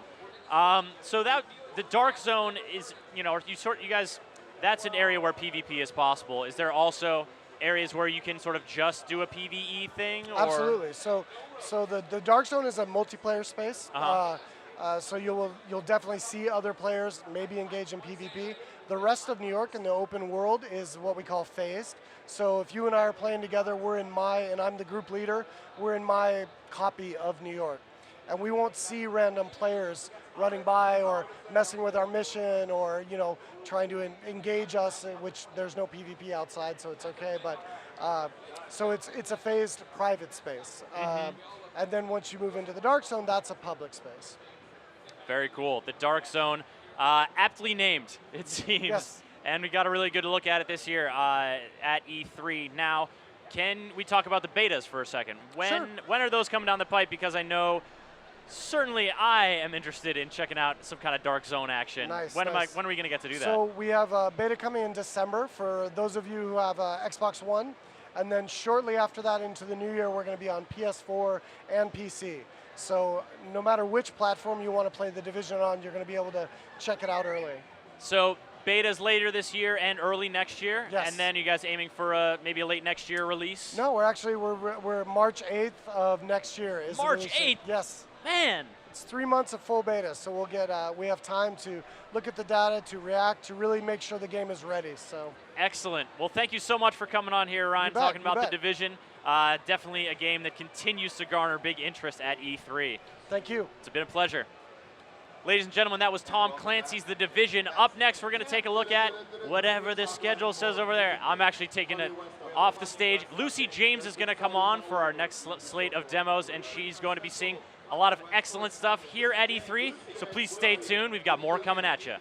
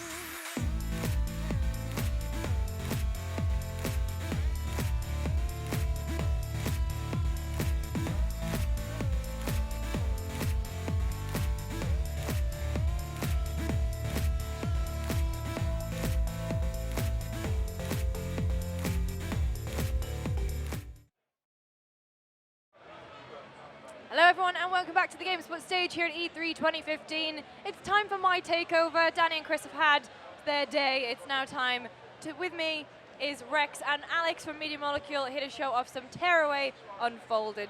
So guys, we obviously played and loved Tearaway on the Vita a couple of years ago. Why are we bringing it to the PS4?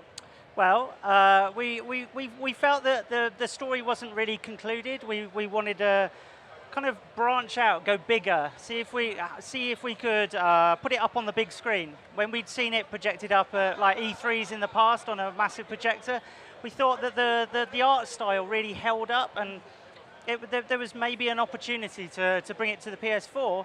But obviously, we designed the game it was so integral with the Vita hardware that we weren't sure whether it would be achievable, and ultimately we had to kind of tear everything up and start again, and that's how we've ended up with Tearaway Unfolded. So let's talk a little bit about how you've actually moved from the Vita to the PS4. So obviously the DualShock 4, it does have a touchpad on the front, but not the one on the back, which was kind of important because, you know, the great moments in the game where your fingers could pop through. Exactly. So how we kind of maybe change those around a little bit for the new console? Well, I mean, the most important thing for us was to just identify what things just weren't going to work at all and just get rid of them. You know, obviously the pushing into the world was a very, very Vita-specific thing, and it just didn't feel that we would do it justice by trying to port that over. We tried experiments of like turning the pad upside down and pushing on the touchpad, and it's just, you know, it's a mad idea. So we just moved away from that, got the whole team together as a game jam, and like just really explored what was new about the DualShock 4. And there was just a whole bunch of features on there that we didn't feel had been really exploited yet. Yeah, so let's talk a little bit about what you've actually implemented, because I mean, especially in games nowadays, the touchpad is kind of wasted. I feel like it's not really living up to its potential. It's usually used as a pause menu. Yeah. So what have you done for that? Well, as Alex is going to show us now, as we swipe into the world on the touchpad, it sends a gust of wind into the paper world. You can see how it's all like folding and changing as we go through the environment. And you know, in a world that's so fragile, you can really feel quite powerful. You know, just a simple swipe, and you see how it's all changing and unfolding. We early in the development of Tearaway, we had a pop-up book engineer come in and like show us how pop-up books work, and it's really fascinating to sort of get into the mechanics of what is possible with paper. Yeah, so we can see here the gust of wind. What other new functionality can we see? Say again, sorry? So we've seen the gust of wind here. Yep. What else are we going to be able to see? We'll be able to see, we can also use the light on the controller to shine into the world. It felt that, you know, it's kind of a mad thing to see this light shining out of the back of your controller all the time. Maybe it should shine into the TV. So as you move into like a darker space, you'll actually see how it's how it illuminates the messenger's journey and reveals a whole bunch of other stuff. Alex at the moment is taking a bunch of photos. You know, it's a very unusual looking game. So and we found on the Vita that fans really enjoyed taking a lot of photos and sharing those. We've expanded that out with a bunch of new filters, and you can see here the animated GIF lens. That's my favorite one. So you can actually make your own little GIFs, upload them online. Oh, that's wonderful. It also seems better because whenever I was in public and I'd have to take a photo in Tearaway, I'd sort of be try not to look like I'm being suspicious on a train or something. Exactly. So a big part of it as well is that they use the Vita's front camera to put you into the game, because obviously you are in the sun, you're part of the game. What about people who maybe don't have a PlayStation camera? Well, we've developed a new app. It actually uses the PlayStation app, so you don't need to download anything new. But if you've got a tablet or a phone lying around, then you can fire up the app on there. You can start creating on there, sending things into the world, start taking photos. The photos will go onto any paper that's near Etoile while she's standing, so you can sort of, player one can be running around and player two is like adding in textures, and it's kind of a way of really personalizing everyone's experience. That's wonderful. I mean, because that is a big thing of Media Molecule. Your ethos is kind of create and share. Yeah. And how has the reaction been to Tearaway? Because obviously with Little Big Planet, it's more obvious because you can see fan-created levels and such. with Tearaway, it's mostly people posting really adorable pictures of Atwa to Twitter. Yeah, no, I mean, it was very important to us to sort of kind of grow the studio in terms of making a very story-based game and something that was had you know a good single-player experience, and then experiment with ways to bring in the creative elements, but as part of the overall package rather than being something that's off to one side, you know, like an editor or. And it was an interesting experiment to us to try and combine creativity with storytelling. And so it was Tearaway was your idea, wasn't it, Rex, I believe? Well, it's everyone's idea. I mean, I just wanted to make something that was very tangible, very physical, and that ultimately meant making it out of paper. Yeah. But it was really, that was just the sort of the kickoff point for the whole team to then get together and game jam on that and come up with ways to make a very tangible, papery world. Because I mean, you guys always had the best booths at shows because even the creativity of the team would be displayed not only virtually but in real life as well. Yeah, I mean, we just can't help ourselves, really. You know, we really enjoy playing our games, making games, and we just try and bring that out into the world and maybe hopefully inspire players to get involved and make things themselves. So you mentioned that you felt like there was more story to tell. So is that going to be in its own separate, you know, post where we know the Tearaway actually ends, or is it going to be integrated into the main game? No, I mean it's still the same overall kind of journey that you're going on, but there's a lot of twists and turns along the way. We've widened the game out so that you could more side things to find, the more tricky stuff to battle with and deal with, as Alex is just about to take on some scraps here. Yeah, we've some of the areas that we didn't feel were quite as like fully formed on the Vita version. We've been able to develop a little bit more. There's a new conclusion to the end of the second part of the game, so yeah, there'll be a lot of surprises, I think, for Vita players as well as you know, for new ones. So let's talk a little bit about what we've just seen there. Alex, I noticed you were sort of Atwa was throwing things at you and you were chucking them back. How is that going to be changing up the way that we play? So one of the things we wanted to do is really explore or play with the idea of the game being inside of the TV and you holding the controller and there being like a relationship between the two.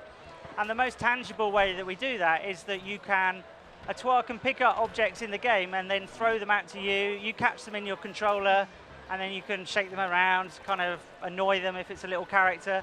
And then you can swipe on the touchpad and it will go flying back into the game again. So you can use enemies as projectiles, and you can have all kinds of sort of emergent fun with the various systems that we've got. It feels like, I mean, that's the thing about Tearaway is that, so maybe some other games on the Vita when they came out, they felt like the Vita's functionality was kind of shoehorned in a little bit, like it was kind of forcing you to use it. With Tearaway, it didn't. It felt like a natural thing because you wanted to reach in and touch that world, and it's nice to be able to see that's carried over into the PlayStation 4 version. Yeah, I think it helps to have like a very strong sort of metaphor that really binds the whole game together with the paper world, you know. And as long as we get that right, we can actually start tearing away the fourth wall all the time and play with it a lot more, which I think, you know, worked out well on Vita, and we're taking it further with Unfolded. Something that's really pleased with is that a lot of the powers that we've added you can use them pretty much at any time. So it becomes a more personal. You can play it in a more personal way. You know, it's like use the powers that you like the most to deal in a battle. Whether you want to like swipe the enemies with wind and see them tumbling off a mountainside, whether you want to throw them out into the pad and shoot them into the side of the mountain, or you know, there's a whole bunch of different ways to play with the same content. And when I played the game, I immediately fell in love with Atwa. I mean, it's impossible not to. How do you forge that bond between player and essentially a player vessel, I suppose? I think, I mean, one of my favourite things is actually quite a subtle subtle element of the game is that as Atoir is running along, she'll often like just look over her shoulder. She's aware of the fact that we're outside of the game and we're kind of going on this journey with her. And we've been adding in a lot of new animations and reactions so that we just bring a little more of her character out. Yeah. As you can see here, we've just moved into this dark section, and by squeezing the trigger, you'll see how the light from the DualShock shines into the world. Yeah. I mean, in some form, it's kind of like a torch, but you know, we treat it as much more than a torch. It's a very sort of godly kind of torch that's shining in and changing the world. And it retains the shape as well, which kind of it's another great way of sort of making that bond, I suppose. Yeah. So what I mean, is there going to be new trophy support? I assume. Yeah. PlayStation 4. New trophy yeah, support. Yep. Share. Yep. Everyone's going to be sharing. Oh yeah. The Squirrel King. I mean. Yeah. Exactly. And the yeah. gifts.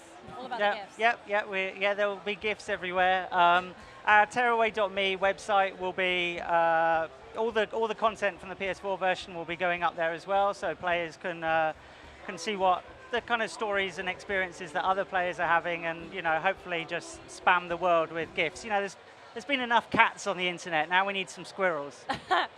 The time of the cats is over. You heard it here first. Guys, thank you so much for joining me, Alex, Rex. Make sure you stay tuned to the GameSpot stage because we've got so many amazing games coming out. Tell me quickly though, when is Tearaway Unfolded hitting our PlayStation 4s? It is out in start of September. September, early September. In the US and the 9th in Europe. Wow. Wonderful. Guys, thank you so much. Make sure you stay tuned to GameSpot for more coverage from E3 2015.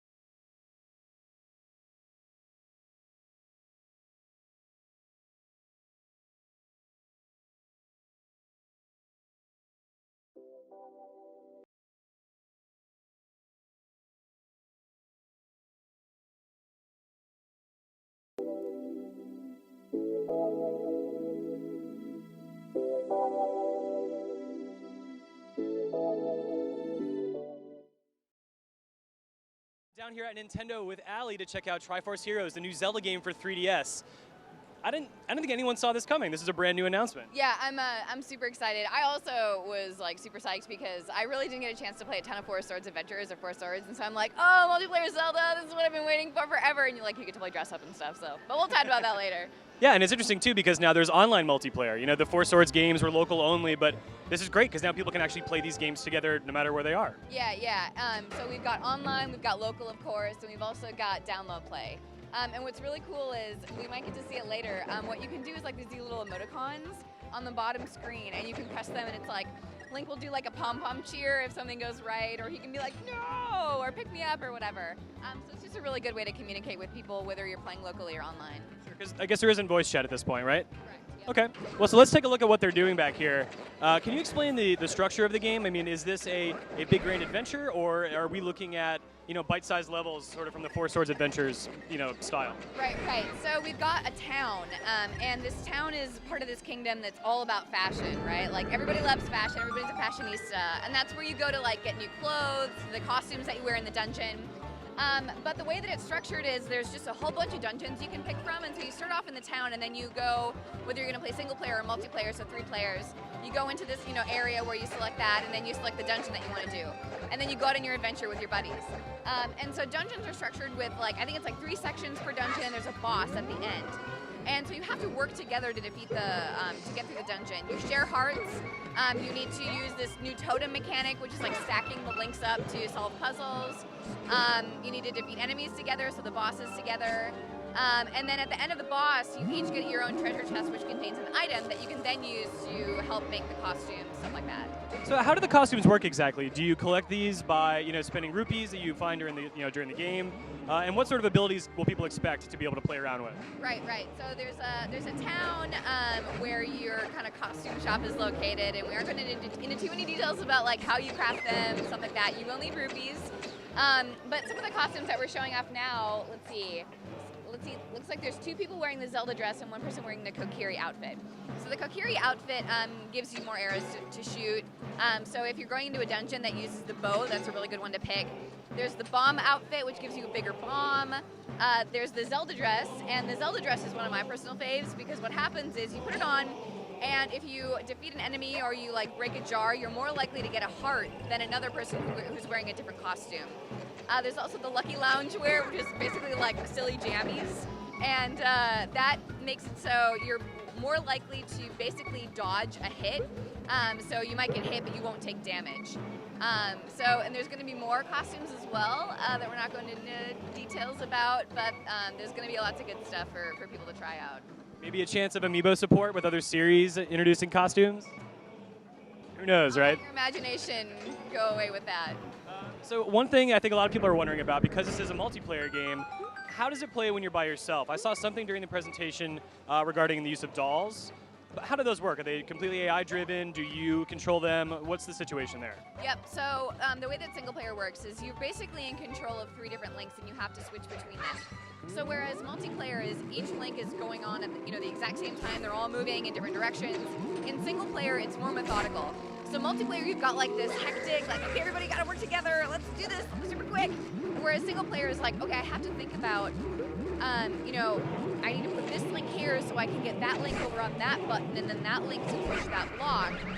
So it's a little bit more methodical, a little bit more kind of thought out as you're going. Since it is that single player, you're controlling all 3 links kind of at the same time, but in turn, if that makes sense. Okay. Well, so Triforce Heroes is coming out this fall, correct? Correct, yeah. Okay, and new 3DS only, or every 3DS will work with this game? It is compatible with the 3DS family. Awesome. Thank you, Allie. Thanks for watching us at GameSpot. Stay tuned for more news about Nintendo and the rest of the great games at the show.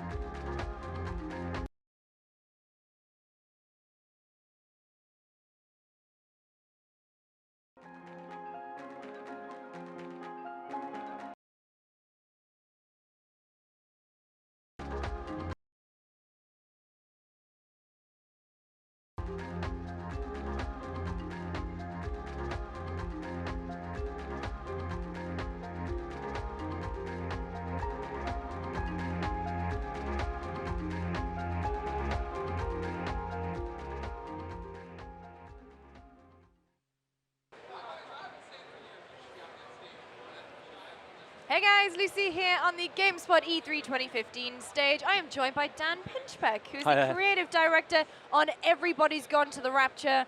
And you know what, Dan? We have the game, like I can see it on this screen. Let's get it straight in there because it just looks absolutely gorgeous. Thank you very much. I'm from England. I have spent time in Shropshire. So why have you chosen Shropshire? I mean, it's a beautiful, beautiful place, but as a setting for your game. It's really beautiful. It's it just sort of seemed to have that natural kind of like combination of the kind of like rural, isolated, bit of a sort of like, it just was England, you know, and we were kind of like, we want to make, if we're going to set this in England in 1984, we've got to find somewhere that just feels like, what's the most English place we can get to? And we did a lot of looking around, did a bit of driving, did a bit of looking, and went, do you know what, it's Shropshire, it just is England with a capital E, and it just felt completely right, so. And we can see here, I mean, if you want to, I don't know if you want to start wandering around, but it's kind of, it's suburban. I mean, there is no other way of saying it. It's just so English. It's just so English. It reminds me of when I was obviously I lived in the city, but when you'd go visit, like my sister lived in a place that was pretty much identical to this. And so we start the game. This is up at the Vallis Observatory, which it seems to be the centre. I mean, the whole thing's like a it's an open world, story-driven mystery game, really. So we kind of dump the player in without really telling him anything. And oh, you find it. It's fine. You'll so be right. I mean, what is the backstory here? We don't really have any backstory for the player where you go in, apart from it's 1984, it's the end of the world, something's terrible's happened. Off you go explore. Try and find out. We're really kind of like looking for players to just engage with the story, get sucked into the stories of the people and the characters they find, and all the time you've got this kind of underlying mystery of whatever did happen, and really it's pretty open. We want to not handhold as much as we can. That's wonderful. I mean, because I suppose that's the thing, isn't it? Because in most modern games, you know, press X to jump, do this, and it's relentless. But in a game like this, it's just kind of freedom. Yeah, we really wanted to do that. We really like the idea of kind of evolving away from where we started with games like Dear Esther, where story-driven games tend to be very linear. You tend to just move along and the story drops in front of you. And we thought, well, it sounds like really interesting and really cool if we just go, well, look, there's a world full of story here, but we're not going to tell you where it is, and we're not really going to help you find it. Just go and make your own story out of the pieces we give you. And we don't have to do the usual open world kind of, you have a very open world, but you have linear missions within it. It really is extraordinarily open, and it's down to you to kind of join all those pieces together and make everything make sense. Oh, so what are you doing here? So around the valley, we have these strange phenomena that you find, and when you come across them, you're using the tilt on the DS4 to tune in like you're tuning in an analog radio. Ah. And if you find the right frequency, then it'll unlock these sort of memories and pieces of what's happened, which gives you all these kind of clues and lets you know about the characters that are around. And then while these are happening, there's no cutscenes. You're still moving around. You can find your own camera position. So these characters are quite static in this scene, but if you find them in other places, they'll start moving around. They won't wait for you. They'll just go ahead, carry on their lives. And how much you pay attention to that, whether you stay, join in with the story, whether you just wander off, is completely up to you. And that's really nice because it means out of all the characters in the community of the Valley, you can find the people that interest you most and then follow their stories. You're not limited to just kind of following one plot as you go through. So do they maybe mention like an area that they're going to go to, or can you literally just follow them the entire way there? Yeah, well, you can follow them around. So there's 6 major areas in the game which respond to. I'm just waiting for the scene to finish and the lights to turn back on here so I can take you down into the village. There's 6 big areas, and in each area you find a story about one of the main characters, but they're not limited to that area, so the stories go backwards and forwards. The whole mystery takes place over 4 days, so people will just go about the valley and the places where they are. So if Stephen says, like, I'm going off to the camp, if you happen to be in the camp at the right time, you'll see what he did there. So hang on, you is it also depending on... Do you have a day-night cycle? Do things change depending on time of day? There's not a day-night cycle because it's more tied into what happened when. So although as you progress through the game, the weather progresses, the time progresses, it's not like cycling through.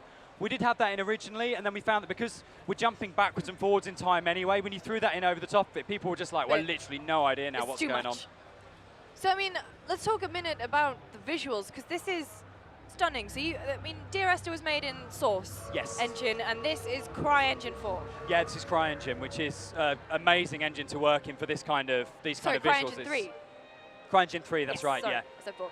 I mean, how have you managed to make a world that's kind of so realistic looking? A lot of time and a lot of research. We have, we got walls in the office. It's like Carrie Bradshaw's Mad Wall in Homeland, with just like thousands of pictures up of the English countryside. An awful lot of research. And of course, we're trying to sort of do our best to make sure everything's dated accurately. Yeah. So we had things like in the fields, like we had to look up, we've gone to amazing places like World of Silage. Did they wrap hay bales in 1984? What did pylons look like in 1984? And these are questions that need to be answered, and they things are, that I've never actually thought of. Sorry? I've never actually thought of that. I mean... No, well, I mean, and you can't. You have to, players, it's what I love about the game community. They really care about this stuff, and they'll catch you out. We've had quite a lot of people come back about the petrol station saying your petrol prices are wrong for 1984, and we've had to go back and go, no, it's gallons, not litres, you know, and it's all had to have a lot of thought and a lot of attention going into it. I mean, we just went past there a red phone box, which sadly disappearing from the British countryside. I know, we really miss them. So yeah, it's nice to be able to go back into an England that kind of still has those features. I mean, look at that pub. I mean, you could go past that pub. We can go into the pub. Oh, really? Let's do that. Yeah, we didn't originally. You couldn't. And one of our artists, Rich, he went away at a weekend and made us a pub interior because he said you can't have an English pub game without being able to. Without being able to head in. Go in, and they've got the yard of ale there. Oh, yes. Ale of the day. We got fish and chips there. I mean, it's just, they've done an amazing job. We're so lucky. The team are absolutely fantastic. Yeah. They're so passionate.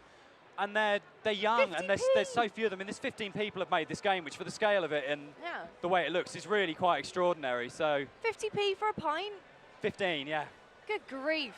An art team of between 4 and 5 people at any given time. So they've done amazingly, and 3 of them, it's their first job out of college. So they've really just, it's exceptional what they've come up with. So let's talk a little bit about DRS still, obviously Chinese Room's first game. Have you had you wandering around? There wasn't really much traditional gameplay, and it's always the game that comes up in the discussions of what is a game, what is our game's art. I mean, what is your response to that? I think it just, there's so many games now. Whatever your taste is, whatever game you want to play, a game exists. We should just be celebrating that. That's, to me, is why the game industry is so awesome. We shouldn't be saying, well, you can't do this or you can't do that with stuff. Every single time someone does something that bends the rules a bit or breaks somebody does something different, we should be standing up and like just cheering them on. So if it's not your type of game, that's fine, play something different. I mean, I'm a huge shooter fan, and it's mainly what I play. And it's kind of nice to make something very different to that. But yeah, diversity's great. Diversity can only ever be a good thing. We should just celebrate it. So it doesn't really bother me if people go, is it a game? You go, well, if you think it's a game, you want to play it as a game, it's a game. Go great, enjoy it, you know? So we're just wandering a little bit around this beautiful town in Shropshire right now. So, I mean, it kind of reminds me a lot of Gone Home, which is, I'm sure, a comparison you get a lot. Yeah, well, it's kind of nice that, you know, kind of Dear Esther, then Gone Home, then it's moved into things like Adrift. We've had Ether 1. It really feels like there's a kind of a burgeoning genre appearing, but like the games are becoming more complex, they're becoming more interesting. That whole thing of kind of walking simulator, if you just walk along and it gets told to you. Really, I think most of these games have moved beyond that now, which is incredibly exciting. So, yeah, we're really proud to stand shoulder to shoulder with them. And it has a real strong vibe of The Vanishing of Ethan Carter as well. Yeah, absolutely. Which is another game where similarly you're plonked in a world. That one gives you a bit of exposition though, that you're, but this is just kind of the pure gameplay thing. Yeah, so we don't, I mean, originally we had sort of, like with the tilt mechanism, we had them, they were more complex, they required kind of like, almost like unlocking a phone with your finger. And when we started putting it in front of people, they were coming back and going, but I just want to get at the story, and I don't want to have to be worrying about this, and I go from like being in the world into like puzzle solving mode. So we ended up pulling a lot of that stuff back and just going, you know what, people are here for the story, they want the story, let's just get out any HUD, get out any puzzles, and just put you as close into the world as we can, as close into the story as you can. And it seems that's really what people have kind of engaged with and wanted so much, so, which is great as a writer, you know, people are going, I don't want anything in the way of the story, you're going, oh cool, that means I did a good job, you know. So I mean, how did you, so it's 6 characters, there's 15 characters in the game overall. 6 of them are kind of like major characters that you follow through these 6 areas. And yeah, but what's really nice is, again, people really sort of latch on to smaller characters. Everyone in the team's got their favorite character, and they're not always the big characters. And when people are playing it, what we're really interested when the game goes live and people play it is saying, well, who do you identify with? Who are the people that you really like? And we try to really make them feel like real people, a real community. So we're hoping that when people play it, they'll say, I know these people, I live with them, I'm friends with them, I'm related to them. That makes it mean something when you're kind of going, so this is the end of the world. It's not some kind of like abstract thing. This is something happening to people that we recognize. It's happening to us. And that's really important, I think, to it. It's also a very strange, not strange, but I mean, when you typically think of end of the world, you think of a game like Fallout, you know, the barren wastelands. You think of the color brown. You don't think of a lush British countryside. Yeah, we really like that it feels like really different, but it has this great kind of eerie Marie Celeste thing where you go along and there's like, you find a cigarette that's been half smoked, you find coffee still steaming, and it really makes you, it sets up that tone of, did I just miss this? When did this happen? And am I going to sort of come around a corner? What am I going to find? And it makes it really interesting. And it's just for us, I think we grew up, Jess and I, in kind of like in the 80s, in the tail end of the Cold War, and it was, you know, you have this amazing, beautiful setting. We were terrified that nuclear bombs were going to go off. You know, there was complete social panic about AIDS. There were strikes going off left, right, and center. And we wanted to play against that kind of really bucolic, beautiful English countryside with that underlying tension of, no, something really bad has happened here. And I think you feel more of that tension because it's so beautiful, because it's not, you're not looking at a ruined landscape. You're going, well, how can something really bad have happened here if it looks and sounds so gorgeous? If it seems on the surface everything's fine. Yeah, whatever happened just happened minutes ago. Really? Is that minutes ago? Well, that's Who the question. knows? That's part of the mystery. Who you know, when knows? did this happen, and how long has it been, and how long have you been here? And they're all the questions that we want the player to really get into and answer. And from a writing perspective, was it kind of easy to come up with these characters in this scenario? How have you managed? I mean, a board with loads of red string going from people to people. It kind of was. I mean, we started with the characters, and we really worked on the basis of saying if we create a really believable community full of characters that people really like and engage with, then that's most of the work. And then we can go and say, okay, well now we understand Rachel's character, we know what she's like, we know how she reacts. Right, let's put Rachel in this situation. And then as a writer, you're then kind of going, it's almost like writing for soap opera, where you're not going plot, plot, plot all the way. You're going, we take people that you want to discover about, you want to find out what happened to them. If you get that, the writing kind of then falls from there. And then the big challenge was then, it was technically balancing it, going, right, okay, so if Meg's in the village at 4 o'clock on Tuesday, she can't be in the industrial estate at 5 o'clock on Tuesday, because it's going to take at least 2 hours to get there. But she's supposed to meet Stephen over by the laundrette at 3 o'clock. We had to go backwards and forwards, because I was making sure the scenes were in the right place. So all that kind of like logic made sure that it added up. Because again, players are smart. Players will get all that sort of stuff. And we really wanted to say, yeah, the story goes deep. There's an awful lot of detail. So even though it's something which is mechanically not so complicated, it should appeal to kind of like quite hardcore kind of RPG players. And I grew up playing kind of like Mind Forever Voyaging and text-based adventures, and we really wanted to say, this is a modern text-based adventure. This is how you can still do that kind of really story-driven adventure worlds, but you can do it with incredibly kind of high-end graphics and audio and music. Stan, when can we finally get our hands on Everybody's Going to the Rapture? It comes out on August the 11th on the PSN store. Not long at all. Not long at all. We're really nearly there. And Matt, so thank you so much for joining me. I'm afraid that's all that we have time for.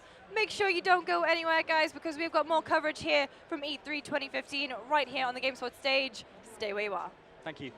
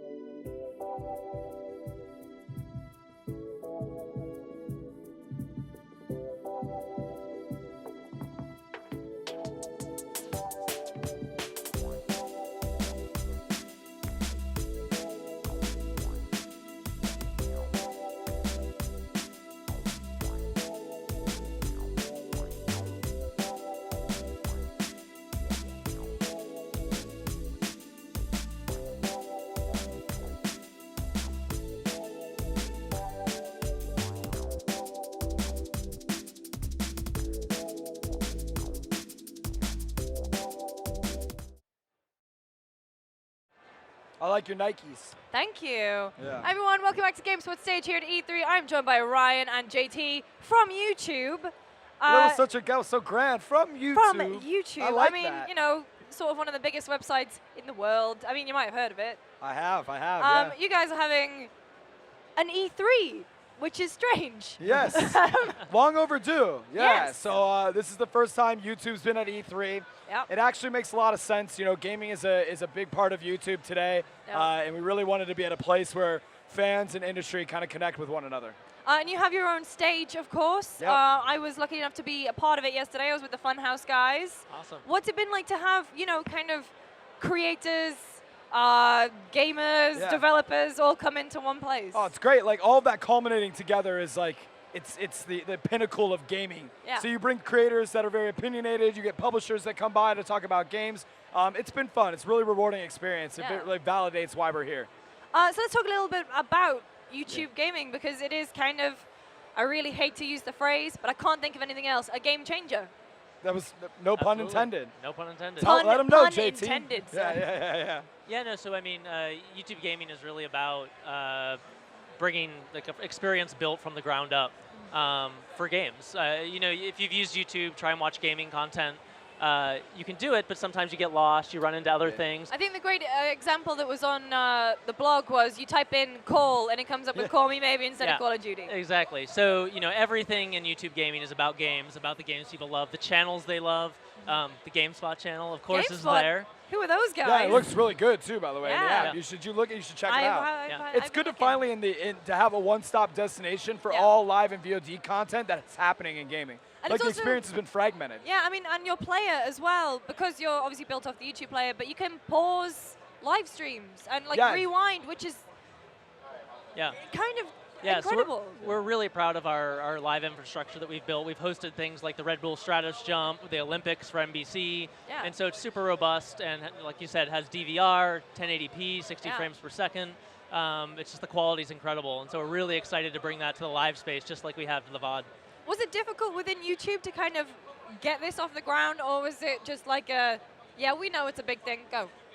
Yeah, so look, I think the mentality is, as YouTube has gotten big and it's grown, there's been a lot of different communities and content. So beauty, fashion, music, kids, gaming, so forth. And as you get bigger, you have to build a unique experience, right? Yeah. So it felt like it was the right time, and one could argue maybe even overdue, that we build an experience for gamers, by gamers, that has that kind of destination. So I don't think it was hard to do any convincing. It was just about when's the most appropriate time, and the time is now.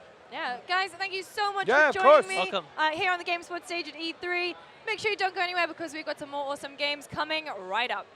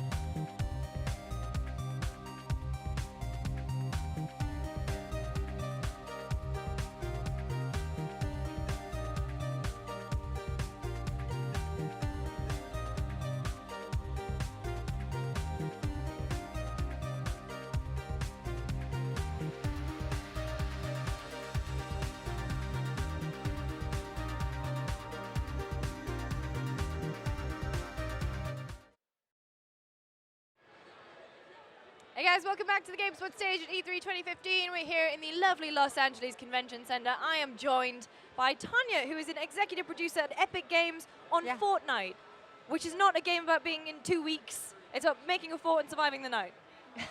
Right? Yeah, well, sort of, yes. Yes. Yes, long and the short of it. So you guys announced this game a few years ago, and it kind of went quiet. Yeah. But it's a really exciting prospect. I'm excited to dig more into it. Yeah. So if you can give us the basic premise. Yeah, so the basic premise of Fortnite is basically we wanted you and your friends to answer the question, if you could save the world, how would you rebuild it? Like, this isn't like about scrounging for beans and hitting like rabbits in the head with rocks, or this isn't survival, right? This is like long after the apocalypse, you and your friends, you know what you need to do to save the world, how would you do it, and how would you rebuild it? And that's like kind of the core of Fortnite. So to do that, you're actually going into the game, you're going into the world, you're exploring it, you're finding new things, crafting things, building your fort, and closing these gates, which allow you to stop the storms from coming. And that's like how the enemies and the creatures are coming into the world. So, I mean, if we're okay in the kind of end of the world scenario, where's everybody else? Well, everyone else are husks. Oh, yeah. They're gone. They're gone, exactly. They're creatures. So it's just you and your friends, and there's, you know, X number of thousands of you in the world, and you're all working together to push back the storms and save the world. So, I mean, from what I've seen in the game, it looks like the game plays in kind of 3 stages. So scavenging, and then building the fort, and then the nighttime comes. Yes. The night man cometh. Yeah. So let's talk a little bit about scavenging, because it looks like we can see some gameplay here. It looks like there's actually a lot of humor in it as well. I remember when Sean McInnes, ex-GameSpot, went to see the game, he said he found like bacon in the toilet. Yes. That kind of thing. Yeah, well, our worlds are completely dynamic. They're completely scavengeable, harvestable, right? Like everything can be destroyed and recovered or searched. And that's like one of the things that you do in Fortnite. You use all of that stuff. So depending on like the types of schematics that you've earned to that point, the things you like to build, you use those items in order to build like your health, your guns, your weapons, your bullets. Like in Fortnite, we have hundreds of weapons. Yeah. And it's like, it's just up to you and how you like to play. We're giving you all of these tools that will allow you to kind of like choose the path that best suits you. So here, oh wow, what are we seeing here? Oh, so this is one of our special abilities for our scavenging class, our Outlander. So there are these orbs in the world that you can get that will allow you to, that was our loot llama. It looks like a piñata. Yes, it's our loot piñata. Once you find the orb, you can throw it out for you and your friends, and you gather together and you just beat the crap out of it, and you get lots of awesome stuff. So I believe Epic themselves, I'm not sure who said it, but the game's been described as kind of Minecraft meets Left 4 Dead. And I'm seeing like Team Fortress in there as well. Kind of, I mean, are these inspirations that you've drawn, or is it something that just sort of organically come out? No, well, in the very beginning, the inspiration was that we wanted to make a game that lots of different like gaming types of people, different archetypes could play together. And I always talk about how when I, would play a shooter or I'd play an RPG, my 2 favorite types, I'd have my friends, they're like, oh, I don't play shooting games. Like, I'll never play a shooting game with you. I don't play MMO RPGs. I'll never play that with you. And we said, well, let's make a game where you can have those people play together. Like, there's no reason, right? And we really love this idea of having this world where you get to make all the choices and you get to make the rules and you get to decide how you want to go about it. And if you're someone who likes, I love to play support classes, like usually when I play games. And so being able to play as a constructor and plan out how we're going to build the fort and where the defenses are going to be and what are the upgrades going to be. And I'm like telling people, okay, guys, we need more stone. Like, bring me stone. The Outlanders go out, they bring me stone, right? That is, to me, that's like what makes Fortnite really special. And that's where you get all of those influences. You see the influences from all these other games. It's because it was very purposeful. We said, like, no, we want, for shooter fans, there's our commando class. That's for you, right? For our support class, our support fans, we've got the Outlander and our Constructor. And then for like your melee, close-up combat, speed guys, you've got the Ninja. I love how it's just kind of, everyone makes sense, and then there's a really cool ninja just kind of tagging along. Well, you always have to have like a really cool, like for the long game of Fortnite. So we're building Fortnite as this game that has hundreds of hours. And the thing that we have right now in our alpha is just one of the different types of game modes that you can do where you're closing the gate. But in the long game, it's like we're going to have lots of classes, lots of environments, different resource types. We've already got our PvP mode is in prototype right now. And it's crazy because like if you can imagine playing, a third-person shooter where now you get to build the level and tear down the level and scavenge for stuff, and it's like the strategy that gets employed there is crazy. So how would kind of like the longer game work? Because obviously it's people playing online. If I was playing with like a specific group of friends, and we all had to go, get dinner or something, how would we kind of just pause it, everyone drop out, and then one person? No, so everyone has their own persistent home base. And your home base is like all based on your progression, the types of things you like to do, the classes you like to play as, the heroes that you think are cool. And for each individual, it's going to be different, right? It's based on your perspective. But when you get together, you can say like, okay, what do you need? Like, what do you want to do? Do you want to do this type of mission or that type of mission? Oh, I need to get this kind of resource. Like, let's go into this part of the world and get this stuff. Or like, oh my God, there's a new update. Like, let's go over here and do this instead. So you guys can kind of like log in, check it out, see what you want to do, and it's all persistent to your own home base. Your own thing. That's awesome. So let's talk a little bit about, because the game is free. Yes.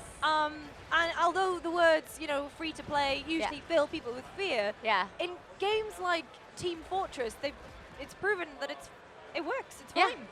So how's your model going to work? So we've taken the attitude from the very beginning. We wanted to make it free to play, and it was a big part of the development strategy because when you talk about getting lots of people of different play styles together, like you want. There's no barrier of entry. Yeah, You exactly. just hop straight in. Yeah, you want people to give it a chance. Like people will say, well, I don't play shooting games. It's like, it's free. Just give it a try and see, and you'll see that there's a way that you can play the game. But for us, we really took inspiration from games like TF2 and Dota and League, and we're looking at, man, if we make a game that's just really fun, that people really want to spend money in because they love it. Yeah. That's then, it. That's it. Build it and they will come, as Field of Dreams. That's it.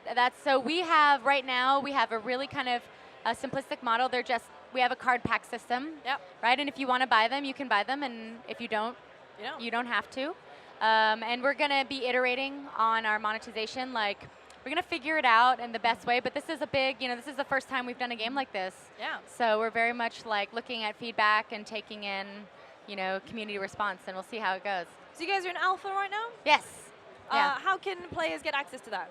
You can go to Fortnite.com, and you can just sign up right there on Fortnite.com. And if you want to see any updates from us, we've got @FortniteGame on Twitter, or of course you can like us on Facebook.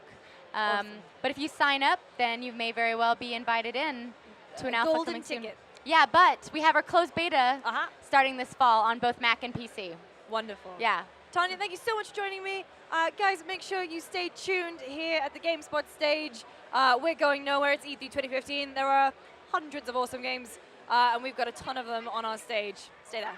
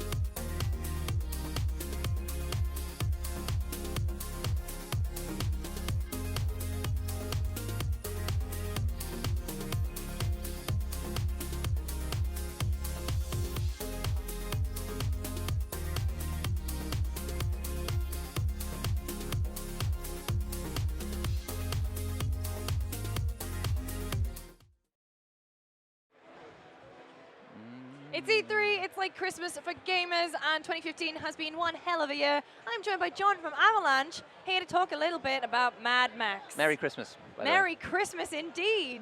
And what a year it's been.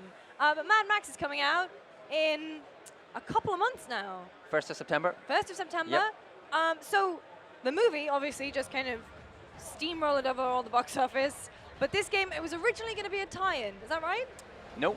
No? Never intended to be a tie-in. Never intended to be a tie-in. No. You are a complete standalone. Totally standalone. Totally standalone. So, I mean, I'd describe it as, it's obviously a huge open world action adventure. Yes.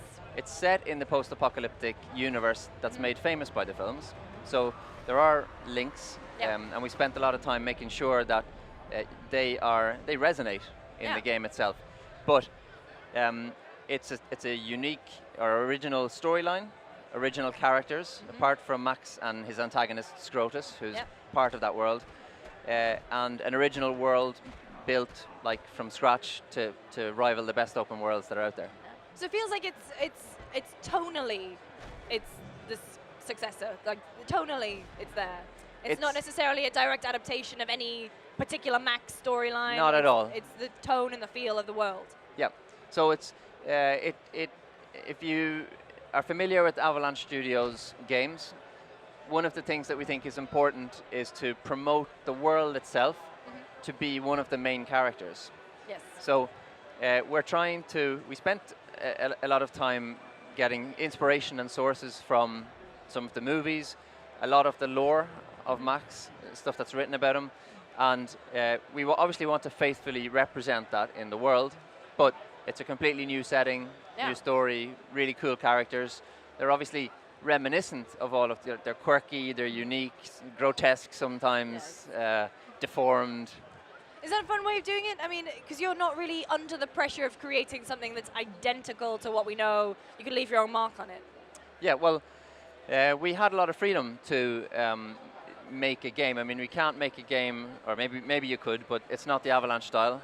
We really wanted to make something that is, you feel like Mad Max, and then you feel you want to explore a huge open wasteland, and you want to be the author of your own story. We don't want to force a story upon you. Obviously, the overarching arc is always the same for Max. He starts off insane, he gets close to humanity. The closer he gets, the more he brings disaster upon the people he's close to, and then he kind of whiplashes back to teetering on the brink of insanity again. So that's his arc, but the story... Not a very heavy topic at all. No. So let's talk a little bit about the wasteland. So you've got this huge open space. How have you managed to sort of fill that and keep it interesting, things to engage the player? Yep. So from the first moment, it will look like a desolate and sort of huge open expanse. But we started off, when we envisaged the world, we started off by building a real city. Yeah. So we have an oil refinery, which is Gastown. It has pipes leading to oil rigs that are in the sea bottom. The sea actually has a volcano as well. There's a industrial area that services the oil refinery, an airport close by, a financial district, bridges, and then we threw the apocalypse at the world. So a lot of it's covered up. Yep. The seabed is dried out. So initially, it will look like a sort of desolate expanse. Yeah. But if you take the time to invest in exploration and you look for the clues about how was this world built and how did it function, and you'll find things like sewers and subway stations and maybe even churches and diners and all that sort of stuff. So you can piece together how the world worked and what it would have looked like before the apocalypse. It's kind of nice that you've done it that way, because it's not in a way where it's completely spelled out for you. There's a hint of mystery to it. Absolutely. We want to reward you for exploring, of course. Of course. So how do you keep the player kind of engaged? And so, I mean, it is a big open world that's just dying to be explored, but how do you sort of steer them back onto the main story? Yep. Well, we're not too aggressive about steering people. There are a couple of times where you'll want to hopefully re-engage with the main characters. Nudge. Yeah, exactly. But we're totally open to players kind of eking out their own trajectory through the open world. The world is filled with both sort of main storyline related content and also tons of activities and encounters, random encounters. You can work the world, you can build up alliances with some of the people who are not affiliated with Scrotus. Scrotus is your arch enemy. You can build up alliances with those, and you can spend time just working and helping their stronghold. People get healthy, they start making car parts for you or building a water source so that you have food and water. So there's a lot to do apart from just seeing how Max's relationship with the main story characters evolves. So let's talk about the main story. Yep. So Max is on the quest to build his magnum opus. Exactly. The car of dreams, the car to end all cars. How is he going to go about doing that in the wasteland? He probably would have been fine just taking his interceptor and getting out of Dodge, but he had a tussle with Scrotus and his war boys at the start of the game. So he's been stripped of his interceptor, stripped of his clothes, left for dead, and that's where you start the game as Max. And you basically have to, your journey is to look for a body. Luckily you meet a companion, the unfortunately named Chumbucket, who is a wasteland Blackfinger, a mechanical fanatic.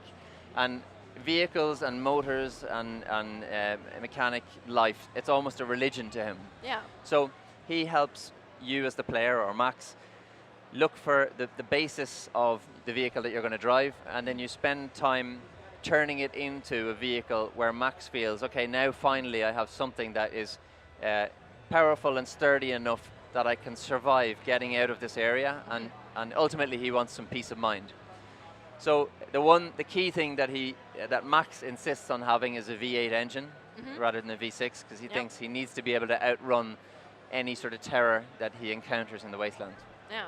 So how does he go about customizing his car? Because I mean, obviously the wasteland's going to be filled with car parts, either obtained legally or illicitly. Yep. How does he go about adding them to the Magnum Opus? Well, one of the basic mechanics is that he goes around and looks for scrap, and he enlists the help of some of these stronghold leaders. Yeah. So they are not willing just to give him charity, so he has to do things in return for them helping him further his car. But there are some project parts in the wasteland in some of Scrotus's camps. He can infiltrate camps, and he can find more valuable pieces. There are also, he can take down some of Scrotus's convoys, either from a distance, sniping, or tackle them head on if he feels he's got a powerful. With the shotgun, surely. Yeah, exactly. Shotgun is always there in the Magnum Opus, and there's a bunch of other weapons that you can use. The trademark Avalanche harpoon. Yes, which you'll see in the footage I as well. was going to say that was very well timed, because this is some of the vehicular combat, which you guys have been shouting about, and it looks great. How does it work? Oh, here we go. It's kind of got like a bullet time. Yeah, so there are moments when we want to help you aim with some of the weapons. The harpoon is a powerful, versatile weapon. It can attach, it can rip armor off, it can pull drivers out through the windscreen, it can pull off wheels like you see there. It can also be used to shoot thunder sticks, which is like the pole with an incendiary device on the top, almost like a rocket launcher. This car also has something called side burners, which are 2 flamethrowers attached to either side. Of course. So there's a bunch of different weaponry. You see, I think you can see Chum Bucket hiding in the back there. He's hiding now because there's a boarder trying to attack Max. Hopefully Max will be able to shake off the boarder. Oh yeah, there you go. Oh, that's great. Okay. Chum Bucket comes back out, and he's going to help you. If your car gets in trouble, he'll climb onto the front and start putting out fires with his flamethrower or with his fire extinguisher. So, and all of that happens in the heat of battle. Yeah. You saw some sparks there as Max has upgraded his car to include rims that can shred enemy chassis. And then you saw him using his shotgun and targeting a fuel tank that was on the back of an enemy vehicle to blow him up. So how do you? So when your car is badly damaged, do you just take it to a garage and Chum Bucket will fix it up? Just stop the car. Just stop the car. And Chum will climb on the roof, climb out to the front of the car, and start putting out fires and tinkering with his toolbox. So an interesting thing I read about is that there's a kind of risk-reward when it comes to upgrading and customizing your car, because you might add one thing, but it will negatively impact something else. You're extremely well informed. I know. It's almost as if I did my research. No, I mean, so how have you been able to balance that? Yeah, so when you go into the garage, initially early on in development, we had the garage was available as a physical location inside each of these strongholds. So as soon as you got entrance and made an uneasy alliance with a stronghold leader, you could set up a garage there, and Chum Bucket would add parts and so on. But just to enable gamers to experiment and try out different tactics, we've actually moved that to the menu system now. So from anywhere inside gameplay, you can bring up the garage menu, tinker with your car, try out different tactics, and you will see. So for example, let's say you put a massive ramming grill on the front of your car. Yeah. There are some statistics that you will see that will give you an indication on how it's going to affect handling and acceleration and traction and all that sort of stuff. So if your car is too heavy, you simply won't get any traction, and you'll have to find tires or an engine that will match well with that ramming grill that you've just installed. Yeah. So it's not about maxing everything out. It's about finding something that suits your style of play. You may want to build a tank that can just ram through everything, but that will have weaknesses when it comes to rocky terrain and being nimble and trying to, you don't want to be a beached whale when you're getting attacked by a bunch of enemies. Stuck on a cliff or something. So when it comes to infiltrating fortresses, Are there different ways you can go about doing that? Can you stealth in, or is it, shotgun first, questions later? Yeah, there are. We definitely want to encourage the player to scout out locations. A lot of Scrotus's camps have pretty heavy perimeter defenses. Things like thunderstick launchers on towers. They have snipers. Some of them have back entrances. Yep. One feature I really like is the fact that if you pull the driver out of a car that belongs to Scrotus, get in that car The old and Trojan approach the horse. camp. It's much easier for you to gain entrance. There are civilians out in the wasteland that if you approach them right, you can get information about maybe there's a side entrance or a particular weakness that a camp or a top dog in that camp might have. So lots of different ways to work the wasteland. It's great. I mean, and how big? I mean, it's the awful question: is how big is the wasteland? If you can give us a comparison to something like Skyrim, seems to be the standard. Okay, I don't know how big Skyrim is. Big. But I can say, true to any Avalanche game, Avalanche Studios game, the world is massive. Our engine supports an infinite world, essentially. We have, you can basically choose a direction and just keep driving. Yeah. In our game, it gets more and more treacherous the further outside the sort of the main area of mission content you get. But it's big enough that whatever you see, you can go towards and interact with, and that's part of the game. Yeah. But it's also a sweet spot of ensuring that you have enough content to keep you engaged. Yes. There is a touch of mystery. We want to. So, for example, another feature that we have in the game is picture relics, or relics from the old world. Some of them are photos, some of them are notes from people they've probably done just before the apocalypse. They're the remnants of the apocalypse. And again, if you explore, you'll find lots of treasure troves and hidden locations and interesting things about how the world's demise came to pass. So you're anticipating a big, long Wikipedia full of all these secrets then? That would be great. If some Mad Max game fan wants to put that together, that would be awesome. So can you tell us when the game's out and when and which platforms we can play it on? I can. Yep. Start of September 1st to September 4th, depending on the region. And it's out on PS4, Xbox One, and PC. John, thank you so much for joining me. Cannot wait to play Mad Max. My I'm going to pleasure. go try and hunt it down on the show floor later today. Make sure you stay tuned here at the GameSpot stage at E3. We've got so much more great stuff coming right up.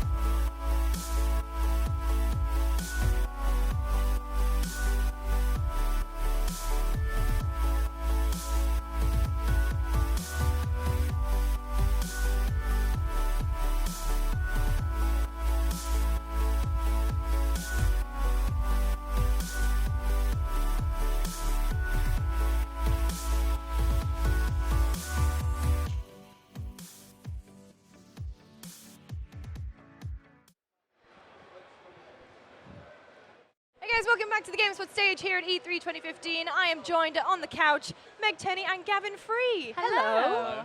Thank you for joining me. How is your E3 going? Wonderful. Yeah. I was just saying, tomorrow is our busy day, so we've just been able to kind of like roam around in between booth stints. Yeah, this is actually my first E3, and I'm just blown away by the size of everything. Like, that Nintendo booth is massive. This is your first E3? Yeah. I didn't know that. You didn't know that? I had no idea. Oh, we should talk more. Yeah, we should talk. So, hang on, Gavin, this is your first E3. Impressions when you walk in. So we're currently in West Hall, so we've got Sony, Microsoft, Nintendo, Persona, my love, right there. What are your impressions when you walk in? I mean, it's all massive. I'm also impressed with the amount of smaller developers. Like Yes. over at the Indiecade area, we spent a lot of time over there yesterday. Yeah. We played a game called Butt Sniffing Pugs, I've heard of that. which was really fun. It was amazing. You so you like good. control it with a giant tennis ball, and there's like a dog's ass that you Yeah, can like press a on. stuffed dog butt that you spank. Did you see Farming Simulator? We haven't, but I saw Major Nelson posted a photo of him on a tractor with a fake Yep. mustache. I'm hoping the fake mustache comes from the booth. He would make a good farmer. He would I make a think. great farmer. Great. Yeah, Larry be the the best. farmer. Old Lair. Yeah. Out in the farms. Yes. What about you, Meg? This is my 4th or 5th E3. Brag about it. So, sawed off. I'm not surprised by things like the size of the Nintendo booth because I've seen it before, but I'm always surprised what they do different each year. So Yes. Nintendo has become this kind of helm for awesome photo ops. And Yeah. each year they're always huge and They different. normally have the scene that you can kind of get in. It's so cool. I I have remember like the a Mario great Kart one. Right, Yes. Mario Kart one, or being blown out of like a DK barrel. I have all of them. So. Well, this year you got Star Fox. And they have another block that you can like punch, which is exciting. Yeah, it's over in the Mario Maker. I've been wandering around and I totally missed that. Oh yeah, it's cool. I flashed the exhibitor badge yesterday. I was like, right, Oh. I'm going straight No in. big deal. Oh, so that's how we get to the front of the line? Yeah. Exhibitor Oh yeah, badge. yeah. You got to get You in. don't have like one, but I early. do. I don't have a Bye. badge. I don't know how I got in. We just smuggled you in to Yeah, get you on. absolutely. What are you excited about in terms of the announcements? Because it's been a bit of a big year. Right. I mean, I'm just ape for Fallout 4. I just can't, and the fact that it's coming out this year has got me very warm on the inside. Absolutely. I think Fallout 4 is obviously the darling of the entire show. Yep. One of the games that I talked about a little bit earlier on our stream that hasn't really gotten press coverage that I think deserves it is Firewatch by Campo Santo. Yes. It's a really cool title. I'm a huge fan of the people that work there, and I think it has a lot of promise. So I'm excited to see. They showed a lot more than they have in the past at Sony's presser, so I'm excited to see more. Rooster Teeth obviously has a very big heritage with Halo. Were you impressed by Guardians? Yes, I was actually on the YouTube stage talking to a couple of the guys from 343, and they showed off a lot of the Warzone stuff and the campaign stuff, and it looks really cool. Yeah. Looks really cool. Even though they didn't show anything involving Master Chief, I still really want to play it. But that's what's so cool about it, right? Like, Yeah. they don't have to go to him anymore for you to be impressed or excited. Yeah, and also, to be fair, the other games that never had Master Chief, like Reach and ODST, they were really damn good games. So But Master Chief, funnily enough, is on the mirror in every bathroom. yeah. In the Oh, I convention haven't center. seen that. Yeah. You become Master Chief when you I wash think your hands? If you like edge it just right, you can get Get a a little photo. selfie. Meg, Gavin, thank you so much for joining me. Sadly, that's all we've got time for. Guys, make sure you don't go anywhere. GameSpot stage, we've got so much more awesome stuff coming right up. Stay where you are.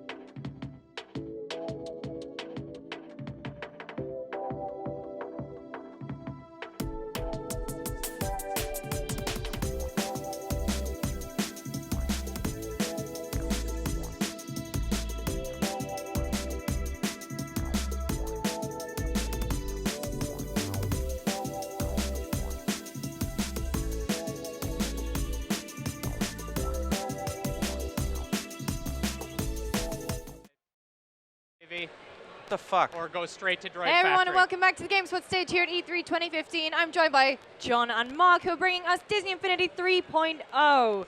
John, you were on the How's it going? Hey, it's going really good, thank you. You were on the stage at the Sony press conference.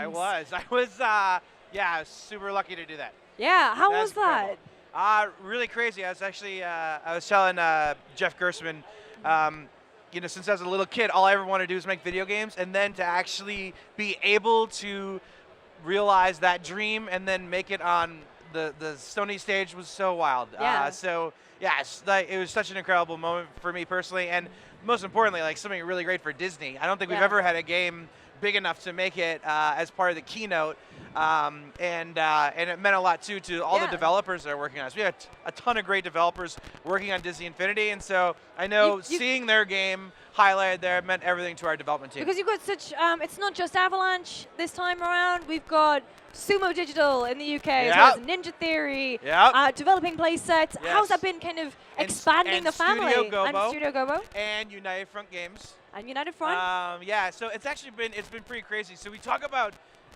Disney Infinity being a platform, and that means a lot of different things. Yeah. It means a platform for some of the biggest brands in the world, like characters and franchises, right? Marvel, Star Wars, Disney, Pixar.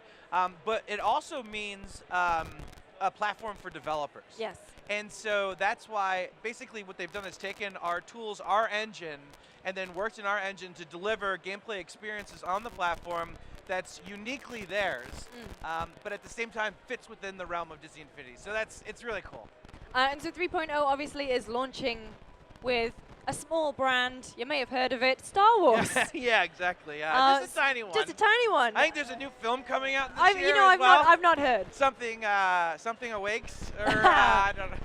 Just kidding. But no, I mean, so it's an incredible lineup. You guys are launching with how many new playsets? So what we've announced so far is we've got 3 Star Wars playsets that are coming this year.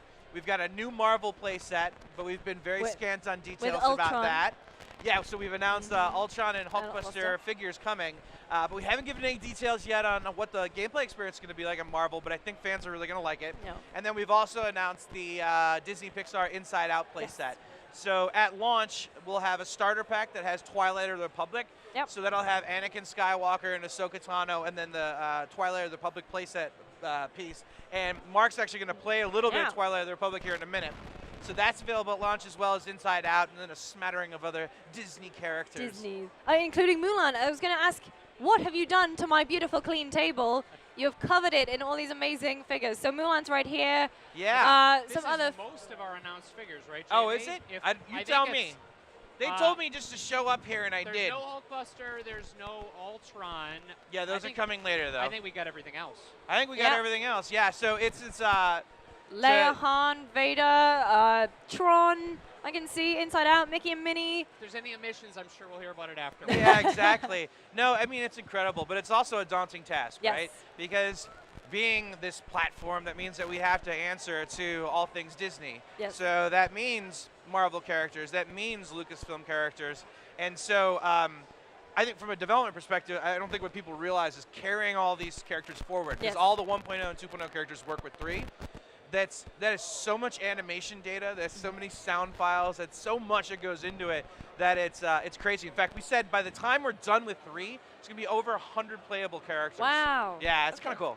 Let's get into a little bit of gameplay here. We've got Twilight of the Republic, which is a kind of new story based in Attack of the Clones, right? Yeah. So this is this particular playset is based on episodes 1, 2, and 3, and or the Clone Wars era is the easier way to say it.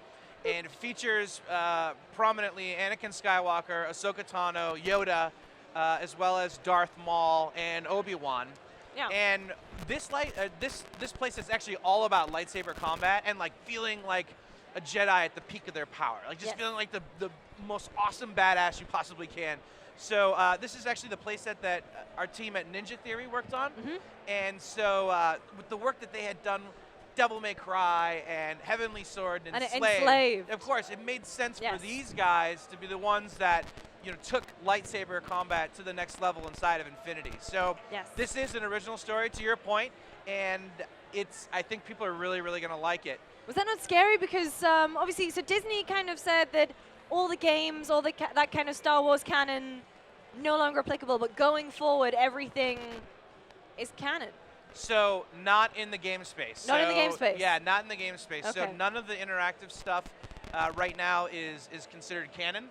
So, but for what it's worth, and this is incredibly important, Yeah. we did meet with Diana Williams, her entire team, all those franchise people at Lucasfilm that helped create that brand new timeline. Yeah. And they went through our scripts, they reviewed everything, because while not canon, it needed to be authentic to Yes. Star Wars. And so they went through, hi Tim Schafer, they went through everything and said, hey, this looks cool, this sounds okay, hey, change this. Because one of the things that we needed to do, even though this particular playset is about episodes 1, 2, and 3, we wanted to have Ahsoka be part of it because she's a powerful female Jedi. Yes. And one of the things that we pride ourselves on is always having a lot of playable girl characters in the game. Yes. So Why yeah, don't I play yeah, Ahsoka put her now? down. Put her on yeah, right she's now. wicked. And so she actually comes with a starter pack, so everyone's get a chance to play as Ahsoka, which I think is really cool. But Yes, she we is. work with that story team because we wanted to be able to say, how do we get Ahsoka in here? How do we get Darth Maul in here with legs? And obviously there's a lot of challenges with all that from a story perspective. So yeah, it was a pretty cool experience. So can you tell me, like, what's happening in the story here? What are we doing? Where are we? Okay, so this is right in the beginning of the playset, and essentially what has happened is a droid factory has been restarted on Geonosis. And so the Jedi Council is alerted of that and then sent to do an investigation. Right. So Mark right now has landed at Geonosis. In fact, a battle has happened, and the Jedi are moving now to go and see exactly what has happened and why has this droid factory been restarted. At the end of this particular experience, once you get into the factory, you will discover General Grievous is there, who is the first villain that you run into, and so we have a really fun boss scenario that happens there.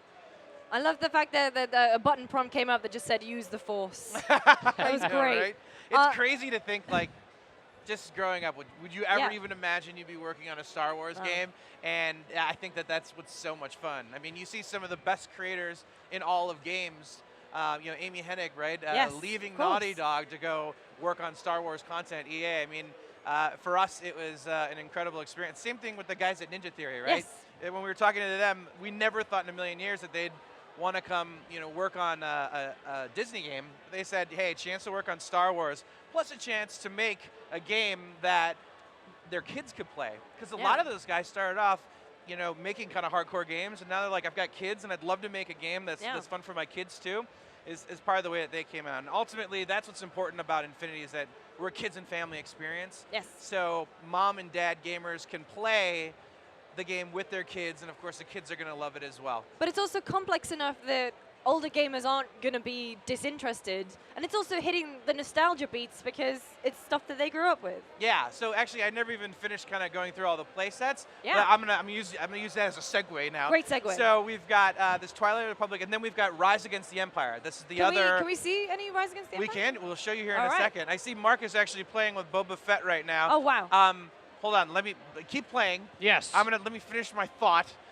So the way that this goes is, what's cool about this Rise Against the Empire is, you and I grew up with the classic trilogy, episodes 4, 5, and 6, and now that actually is an opportunity for us to introduce our kids. I don't know if you have kids. I don't have kids, but if you did, to introduce kids to Star Wars. Yes. The Star Wars we know. And I think that that's what's fun. We wanted to tell the complete Star Wars experience. And so in December, we'll release a Force Awakens playset. We're the only Star Wars Force Awakens game. So it's a huge responsibility, but also really exciting. But okay, so I finished my point there. Now we're going to move over to you, Mark Orgel. Would you please do us a favor and show us a little bit of this gameplay? No. I'm afraid we're running out. You just did it after I cleared all the guys out. But that's great. Are we So- running Guys, out I'm of time? so sorry we're out of time. I got the beep. God. But please tell us when the we'll be able worst to ever. when we'll be able to get our hands on Disney Infinity 3.0. Huh? When will we be able to get our hands on Disney Infinity 3.0? This fall. This fall. Do you have no specific release date just yet? No specific release date just yet. Yeah, This fall. It'll be ready when it's ready. All right, We'll Get it then. Guys, thank you so much for joining me. Thank you for guys, the make sure you opportunity. don't go anywhere. We've got more game demos coming up right here on the GameSpot stage at E3 2015.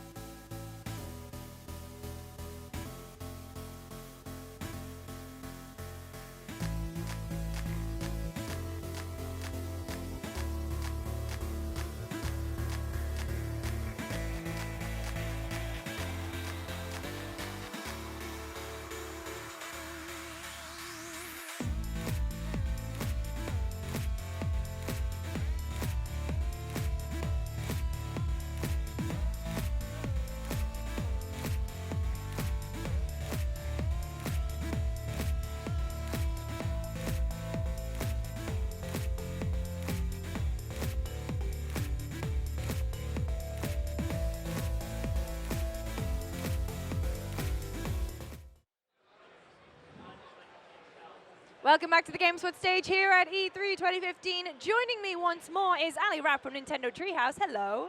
How is your E3 going? It's day 2 now. Day 2, I'm starting to get a little bit of like the weirds, you Yeah. know?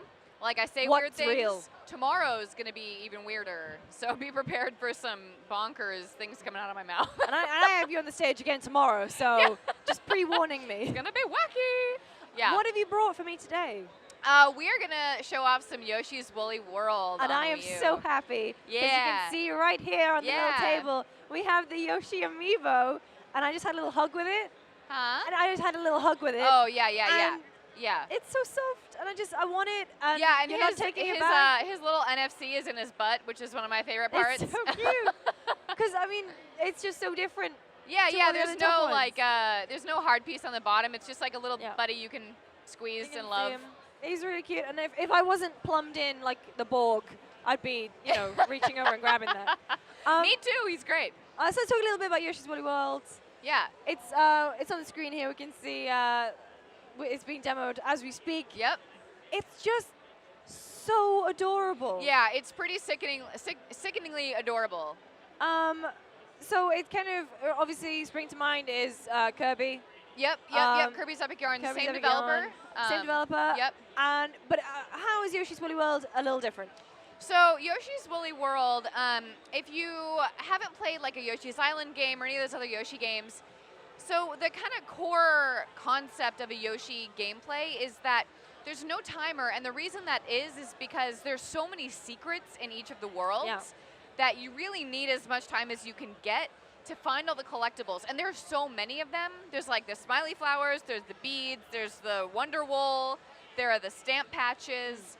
So there's a lot of stuff to find. And what people, I think, are really going to like about Yoshi's Woolly World is that if you want to just kind of relax, like, man, this is so cute, this is what I'm going to play at the end of my day when I'm really stressed and I've been playing games all day or I've been sorting mail all day or whatever you do, it's going to be one of those relaxing experiences for you that you can just kind of enjoy. There's mellow mode, which is kind of like an infinite flutter jump. At the same time, if you're someone who is really interested in a challenge and doesn't want to feel like, because it's cute or because there is mellow mode, I'm going to have a bad experience. It's definitely not like that. Yeah. So if you're looking for a challenge, especially if you're one of those people who likes to get collectibles, trust me when I say that you're not going to be disappointed. Yeah. Yeah. And you can play with a friend. Yeah, you can play up to 2 players. And what's really cool about that is you can use each other through the stages, right? So like you can gobble up your buddy to use them as a yarn ball. Like say if you run out of yarn balls. I like how you're using it in like the nice cooperative sense. Right. When in reality that's not what. Right. You can like gobble them up and like throw them onto a ledge or something. And of course you can throw them off of ledges if you are so inclined. But then they come back in like this cute little winged egg. And one thing you can do is, let's see if Sarah can hear me. You can tap Amiibo, like normal Amiibo, and change them into a different pattern of a Yoshi. So right now we're seeing Donkey Kong Yoshi. You can have Mario Yoshi, Samus Yoshi, Fox Yoshi, all kinds of stuff. It's so adorable. Now that being said, even if you don't have Amiibo, you can still get different patterns. So what happens is there's something called Wonder Wool, which is a collectible. And when you collect some of those, you unlock different Yoshi patterns. So you don't necessarily need Amiibo to experience that kind of fun, little costume changing aesthetic. And to be fair, I mean, I think the Yoshi Amiibos are gonna go like that. They're already gone. I'm really excited. I'm taking that one. Yeah. This one's mine. So with the Yoshi Amiibo itself, the Yarn Yoshi Amiibo, what that does is if you're in single player, you tap the Yarn Yoshi Amiibo, and you get what's called Double Yoshi. And Double Yoshi is basically, it's like multiplayer. You have a second Yoshi on screen, but it's kind of an AI that's being controlled by whatever you're doing with your main Yoshi. So if you it's jump... the power-up in Super Mario Bros. Wii U. Oh, like a double cherry type thing. Yeah. So if you jump, the other Yoshi jumps. If you, run forward, the other Yoshi runs forward. So in some ways, it makes it like, oh, well, if I fall off a ledge, my other Yoshi maybe was further back and isn't off the ledge, so I can come back.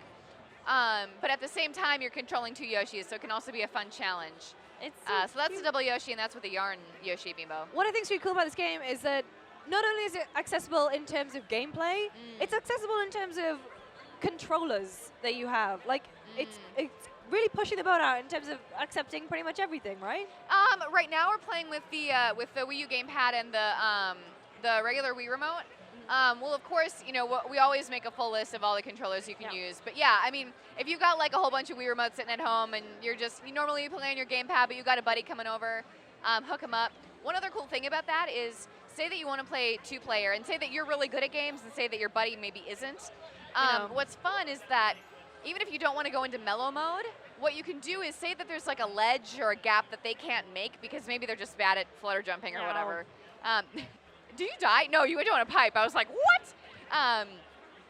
You can like gobble them up as a yarn ball, carry them over the ledge, and then spit them back out. So I mean, you're literally carrying them. Yeah, you literally throughout carry the them. level. Yeah, so it's a great way to just kind of explore with your friends, no matter if they're a really skilled player, in which case you should be able to find out find all the collectibles, or even if they're not a skilled player. Let's talk a little bit about the world. Everything is knitted. Yeah, everything's kind of like handicraft. So you see lots of like knitted stuff. You see like felt. You see buttons. You see rhinestones. So you know, we like to say that the world is kind of made out of yarn, but really the world is made out of like crafty materials. It's like a haberdashery. Yeah, and it's really, really cool. It's not just aesthetic too. Like, for example, you'll be walking along and you'll see like a loose thread, and so you'll you'll eat the loose thread, and then it'll turn into like a little butterfly who will float off. And if you follow the butterfly, it'll lead you to, say, collectibles or a new area or something. I noticed earlier as well, like water is just like a little string of yarn. Yeah. Everything in the world is that kind of handicraft aesthetic. So it just like, I heard someone, when we were showing it off last year, I heard someone say like, Yoshi's Woolly World is the most photorealistic game I've ever played. And I was like, that makes a lot of sense, because it really does. Like, you actually do feel like you're playing with little yarn handicraft toys. I just kind of want to know when Nintendo are releasing the official Yoshi knitting pattern. Oh, that's a good idea. We can have that actually. one. We can have that one. Yeah, I'm kind of collecting ideas, and we'll bring those back. So I'll let you know if we manage to pull that off. But yeah, that'd be sweet. We talked about it in the digital event, like the lady, the dev, I can't remember her name. She was talking about like making her own Yoshi, and I remember everyone being like, "Oh, that's a really good idea. Let's have one of those. Make a game." Yeah. So let's talk a little bit about what's happening on screen. Yeah. So Yoshi's kind of walking around with a tail of yarn. Yep, balls. so we're seeing that butterfly I mentioned, where they pull the loose thread, they find this butterfly, who then leads you to another area. And that area wouldn't have been accessible had that butterfly not gone there, because you saw he attached himself like to a wall, and then you pulled the butterfly again, and the wall disappeared, and you could get the smiley flower. Yeah. But otherwise, we're just kind of seeing that kind of really like core Yoshi gameplay, where you've got your flutter jumps, you've got exploring areas that are usually hidden. You've got a lot of enemies that return, but of course, maybe some enemies that you haven't seen before. Yeah, it's really awesome. There's also these big yarn balls. It looks like Sarah may have used a power badge. So what happens is you're collecting these beads, and as you collect those, you can use them to purchase power badges. So you can play alongside Poochie, which is a little dog from the Yoshi's games. Not the Simpsons character. Nope, not the Simpsons character. You can make all your yarn balls big, and big yarn balls can hit up to like 3 times, so it can like bounce off of stuff and hit another thing.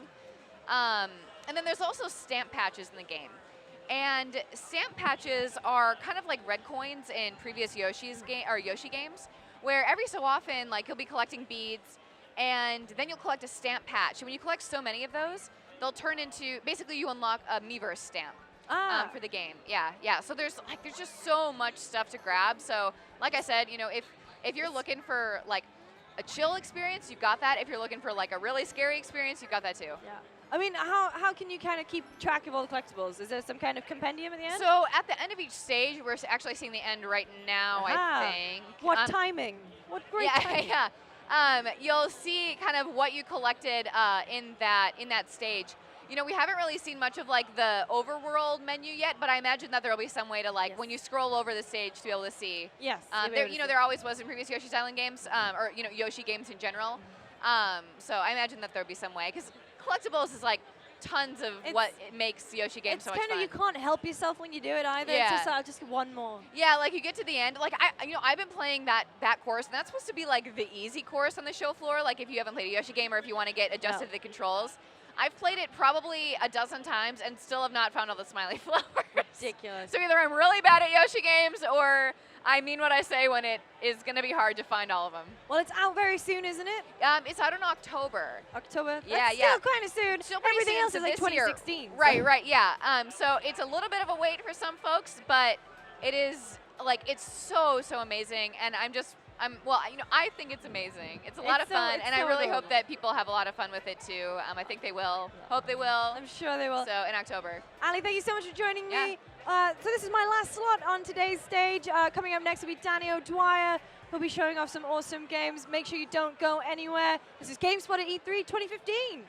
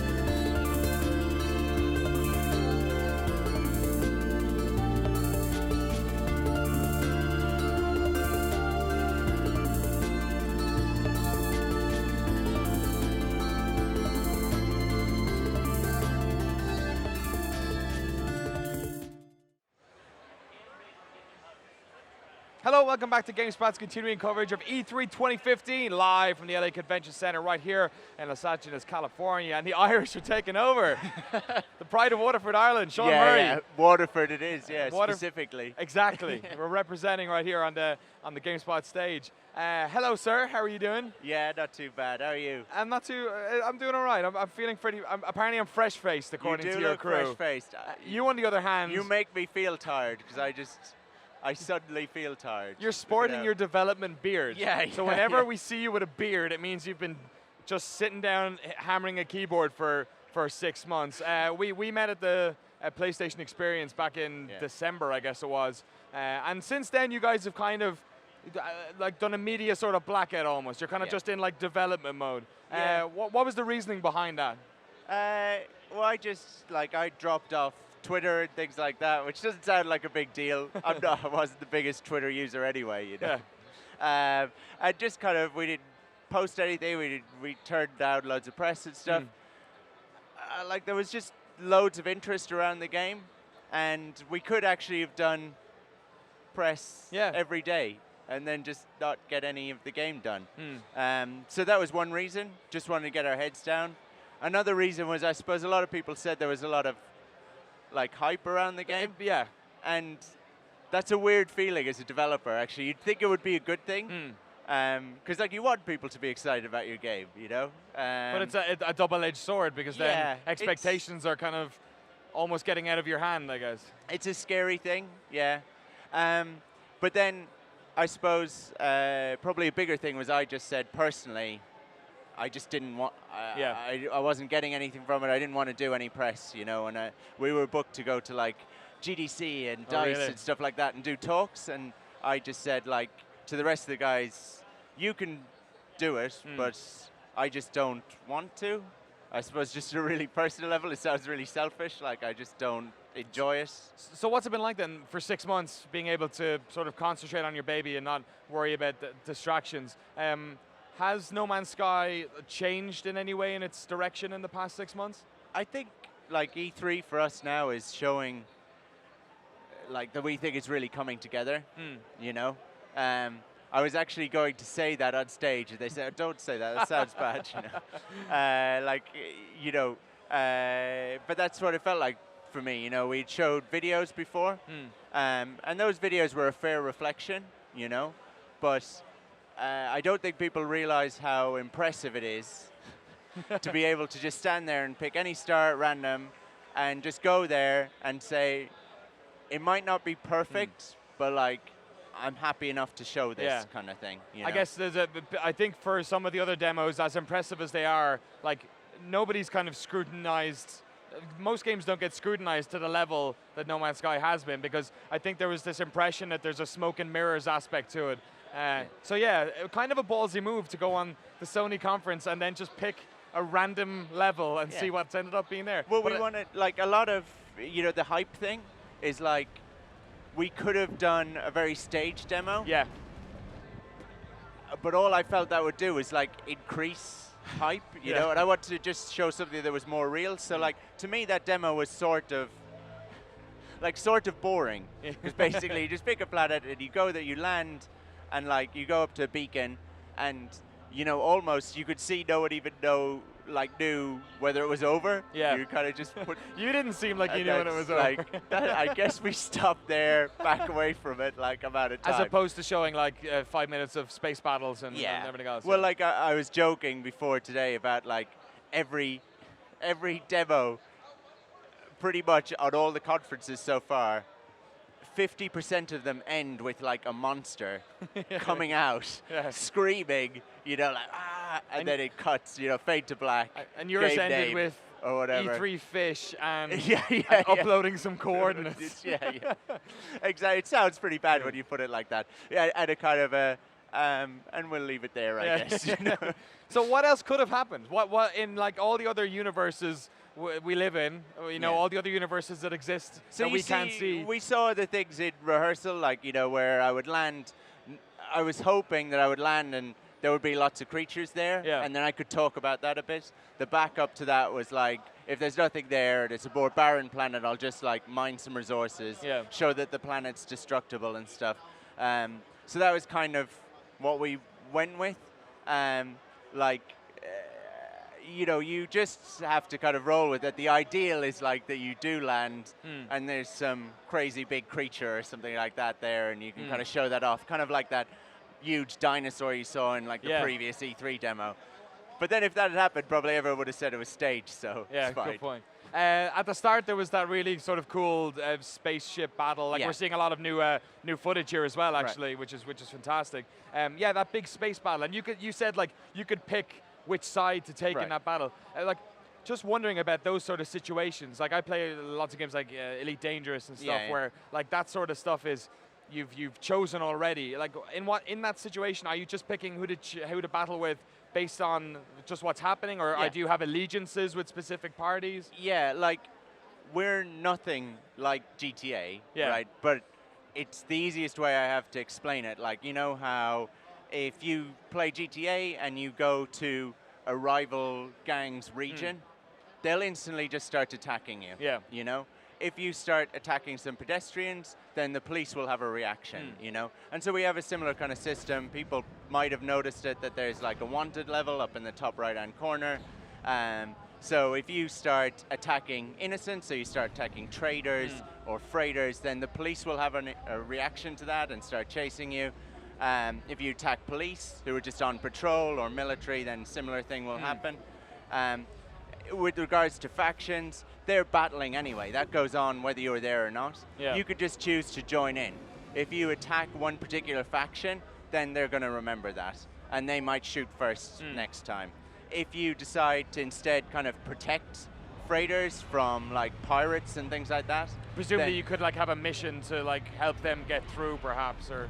But it's not really missions. It's like if you imagine GTA, but you don't do any of the missions and you just interact with the world, that's kind of what we're after, like a an action sandbox, basically. And yeah, is that what No Man's Sky essentially is? It's almost like, because the thing is, when we talk to you about these games, like it's almost like a reticence to try and explain them. But I guess if it's a action sandbox, then by explaining it, you're kind of ruining the fun. Yeah. Like, do you want people to get into No Man's Sky and kind of not know what the rules of this world are? Yeah, absolutely. Like, and the more we do these shows, the more we probably ruin it for people. Like, but you know, we try to hold a little bit back at least, or I don't know, or try not to over-explain it. Like Minecraft.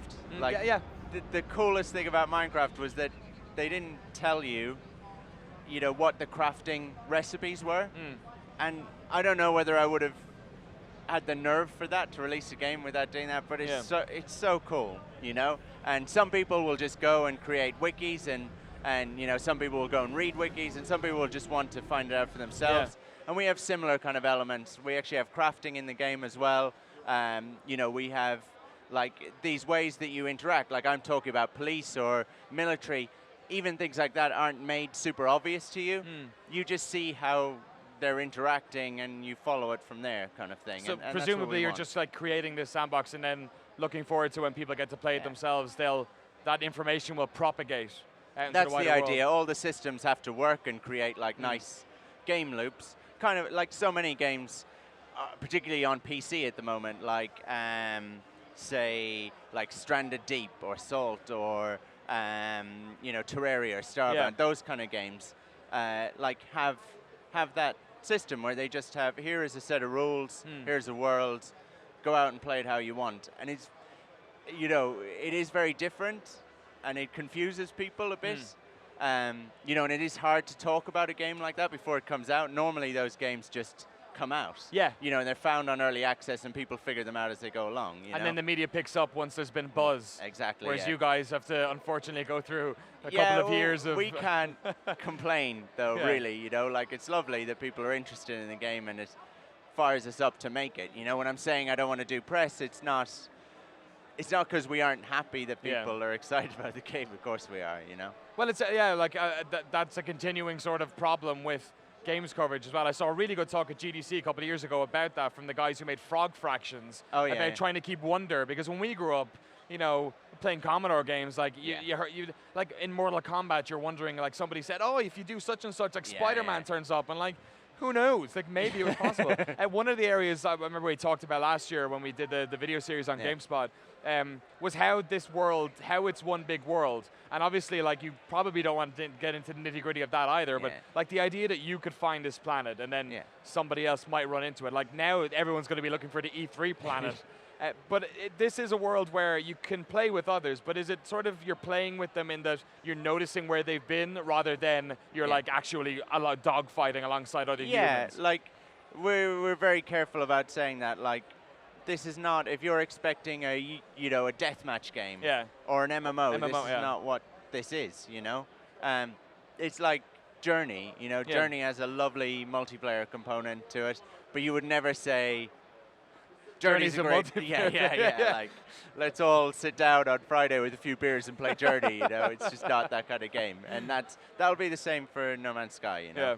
And it's interesting, when we talked last year as well, it seemed like you really had a strong idea. Here's you wondering if you should finish the demo or not. It seemed like you had a really strong identity of what the game was. Has that changed in the past 12 months? No, I'm like really proud of the guys that we haven't done that. That like all this, you know, interest and hype and things like that, we've just kind of kept focused, and that's why, like, people. Somebody said to me, like, you know, it's like 3 years since you announced that game. Well, when are you going to release it? It's like, no, it was about 1.5 years ago. Like, and we've only showed it, like, we showed it the first time at VGX, then E3, then kind of PSX, and now again, you know. Whereas most games, you know that from the kind of cycle, you're seeing them at every PAX, every couple of weeks. But with the amount of events there are now, you've actually skipped quite a lot of them. Yeah, we have. We showed Joe Danger way more. No one paid any attention. I was saying man. that. Hey, Citizen Game paid attention. You guys back did, in the day. yeah. No, like I was saying it to Grant, who I work with, just before E3, before the press conference, there was like screenshots, new screenshots from No Man's Sky leaked, and it went on all the websites, and I was like, where were these guys for Joe Danger? You know, no one ever leaked a Joe Danger screenshot. That's It what was you should safe do. as houses. You need to make some fake Reddit accounts and just start pumping them out there. Fake, unannounced. Come on, somebody pick up on Yeah, it. yeah. Guerrilla journalism from inside of the games industry. So we can't complain about that. Like, that makes it way easier, and we're not on the show floor just trying to drum people in and stuff, and that allows us to actually focus on development, and we need to, because we're big, insane in the type of game that we're trying to Yeah, make. we didn't try and make something small, and it always seemed like it was going to take a while. Yeah. But, like, you don't have a release date for this. Like, it's obviously not coming out this year. Do you know when it's going to be? Like, are we talking 2016 early, late? Do you have any idea? So we're not saying year and things like that. We really wanted to announce a release date, and like, it's really hard to explain. Like, most people will think they're used to somebody much more important sitting here talking about a much more important game, and they'll say, you know, they'll have a real clever press plan. Yeah. You know, like, we want the game to be out. You know, like, if we thought it was good enough, we would release it. If we thought it was finished, we would release it. You know, we just have to make sure that it is. We were going to announce a release date. There's reasons why we began to realize that it might not be accurate. Okay. You know, some reasons outside of our control. And I just don't want the pressure of that, to be honest. Like what I would create by, you know, you actually create people being upset with you. Yeah. You know, for announcing a release date and then changing it. It's the worst thing. It's like saying Christmas is the 25th of December and then changing it like, you know, actually, no, we'll have Christmas a little bit later this year, you know. See, you can't say that to me now, Sean, because now I'm like, oh, well, it could be out this year, I guess, if you're going to say it that way. And I've already got The Witcher and bloody Fallout 4 is now apparently coming out. The problem is I have The Witcher. I haven't opened it. It's still wrapped up. Don't open it. Where's Alex? Is he out there? Don't let Sean open The Witcher. Don't let him play Fallout 4. We need to get No Man's Sky at some stage. So I'm guessing whenever you're closer to release date, you'll probably talk about it then. Are you going to be shopping it around for the rest of the year? Are you going to be at Gamescom? Are you going to go to any of the PAXs? Or? I'm, like, personally just going to try and limit it as much as humanly possible. I know that sounds bad again, but, like, I don't think it actually does anyone any good. It's not a bad thing to say at E3, you know? Like, as in, you know, if people are excited about the game and they tell me, I actually feel bad. Yeah. I just feel like, you know. Do you feel like you have a weight on your shoulders almost? Well, it's not out yet. And it's like, get excited about it when it's out. You know? Is that bad to say? Like, you know, you want people to know about the game and stuff, and so that it is important to do this kind of thing. But right now, we feel we probably have what we need in that we have people who will at least read a review and see whether the game's any good, you know? And if we've got that, then we're kind of happy enough, and we just need to deliver it for them, you Awesome. Last question, because I know you're a very, very busy man. It must have been cool to be able to go on the PC gaming show and say, yeah, you know what, this is actually coming out for PC as well. Yeah, that was really nice. You know, it's a thing we've known for a while. And like Sony have been really supportive of it, actually, you know?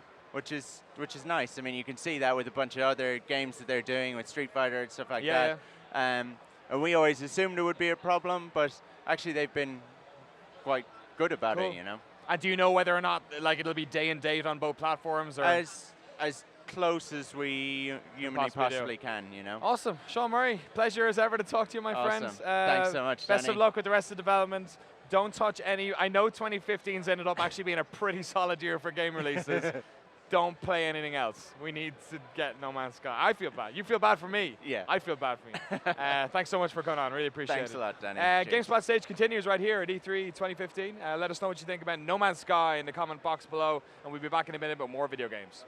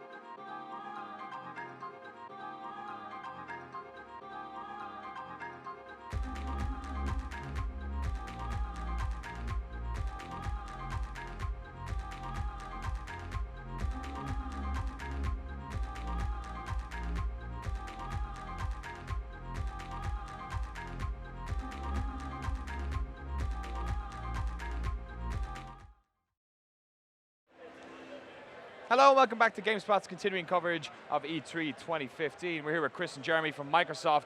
Gentlemen, what is this elite controller you have just brought onto our stage? Yeah, so this is our new Xbox Elite wireless controller. It's built for the rigorous demands of the hardcore and competitive gamers. We've been working on it quite a while. When we were developing the original Xbox controller, you know, we made that as best we could for all games, all genres, all hand sizes. But there was always these kind of 1% people that always wanted something more, something that that they knew would help them play more comfortably and be more ergonomic. And so from that, we talked to those people, and we went and talked to them and found out what they wanted with a controller. And from that is what we have here. Excellent. You guys do industrial design within Microsoft. Stepping back from this one to sort of the Xbox One controller, what goes into designing a controller? How do you like research industrial design for them? So first we talk to the gamers. Like we talk to what's important for them. For this, we found people that were modding controllers. We went to this one guy. Went to his garage. He was drilling holes in the bottom of his controller to put a button there because he knew the importance of never taking your thumb off the right stick. And so we talked to those guys. Why are you doing this? What advantage is it? And we found there's a ton of people that want these types of things. They want taller thumbsticks. They want different shaped D-pads. They want paddles. They want a shorter throw trigger. And from that is where a lot of the features came. It must be a lot of people who do it because, like, you know, third-party controllers have always been a thing where people are modifying the controllers. Also, we see a lot in the GameSpot offices of these like plastic like faces that almost go over the controllers that like sort of make it so you can create triggers that actually just like trigger the buttons. That's obviously got its own physical latency kind of happening. So there must be a lot of people who want to do this. Is it just the pro gaming scene, or is it wider than that? No, it's actually Go ahead. So actually, it's this. You know, pro gamers were in mind with this, but it's actually for all different types of gamers. Like people that just like a different feel. They want something different. Maybe even for like an accessibility standpoint, there's things that might be better for them. But it's really for all types of gamers that know what they want and know what feels better for them. So let's talk about the details. We got a couple of cameras here. We can zoom in on it. So the design itself, you can break elements apart and like customize it yourself? Yeah, a big part of what we wanted to do with this was customize it so that, like Jeremy said, gamers can make it what they want. They can get exactly what they want out of it. So we made all of these attachments magnetic. It comes with several D-pads, several different heights of thumbsticks. These paddles on the back come out magnetically really easily. You can put them in a couple different places to customize it to your hand size and how you want to hold the controller. One of the other cool things that we added was this overmolded grip. So it's an overmolded rubber part with a diamond grip texture. Feels really comfortable in your hand, and we wrapped it up around the outside because we know people clutch the controller on the outside like this. It frees up their fingers to use the paddles here. And we put this smooth, soft touch paint on the top, so it's grippy, but it's not going to stick your hands there. You still can slide around and be comfortable playing for a long time. And my favorite aspect, I think, is because I enjoy driving games a lot, and what I liked about the Xbox One controller with Forza was it gave me a little bit more feedback than what normal controllers do. I go with steering wheel all the time because I can feel the grip of the tire, and you can feel the throttle on that. But you can hot swap between like triggers and also the throttle on this as well. Right? So these could be used for whatever you want, right? That you can remap any of the ABXY triggers, bumpers, and Forza is a perfect example where we see people take them off and they'll use 2 paddles or 3 if they want to use a clutch, and they'll use upshift here, downshift here, and it enables people to play in a way that that they might not have been able to do before because they can take advantage of using these fingers. So is there an application on the Xbox One which allows you to do the customization of the controller itself, or is it on a game-by-game basis? Go ahead, Chris. Exactly. It's the first time you connect this to your Xbox One, it will download the customization app. It'll let you customize not just the assigned functions to the paddles, but really remap any of the controls any way you want it. And what's cool is that you can actually save 2 of those profiles to the controller. There's a profile switch here. You can switch back and forth between them, during gameplay. You put it right on the controller, so you take it to your buddy's house. It's locked there. You've got your settings that go with you. The cool thing is if you go to your buddy's house and you realize you want a different profile, so with the app you can save 255 profiles in the cloud, which is a lot. More than enough. It's more than enough. But if you find there's something that you saved that you didn't put on there, you sign in with your gamer tag, you can actually pull in those settings from your gamer tag and reassign them on any console.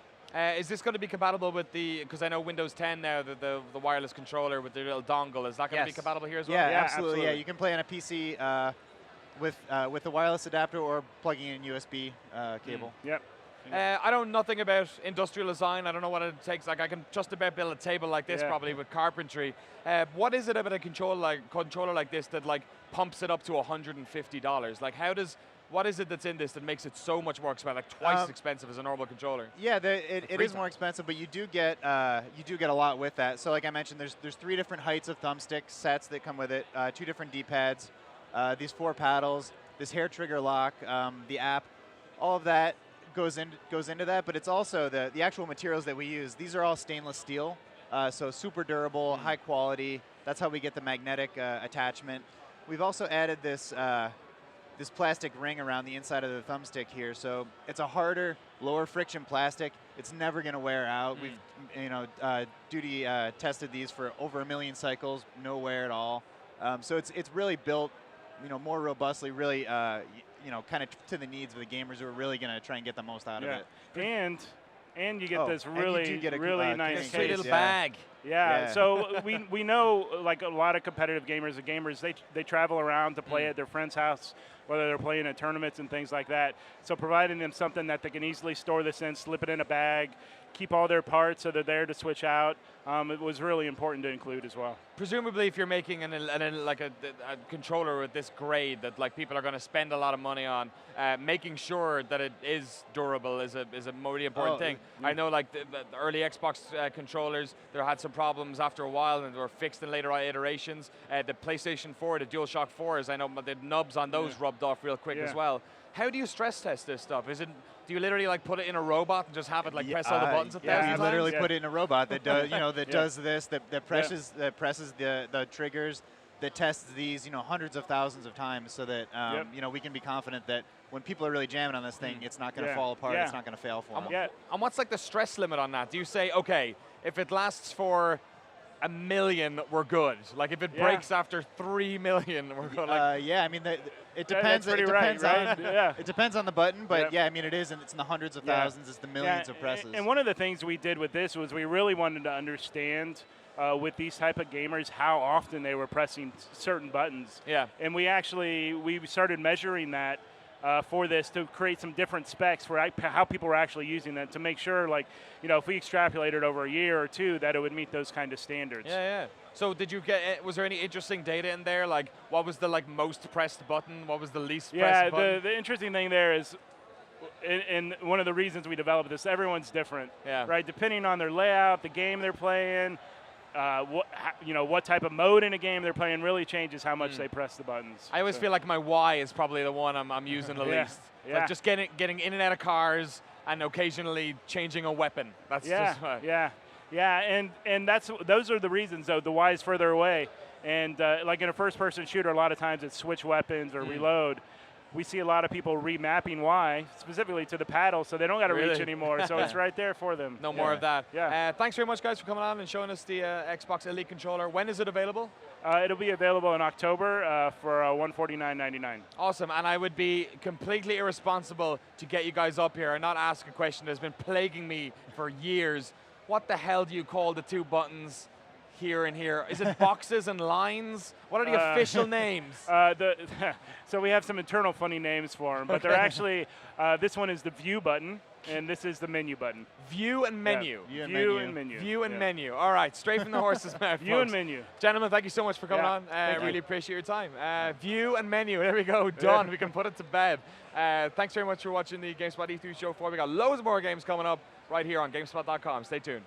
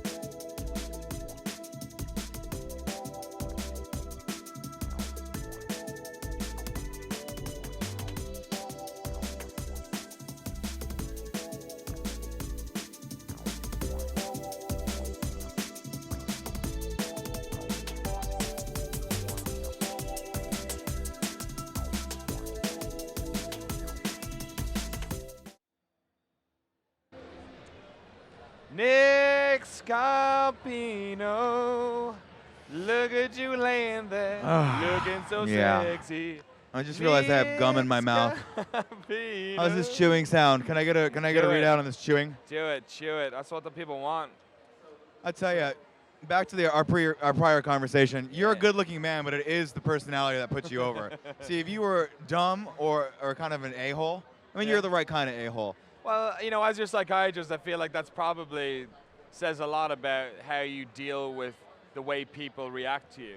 How do your feet feel right now? Your feet. My feet. Yeah, how are they I keep feeling? doing this. I keep swapping. Yeah, I because get mine blood hurt. rushes down, and then I go, I do that, and then I'll fuck, and then do that, and then see. I wish I could do this. That's what I'm saying. Do you want to you want to switch? I'll take the Madonna mic. You can take this. You'll lay down. And I'll interview you. Well, if that involves so much effort of pulling wires Yeah, out but the of my cool back. thing is, what I've learned is that people at home love it when the mic goes like this.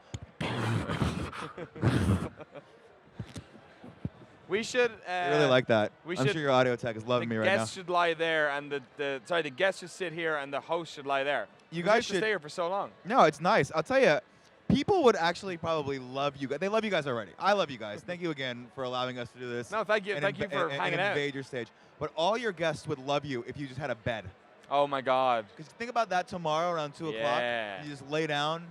You don't Like have at to like talk. a 25-degree angle, Like so one we of can those, kind of see. you know the ones that like are mechanical? Yeah, yeah, yeah. That you can just kind of, you can set your setting and they can set their setting and then they don't have to be the same setting. Like that. All I'm right. terrified of those because, like, oh, you feel a bit weird now? Is that what's happening? no. Are you No, I'm okay? just shifting around. I'm terrified of those because I always think like something's gonna happen and someone's gonna get a fucking leg Or it's trapped. just going to catapult and then you. it's- Yeah. it's Oh, gonna, no. like, As it's going to sandwich out. And then Yeah, it's going and to it- slowly. That's actually one of my biggest fears is having my legs slowly cut off. Oh, Like really? Pressed off, you know? And you're just writhing. You're like. Or crushed. It's just crushing it off. Slowly? That's That one would of be your terrible. biggest fears. That and going completely bald. Oh, really? That would be the worst. Wait, are you Those two. going a little bit? Yeah, a little bit. You're kind of Yeah. owning it though with the side. Well, of it. I like to fluff it up. I like it to be like a wave. It's good. That anyone can ride if they have the right ticket. Do you have the right ticket? We'll find out later. I don't have any bald problems. I got the gray though. You got no, but that's cool though. See, got if you cool? hit 30 and you go like you get the gray. I'm almost 30. You're almost 30. How old are Yeah. you? I'm 29 years old, man. Oh, perfect, man. You look like you're 22. It's very No, distinguished. I don't. But thank you for saying. It's very distinguished. Of course, you and I both treat our bodies like a playground. Yeah. That's the problem. Exactly. See, if we actually we worked out and didn't drink our faces off every night like Yeah. we're going to tonight at your party. If it wasn't for all these video games. You got a party tonight? I think you guys have a party tonight. Oh, yeah, we do have a party. Yeah, you do, I think. Oh, shit. We gotta go to the party. How's the kind of funny stage going? It's great, man. I just talked to Aisha Tyler for 5 minutes. She's Oh, yeah? a dream. Got her in. Of course, she did the Ubisoft press conference, which we all love. I'm trying to start a thing where we call it the Aisha Tyler Show from now on. Yeah. Because it's her every year and it's amazing, and she hosts. Did she have it, and the it's great. Girlwood? She did not. She wasn't repping Girlwood this year. She was repping Ubi, of course. You missed Kanye West. Did you see him? Yeah, he was upstairs. He was we were at- doing Kanye West reports all day. Yeah. Over there. Oh, 'cause really? That's how we do it. He turned up outside the GameSpot War Room. Did he really? Yeah, that's where he was seeing Uncharted, like across. How tall is he compared to me? About the same. I just swallowed my gum. Oh. I don't know why, but I did it. There's no going back now. No, there isn't. That's going to come out about 6 to 7 months from now. Yeah, nice and green. So yeah, it's hilarious that Kanye's here. No Kim though, unfortunately. No who? We didn't see Kim Kardashian. No, did we we? didn't. She 'Cause that doesn't would've like made my it. day. I would have She- literally left. I would have dropped this mic, left your show if I see Kim Kardashian. So Dave Fenoy, hello.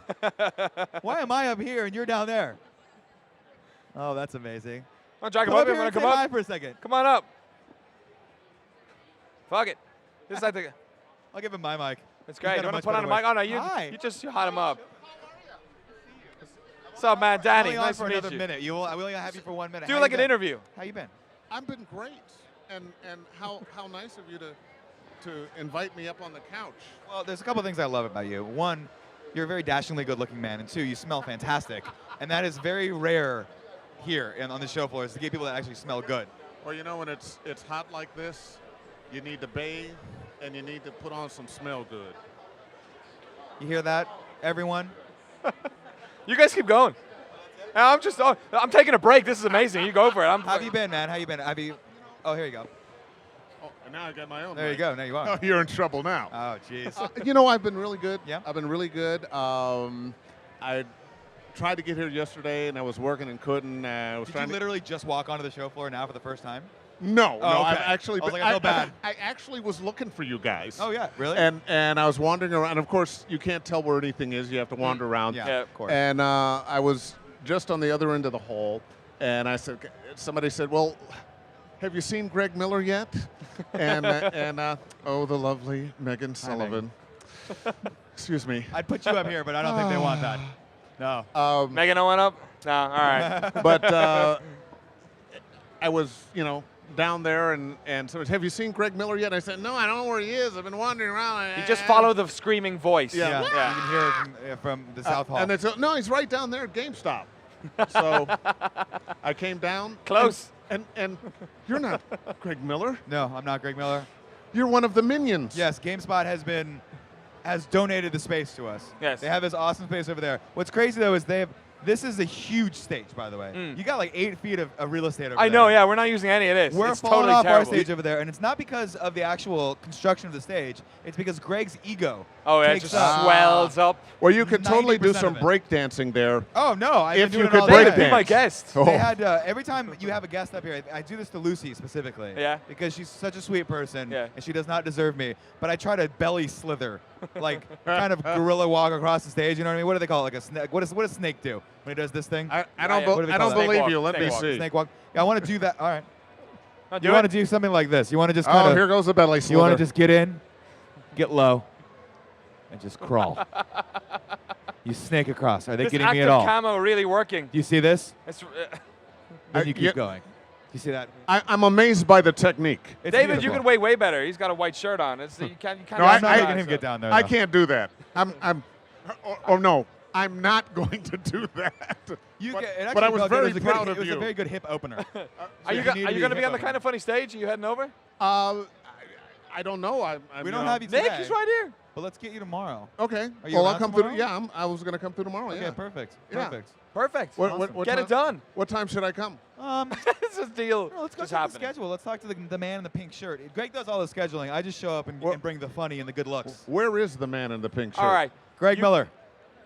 You guys go talk to the man in All the right, big we're gonna fur go shirt. Unfortunately, David, thank you so much for coming on. Really appreciate it. It's my pleasure. Pleasure. Thanks for having me, guys. Thank you, Nick, as ever. Always. The craziness follows you. It's amazing. Isn't this awesome? Nick, it's good to see. And you guys have to come back to the house and get around the fire pit. Oh, and yes. we'll do it again.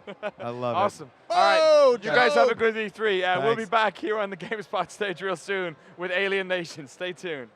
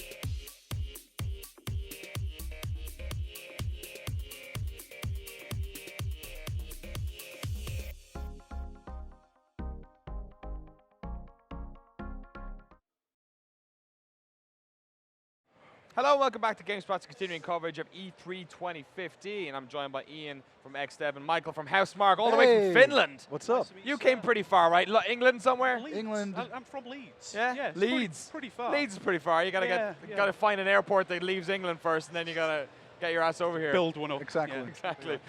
You guys here with Alien Nation. You guys, of course, Resogun, very successful game came out. Dead Nation, Super Stardust. So 3 games right now with the help of our friends on the PS4. Previous generations also. So yeah, Alien Nation's looking good. Yeah, tell us about it. How long have you been working on it, first of all? Well, it's always like from idea stage to the first prototypes. It takes such a long time. I forget.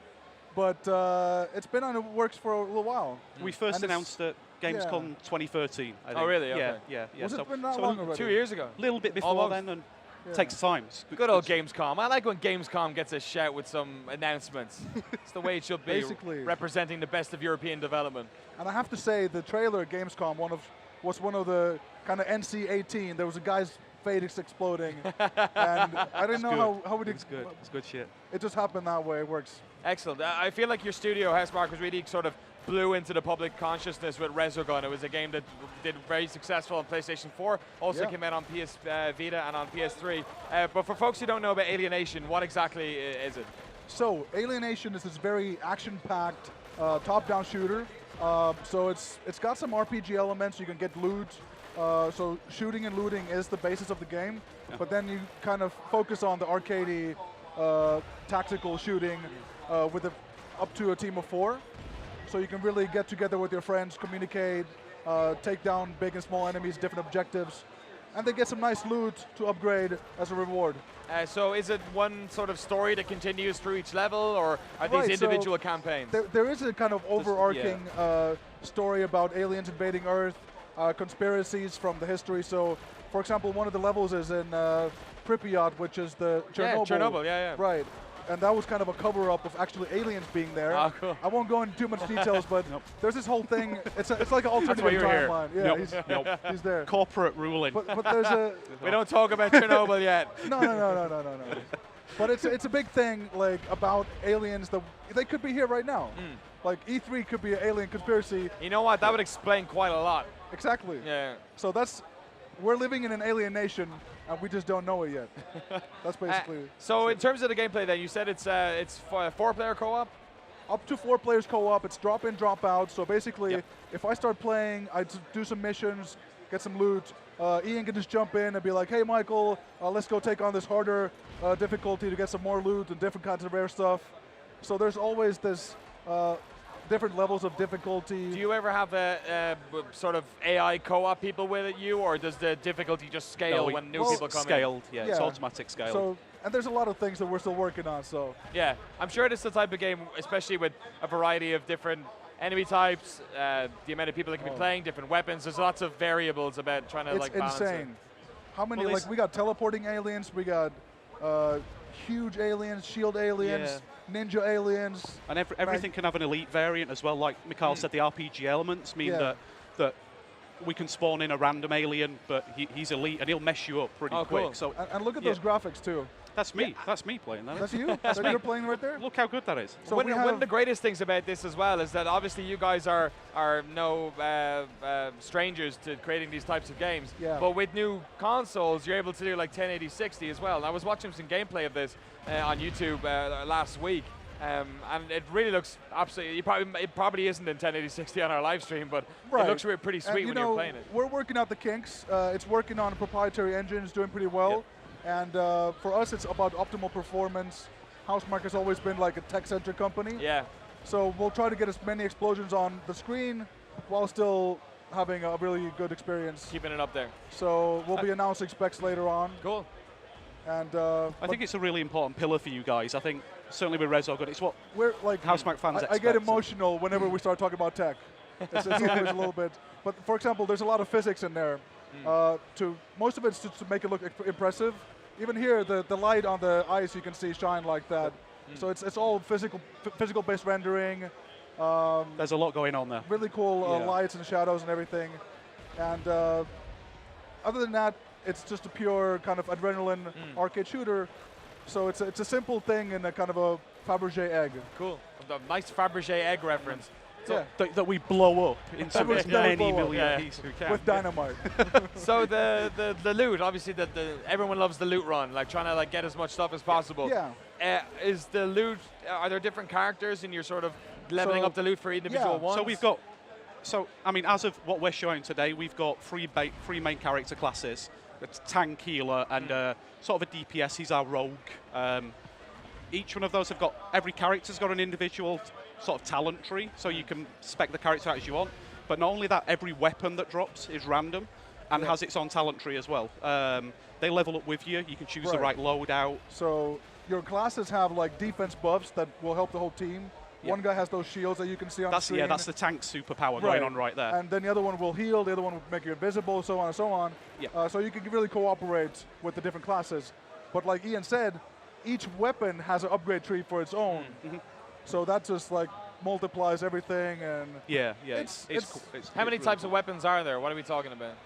7? I've never counted. There's potentially more than that. You have 3 slots, and I can't list them all off. There's 3 main slots, and then you can kind of... And then you have the classic, so you have like common, uncommon, epic, and legendary weapons, and then this mutate. It's something, to tell the truth, we haven't really discussed at E3, because it's the first time we've really shown it, but we'll be coming back to that. That's a whole other... It's the reason to keep playing. We want it to be a long tail campaign and something that people keep coming back to. And that's all new stuff for Housemarque. Like if you look at Dead Nation, there is some, you can buy weapons, you can upgrade stuff, and it's very linear. This is the first time we're kind of doing this more of a shoot and loot kind of thing. And even for 4 players, it's our first 4-player game. So what happens if there's a sweet drop of a weapon? Is it the first person who gets to it? Or? It's all individual. All personal loot. we don't want people falling out. I mean, there's some little aspects that we want some players maybe to fight each other at some point. That's going to be a little secret we'll talk about later. Cool. But other than that, we want everybody to keep the peace. Yeah. You know. Presumably then it'd be difficult to do that on one machine. Is there any split screen stuff going on, or is this all online? Not as of right now. We're focusing on online. And I think that there's so many PS4s out there, and you really get that personal experience. It's a lot about communicating with your team, and to be honest, a local thing would be cool, but maybe it would hinder that sort Later of. on then. Yeah, so focusing on this for now. Cool, and you were updating Resogun as well after it was launched. Resogun so. just got Wipeout ships, man. Wipeout ships? Really? Yeah. And the soundtrack. Like Physars and yeah, and really? the Oricoms and the some future sound of London in there or somewhere. Or who is it? There's the soundtrack came out, so the soundtrack's there. It's all good. People were really excited about that. Excellent. And that was included in season pass content. So that's like basically we have the cheapest season pass of all time ever, with the Any most game. content. How much is it? It's like £6 or something. £6 £6 yeah. for 2 expansions, Maybe that's a like, soundtrack, what is it, $7? all the $8? humans. Yeah. And you get everything. Excellent, and it came out as well on Vita. So are you guys going to do the same with this? Is this going to be PS4 only? You got PC, you got...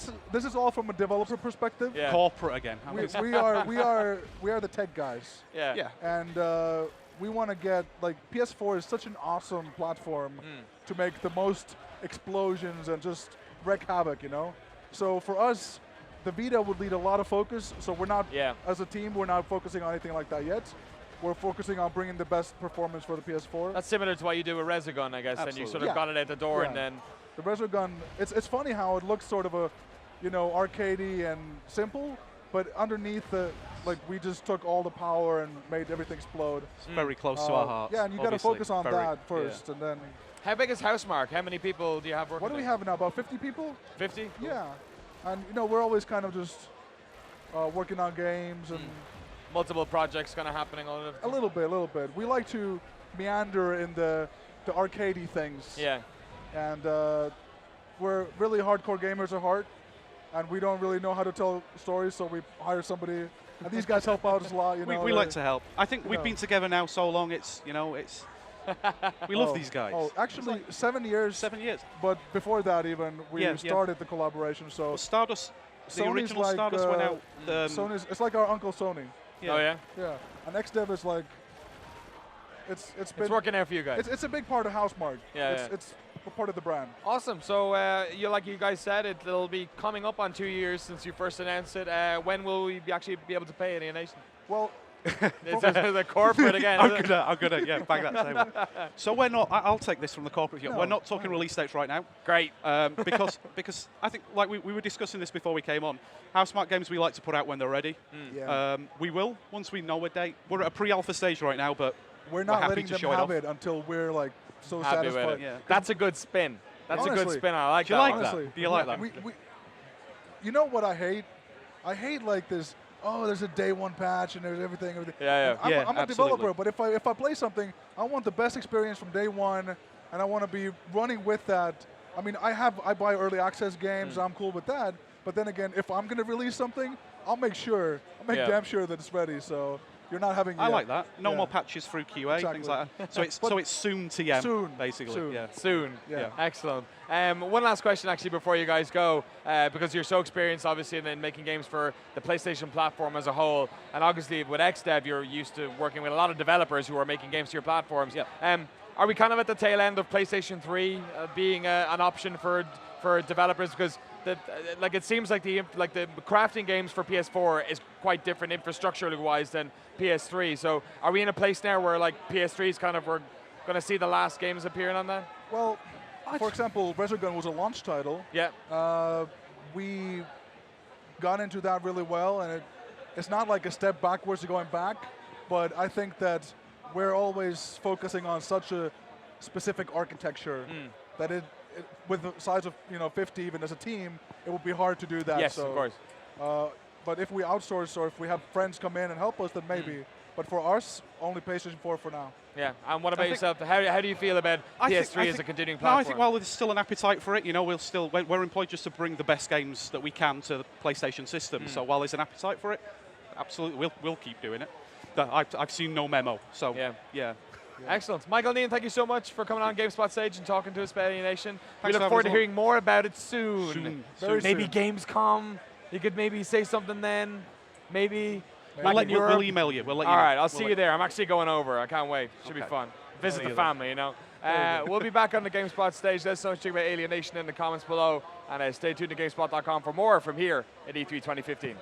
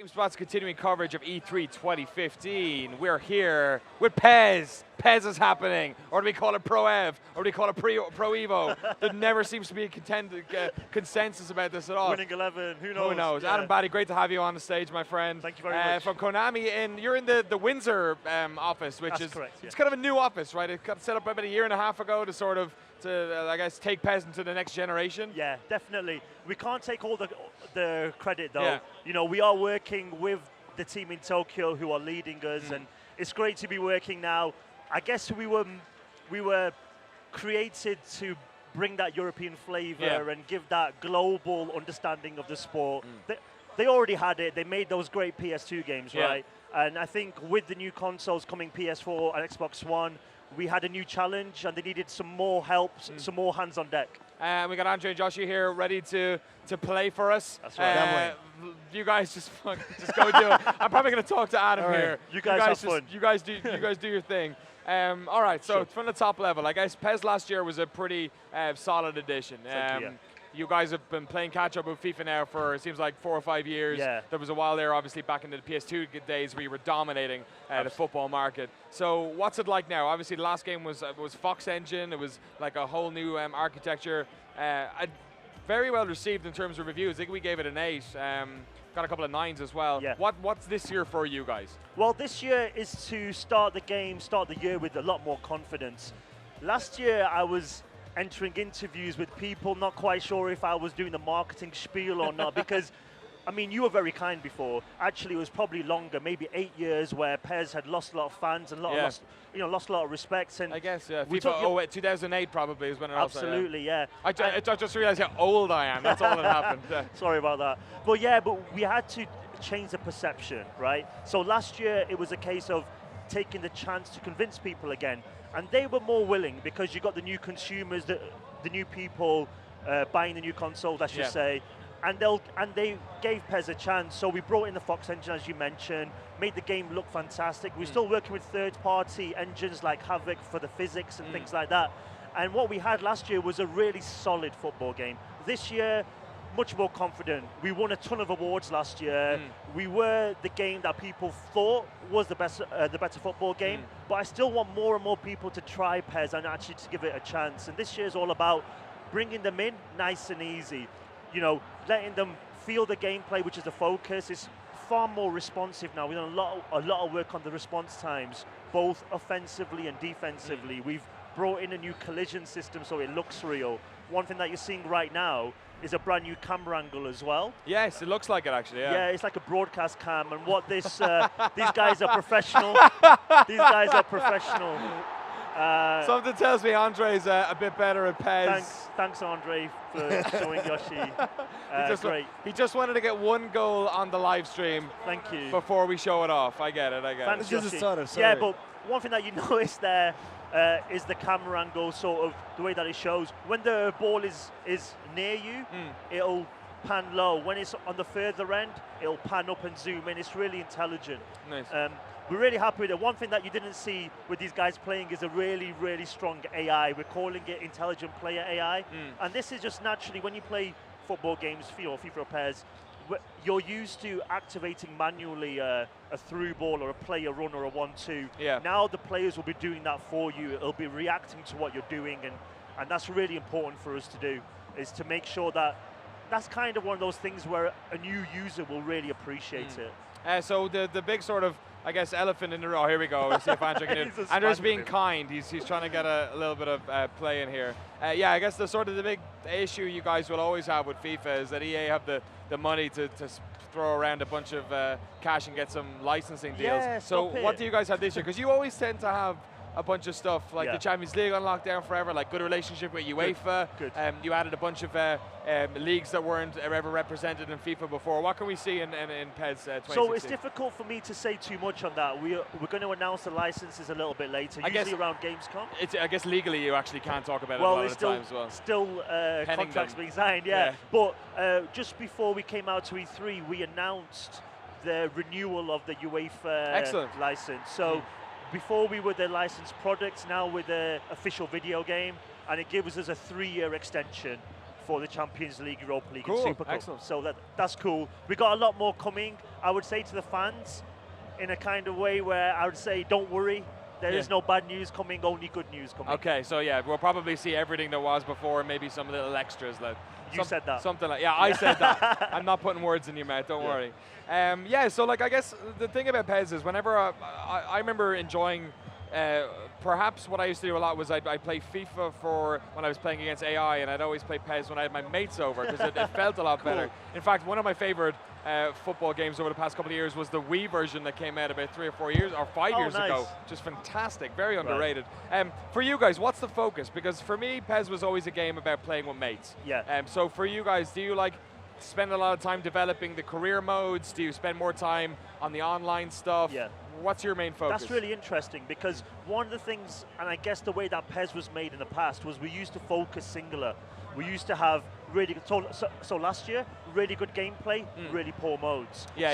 One of the things that we really focused on this year was to try and create what we're hoping to be a AAA product. It's not just a great scoring game, but you have so many options, so many ways of playing, right? So for us, it's actually everything. I mean, we do want to make you have fun with your friends for sure. The AI is really important in terms of 1v1, but also 1v CPU.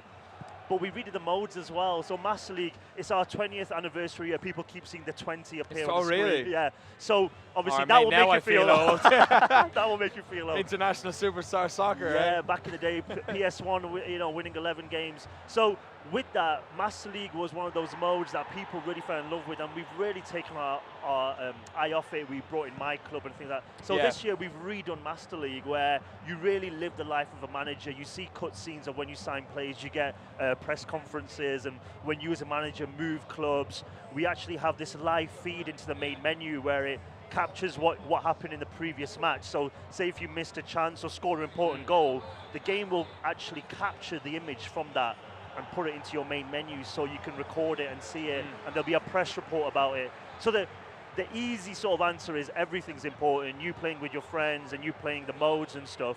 But also, you know, at the same time, it is the gameplay, no matter what.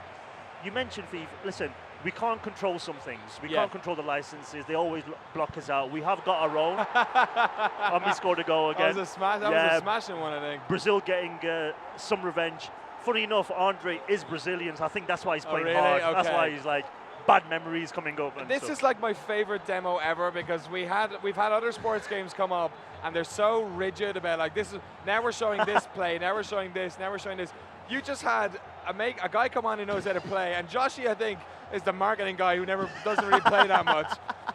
Who's just like hanging out, and he's like, I'll play. It's like when you invite one of your mates over. It's Exactly. just like, yeah. I guess it probably shows the mentality of you guys where it's just. I'm really happy laid you're back laughing. and- Yeah, definitely. No. I mean, for me personally, as the product guy working on the game, yeah, of course, it's a lot of fun. I can see the aftermath of this coming, though. No, I like it a lot. I think that's the thing about like the Pro Evolution series was for years it felt like a mate. It felt like it came around every couple of years and everyone was looking forward to it. Look at this last. I love this. The San Siro has never seen football like this. It's great. I absolutely love it. Yeah. So I think like. I guess your main problem is, it's weirdly enough the problem that people have with like virtual reality. If you want to sell VR to somebody, you need to stick a headset on them, and they don't really get it until Absolutely. And I remember thinking when I was talking to my brother about how last year's PES I really liked.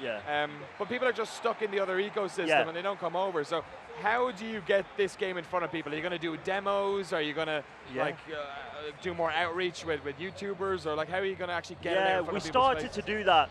Listen, I think it's really easy to say, but before last year, nobody wanted to do that. Yes. Really. And this year, we've got the respect back and people want to. We are working with PlayStation really closely. We're hoping to get the game in front of people a lot more. We'll announce a demo as well. But I think for us, it's really key that people give us a chance, you know. As long as it's free to go and play it for them and for them to experience it, hopefully they will go, okay, I'm going to give this a go, it looks cool. And hopefully you guys, when you do play it, as what happened last year, we got a lot of credit for it as well. That's going to make people, it's not about switching. I'm not trying to get people to switch. I'm not that guy who, you know, come to PES. I just want you to try it. And, you know, whether you buy both or whether you buy just PES, I honestly feel you will really enjoy the game and really see the strengths. You know, I think the problem is for too many years, PES had been saying the king is back every year. And when you don't, people stop actually believing and trusting. And we're hoping now that you guys are saying it rather than us, they will try it as well. I mean, you can see the gameplay here. Just the movement of Neymar is super fluid. You know, people trying to foul him like in real life. And here we go. Everything is moving as well. There's no stop and start. No, we had to do a cheap goal there. You deserve that. He was trying to be cheeky. No cheap goals in PES. He was trying to be cheeky. Yeah. We can see how fluid it is. The guy's moving away from challenges, and in the past in PES, there used to be a lot of locking animations and things like that. With the new collision system, it's all freeform. And you see that in the aerial battles as well. These guys aren't showing that off really well right now. But when the ball's in the air, you can sort of battle for the ball. It's not about just winning it or not. Now you can make a difference. If you're like a small guy or a big guy, you can. Oh, there you go. Oh, that was excellent. On time, on point. That worked out perfectly. That's perfect. But you see a lot of battles like that. Does the Havoc stuff come into play in those situations? Yeah, absolutely, yeah.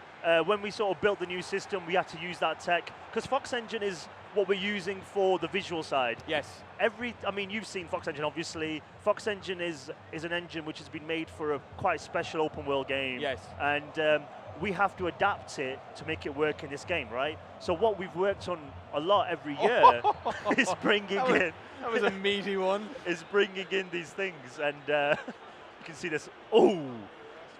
But the way that he fell has been calculated, and that's the new collision system that we got in the game. But with Fox Engine, every year we're going to make advancements because we're always playing catch-up. Because those guys are always doing yearly advancements. So we're always trying to adapt it. So PES will keep getting better and better. And don't be surprised at Gamescom as well if the game looks even better.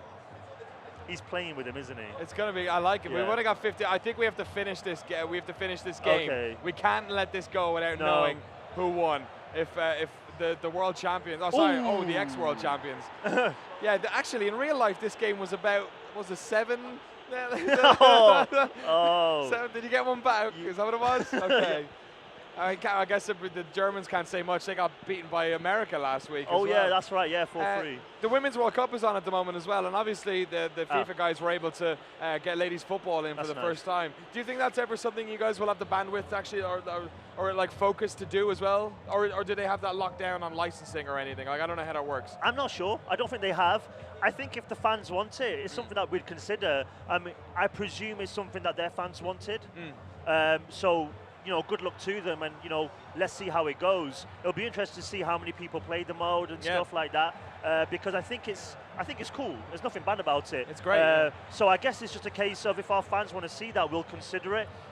They're in a different kind of space as well, though. They're probably trying to think of new things to do, new avenues to go. PES is trying to rebuild. That's We can't take last year and just be cocky. We have to keep making sure that we are delivering a great game, and we still need to advance, because when those games on PS2 came out, they were like by far beyond the best games, and we need to create that kind of gap. Kind of had the same problem FIFA have now, which is that they don't really know what to sort of do next. Yeah, and perhaps. Getting frustrated. We want to listen to the fans as well. I think we've still got a lot of stuff that the fans want us to do. To be honest, when they play this game, I'm really happy. I'm really confident that they're going to like it as well. You see how we just skipped away from challenges? It's really intelligent. If this was real life, Boateng would have taken him down. There's no way he was going to let him walk past. All right, here we go. It's the 89th minute.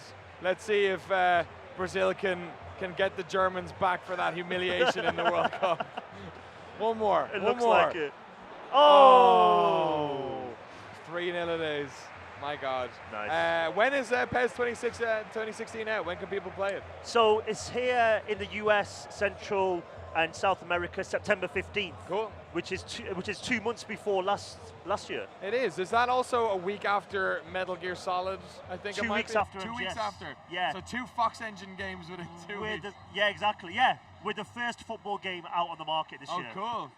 Nice work. Good call. And nice work, gentlemen. Thank you. A great game. It was nice to see a natural video game demo on a sports game. I really appreciate it. Adam, pleasure for your time. Thank you so much. Thanks very much, gentlemen. Thanks, Unlucky, but don't worry about it. Hey, man, next World Cup, Brazil. Yeah, It'll all right. be good. Thanks very much for your time, guys, and best of luck with PES this year. Thank you. All right, we'll be back on the GameSpot stage with a bunch more games, so stay tuned.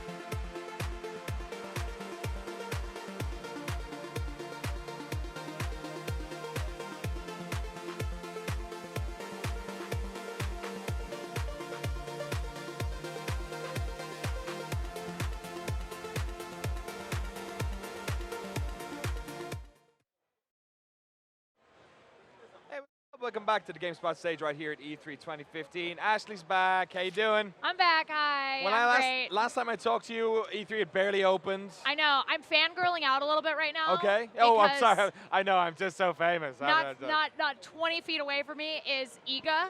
And oh, man. One of my earliest gaming memories is as a very small child under the age of 5 playing Simon's Quest 2 with my mom. Playing Castlevania 2 Simon's Quest with my mom and being blown away that she could find the secret mansion, and she was also able to like figure out the boatman with the garlic and like she was amazing. And so I backed Bloodstained. Yeah. And I'm very excited about it, and I just have to meet him and just say thank you for everything he's done for those beautiful completionist games that made me the obsessive person I am today. That's awesome. It's one of the great things about E3 is actually like running into your development heroes. Like I was this close to Miyamoto yesterday. Oh, really? I could feel the genius just washing off of him. Like it was amazing. He's always smiling. He's just it's unbelievable. According to Josh, in my ear, Jack Black is here as well. I can also feel that genius. I can feel it. No. Oh, Zach Braff. Sorry, not Jack. Zach Braff. Oh, Zach Braff. Just close. Also genius. Also, I'll take it. yes, also okay. genius. Not really a development hero of mine, but yeah. Kanye was upstairs. He was. I was within. I periscoped the back of Kanye's head for about 15 that's seconds. more than most people can say, Danny. That's true. More than most people can say. What have you been enjoying at E3 since I've been stuck here for most of the time? What have you been playing? You know what? I am hashtag Team Cuphead like so much. I can't stop talking about it. It's you and so Cisco, great. apparently. Because it's so great. Cisco and I obviously have great taste. And yeah, it's amazing. It looks so beautiful, and it is truly a moving representation of cartoons from the 1930s. It's so amazing and so interactive and hard. It's really tough. It's not an easy game. So I saw that, loved the Fallout booth. I haven't gotten to play Fallout 4 because there's no more appointments left, and so I just am going to have to wait. But fortunately, only till November. And then also I finally got to play Star Fox, and cool. It takes some getting used to. That it's sort of like an augmented reality, an augmented virtual reality where you're like using the gamepad to sort of aim, but also look at the screen. So I think that's going to take me some time to learn, but I enjoyed it, and it's so pretty on the Wii U. And finally, we have this like HD gorgeous Star Fox game. So it's just taking me back to the 64. You know, like it's great. That's excellent. You seem to have a sort of a wide appreciation of both like the sort of the nostalgia stuff that Nintendo does, and also like super difficult games like we were talking about in relation to Iga and Cuphead as well. I'm nuts for really difficult games. Like I love these sort of challenging platformers. I just played Guacamelee on PlayStation Plus because it was free, and I got through 100%. Like went to the treetops, did all the platforming. Like I love tough platformers. I beat Champions Road in Super Mario 3D World.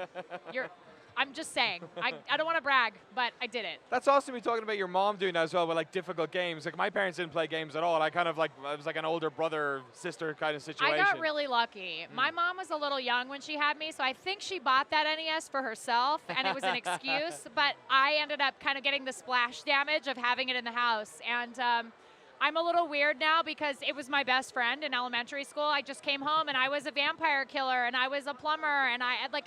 All of those games just really stuck with me, and it was really like that shaped me as a person. So I love that we're having Solid Snake just crawling across the stage. Wait, what are you talking about? I didn't even notice. You didn't see him? Oh, well, the exclamation point hasn't happened yet for you. Like he is a cardboard box. Very serious. Nick Scarpino, stealth assassin, who knew? I hope they did the upstairs cam for that one. I know. What else do you have to look forward to for the rest of the show? We've still got a whole day left, Ashley. I'm going to try really hard to go check out the Halo experience with HoloLens. Oh, excellent. I've heard that's nothing really but great things about that, yeah.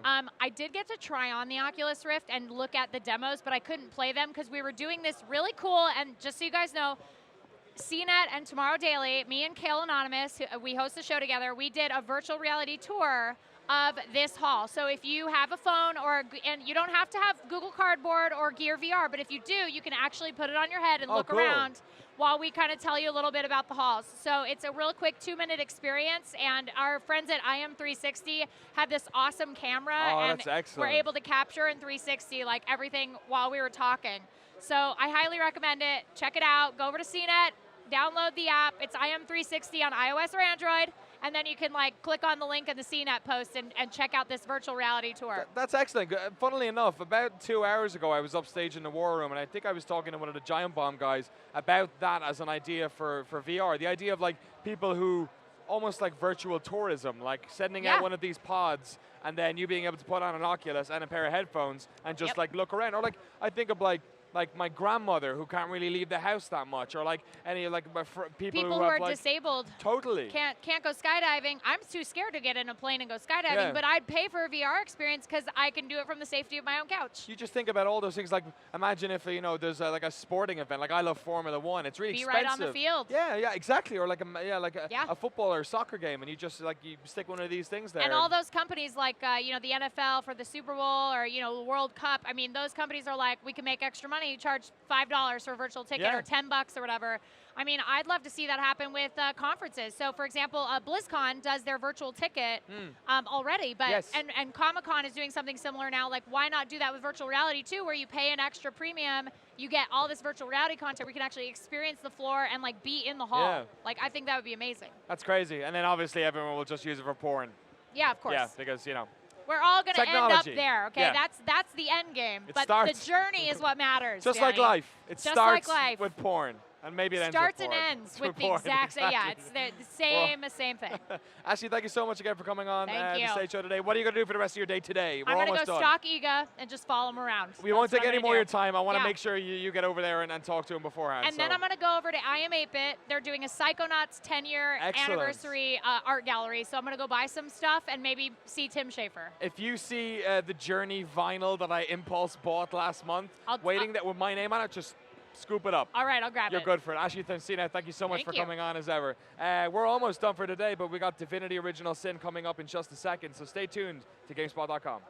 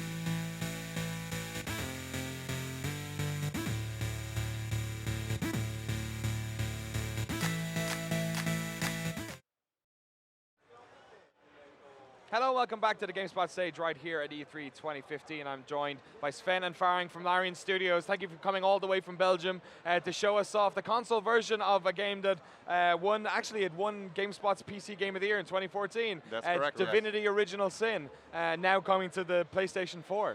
Yeah, and Xbox One also. And Xbox One as well. Right, we're showing the PS4 version here. So we've got it running here on the stage.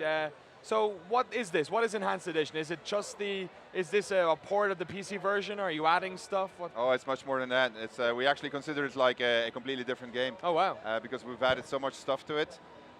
It's had full voice recordings. We revamped the entire skill system. Every single skill which was in there, which was a little bit useless, was replaced by another skill. We've added a lot of extra quests, enhanced content. We've changed the entire ending of the game. Oh, wow. We really did a lot of things on top of it. Excellent. Let's see it in action. I guess the best way of showing is to actually see it happening. So whereabouts are we now? How long into the game is this? Beg pardon? How long into the game is this? We're about 15 hours in the game, and we're in a place called Silver Glen.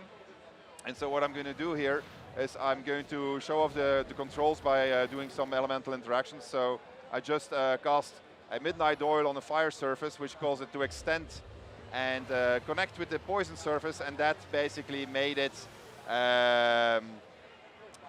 explode everything essentially. Now I'm dousing that fire. Now I select a lightning skill. That's making me electrify the water. And now if I do that again, I'm going to freeze the entire thing. So that's just like the base elemental interactions that you have. So you have your hotbar at the bottom. You can toggle it. You can reconfigure it whenever you want. And then obviously, if I fall on the ice or walk on the ice, I will fall on my on your ass.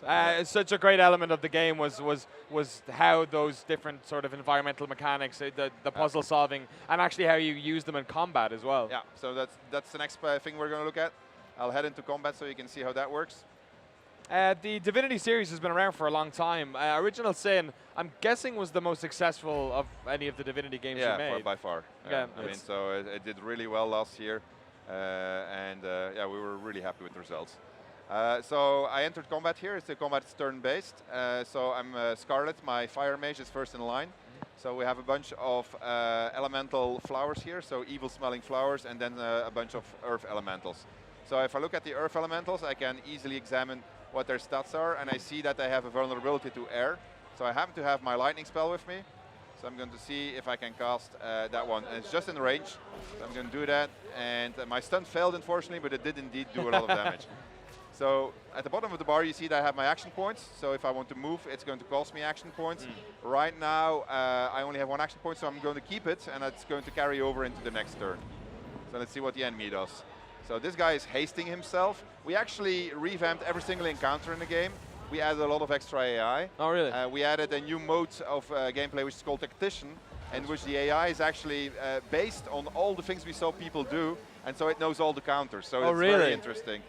Yeah, so what was the impetus for making all these additions to the game? Are you trying to make a new type of game for fans of Original Sin, or are you trying to make a sort of the purest version of Original Sin, the best version? I think it's more of the latter. There were a number of things that we weren't happy about. I mean, the game was already pretty good, but there were a lot of areas where we could improve it. And given that it was so successful and we were bringing it to console, it started with the console port, and it says, you know what, we'll just go for the entire thing. Yeah. And we overdid it, honestly. But I mean, we really overdid it. Yeah. So I'm casting a new master skill here, which is called Rain of Arrows. So master skills are also a new thing. So as you head deeper into the game, you're going to be able to learn a whole bunch of new skills that in the past you couldn't access, actually. So these are grenades. That's also new. I'm going to fast track my rogue here, and I'm going to make him go into the backstep area of this earth elemental. So that's also something new. So he has extra action points as a result of the fast track. And if you look at him, you'll see that he now has dual wielding. So the loot system has also been completely changed. So if I go to my 2 daggers here, they're legendary daggers, so that's also new, that's been added. As well as the fact, of course, that I can do my backstab on this guy. So I'm gonna, oops, sorry, I misclicked there. So let me go in there and select the guy and do a backstab damage. Nice. So that's guaranteed critical damage. All right, so I'm going to carry over into my next turn. See, these flowers are attacking him, but he's immune to poison. So that's also a neat thing to have. And I'm planning actually to kill this all in one big move with a master skill, which is Meteor Shower, which my Fire Mage has. And that's this one over here. So if I'm going to cast this on them, get them all together. That's going to do a lot of boom. There we go. So master skills require a lot of action points, and they only become available once you invested a lot in certain abilities. But once you have them, you can do a lot of damage. Unfortunately, the enemy also has that, so they are going to well, eventually use all those things against you. So then you'll have to find counters against that. Considering you've added so much to this, is this coming out on PC at all? Yes. It is as well? Everybody who bought the game on Steam or on GOG is going to get the game for free, actually. It's going to be a separate entry in their Steam library. That's incredible. How do you justify that yourself? Is this something like giving back to the fans? That's or? it. That's it. I mean, Original Sin definitely has allowed us to do a lot more in the game. And as a result of that, we could make this thing, and so we said, okay, well, we're just going to give it for free. I mean, because they already paid for Original Sin. Yeah. So we're making the Enhanced Edition. Enhanced Edition is aimed also at a console audience, so they haven't been able to try this out. This is the first time that a game like this actually has been made for a console. We've tried to find something, and I think like in the entire history of consoledom, there's nothing like this. Yeah, especially one true. which has the feature which I'm about to show you right now. So if Faring, if you can join in. Yeah, sure. I'll just So create Faring is going to join me. You can play the game on console, online multiplayer, so you can play against one another or with one another. And what we did now here is Faring joined in, and so he took control of Roderick, which is one of the characters. Excellent. And we are now in co-op mode. Split so screen. And you can drop in, drop out if you want. Really? Anything you want. I'm basically a full-fledged player like That's Sven fantastic. here. I'm so impressed by the interface you've done as well, because obviously you guys are, well, I consider you like a very PC-centric developer. You've got a lot more sort of lines of resolution. People sit closer to the screen. Like making classic style RPGs, there's so much interface going on. What was it like for you trying to make this work properly with like a controller, and also making it, make it so that it's visible, especially when you split the screen down and double up everything? It was a lot of work. I mean, we started working on it actually when Original Sin came out, and we spent a year on it with at that time the entire studio. So there's doing the changes, but also actually implementing the split screen, making it run in full HD on both Xbox One and PS4. So that was quite some effort. So let me head into Silver Glen here and show you a little bit more of what we can do. So I'm in front of the house of a guy here who is holding a secret in this village, and my mission here is to figure out where his secret hideout is. He's the head of an immaculate cult, and so there's several ways that I can do this. And I'll, but first maybe we should show let me select Scarlet here and talk to Roderick. So this is our cooperative dialogue system. We can chat with each other now, but now it's much cooler because we're sitting next to one another. Yeah. Right. And that was actually always the vision of the game, that you were going to be able to do that. So I am now asking him, like, where the hell were you during the fight? So and he And I'm can saying, say, well, whoop-de-diddly-do. Does that mean like you good have cop, to, bad cop? Yeah, exactly. Yeah. The thing about this is also we voice recorded every single dialogue in the game. Yeah. Wow. We started recording in the beginning of January, and so we finished actually last week. So there's a lot of voice in there. 88,000 lines. And some fantastic quests, like the stories and the quests that you find in Divinity Original Sin. There's so many that last, that you remember. Have you changed any of those? I'm guessing you've added a lot more. Oh, we did a lot. We actually, in the original game, you had these generic dialogues that have all been removed, replaced by unique dialogues. Wow. We did a lot of extra characterization on all of the characters so that they're more interesting, that you have more immersion for them. We added stuff to quests. We made new quests. As I said, we changed the entire ending also, and so that's really that's really rewarding when you get there. Yeah. We gave companions extra backgrounds. The puzzles are all different. If you play Tactician mode, you'll discover that you have a completely set of different puzzles. That's awesome. There's a lot. There's a lot in here. Yeah, I feel terrible for even saying that this is a port. I think at the start of this interview, it's clear that you guys have. It's not a port. That's amazing. Am I right? It's been so long now that my memory is sort of betraying me. But was Divinity Original Sin originally a Kickstarter game as well? It was. It was like one of the earlier ones. Yeah. We were one of, and we kickstarted in April 2013. Yeah. So that's some time ago already. Do you think you'd go down that route again? Has that been you guys have had a series that's been around for a long time. The Divinity series, what was it, back in 2002 or something? I feel? Yeah. So Divinity 1, or Divine Divinity as it was called, was released in 2002. And so it's been around for, what is that, 13 years or so. Yeah, we're aging ourselves here. Yeah. For you guys, using Kickstarter, is that something you'll do again? Like, even if you don't require the money to do it, maybe you do, maybe you don't. That sort of interaction with your fans, was that worthwhile? Well, definitely. I mean, so we had Kickstarter and then we had early access, right? Yeah. And those two shaped the game tremendously because we had enormous amount of feedback from them. So I think that we'll probably be interested in doing something like that. But we still have a lot of work to do to finish this one. And we're working on the next one, so stay tuned for that. Awesome. When will we be able to play the Enhanced Edition of Divinity Original Sin? It's going to come out this fall. So we're hoping for October, but we still have some work on it. There's about $5,000 to crush. So if it's not ready, then it'll be a little bit later. But it's coming. It's going to come. I can sit here and watch you guys play all day. Do you have any more of this quest you can show us? Yeah, sure. Yeah, let's keep going. Yeah, okay, I want to see a little bit more. So this is how you sneak, right? I turn myself into a bush. If I get seen by a line of sight, come on here, you stupid cat. Come here, will you? Well, he's supposed to see me, but he's short-sighted cat. All right, never mind. I'm going to go inside here. So I'm going to show you one of the ways that I can access something which is behind a very long quest, and that is actually by using the mechanics of the game. But what I'm going to do that is I'm going to give control of the game to Farang. So because I can switch control over the characters to Farang. Yes, of course. So if I can say, for instance, okay, you can control Walgraf, which is my rogue. So, and I'm going to go off with my characters to do something else over there. So if you can do the... All right. So basically, as Sven said, we're source hunters and we're in this little village to actually infiltrate in this cult called the Immaculates. And you can do that through the designed way, which is talking to this character, or we can use the systemics, as Sven mentioned.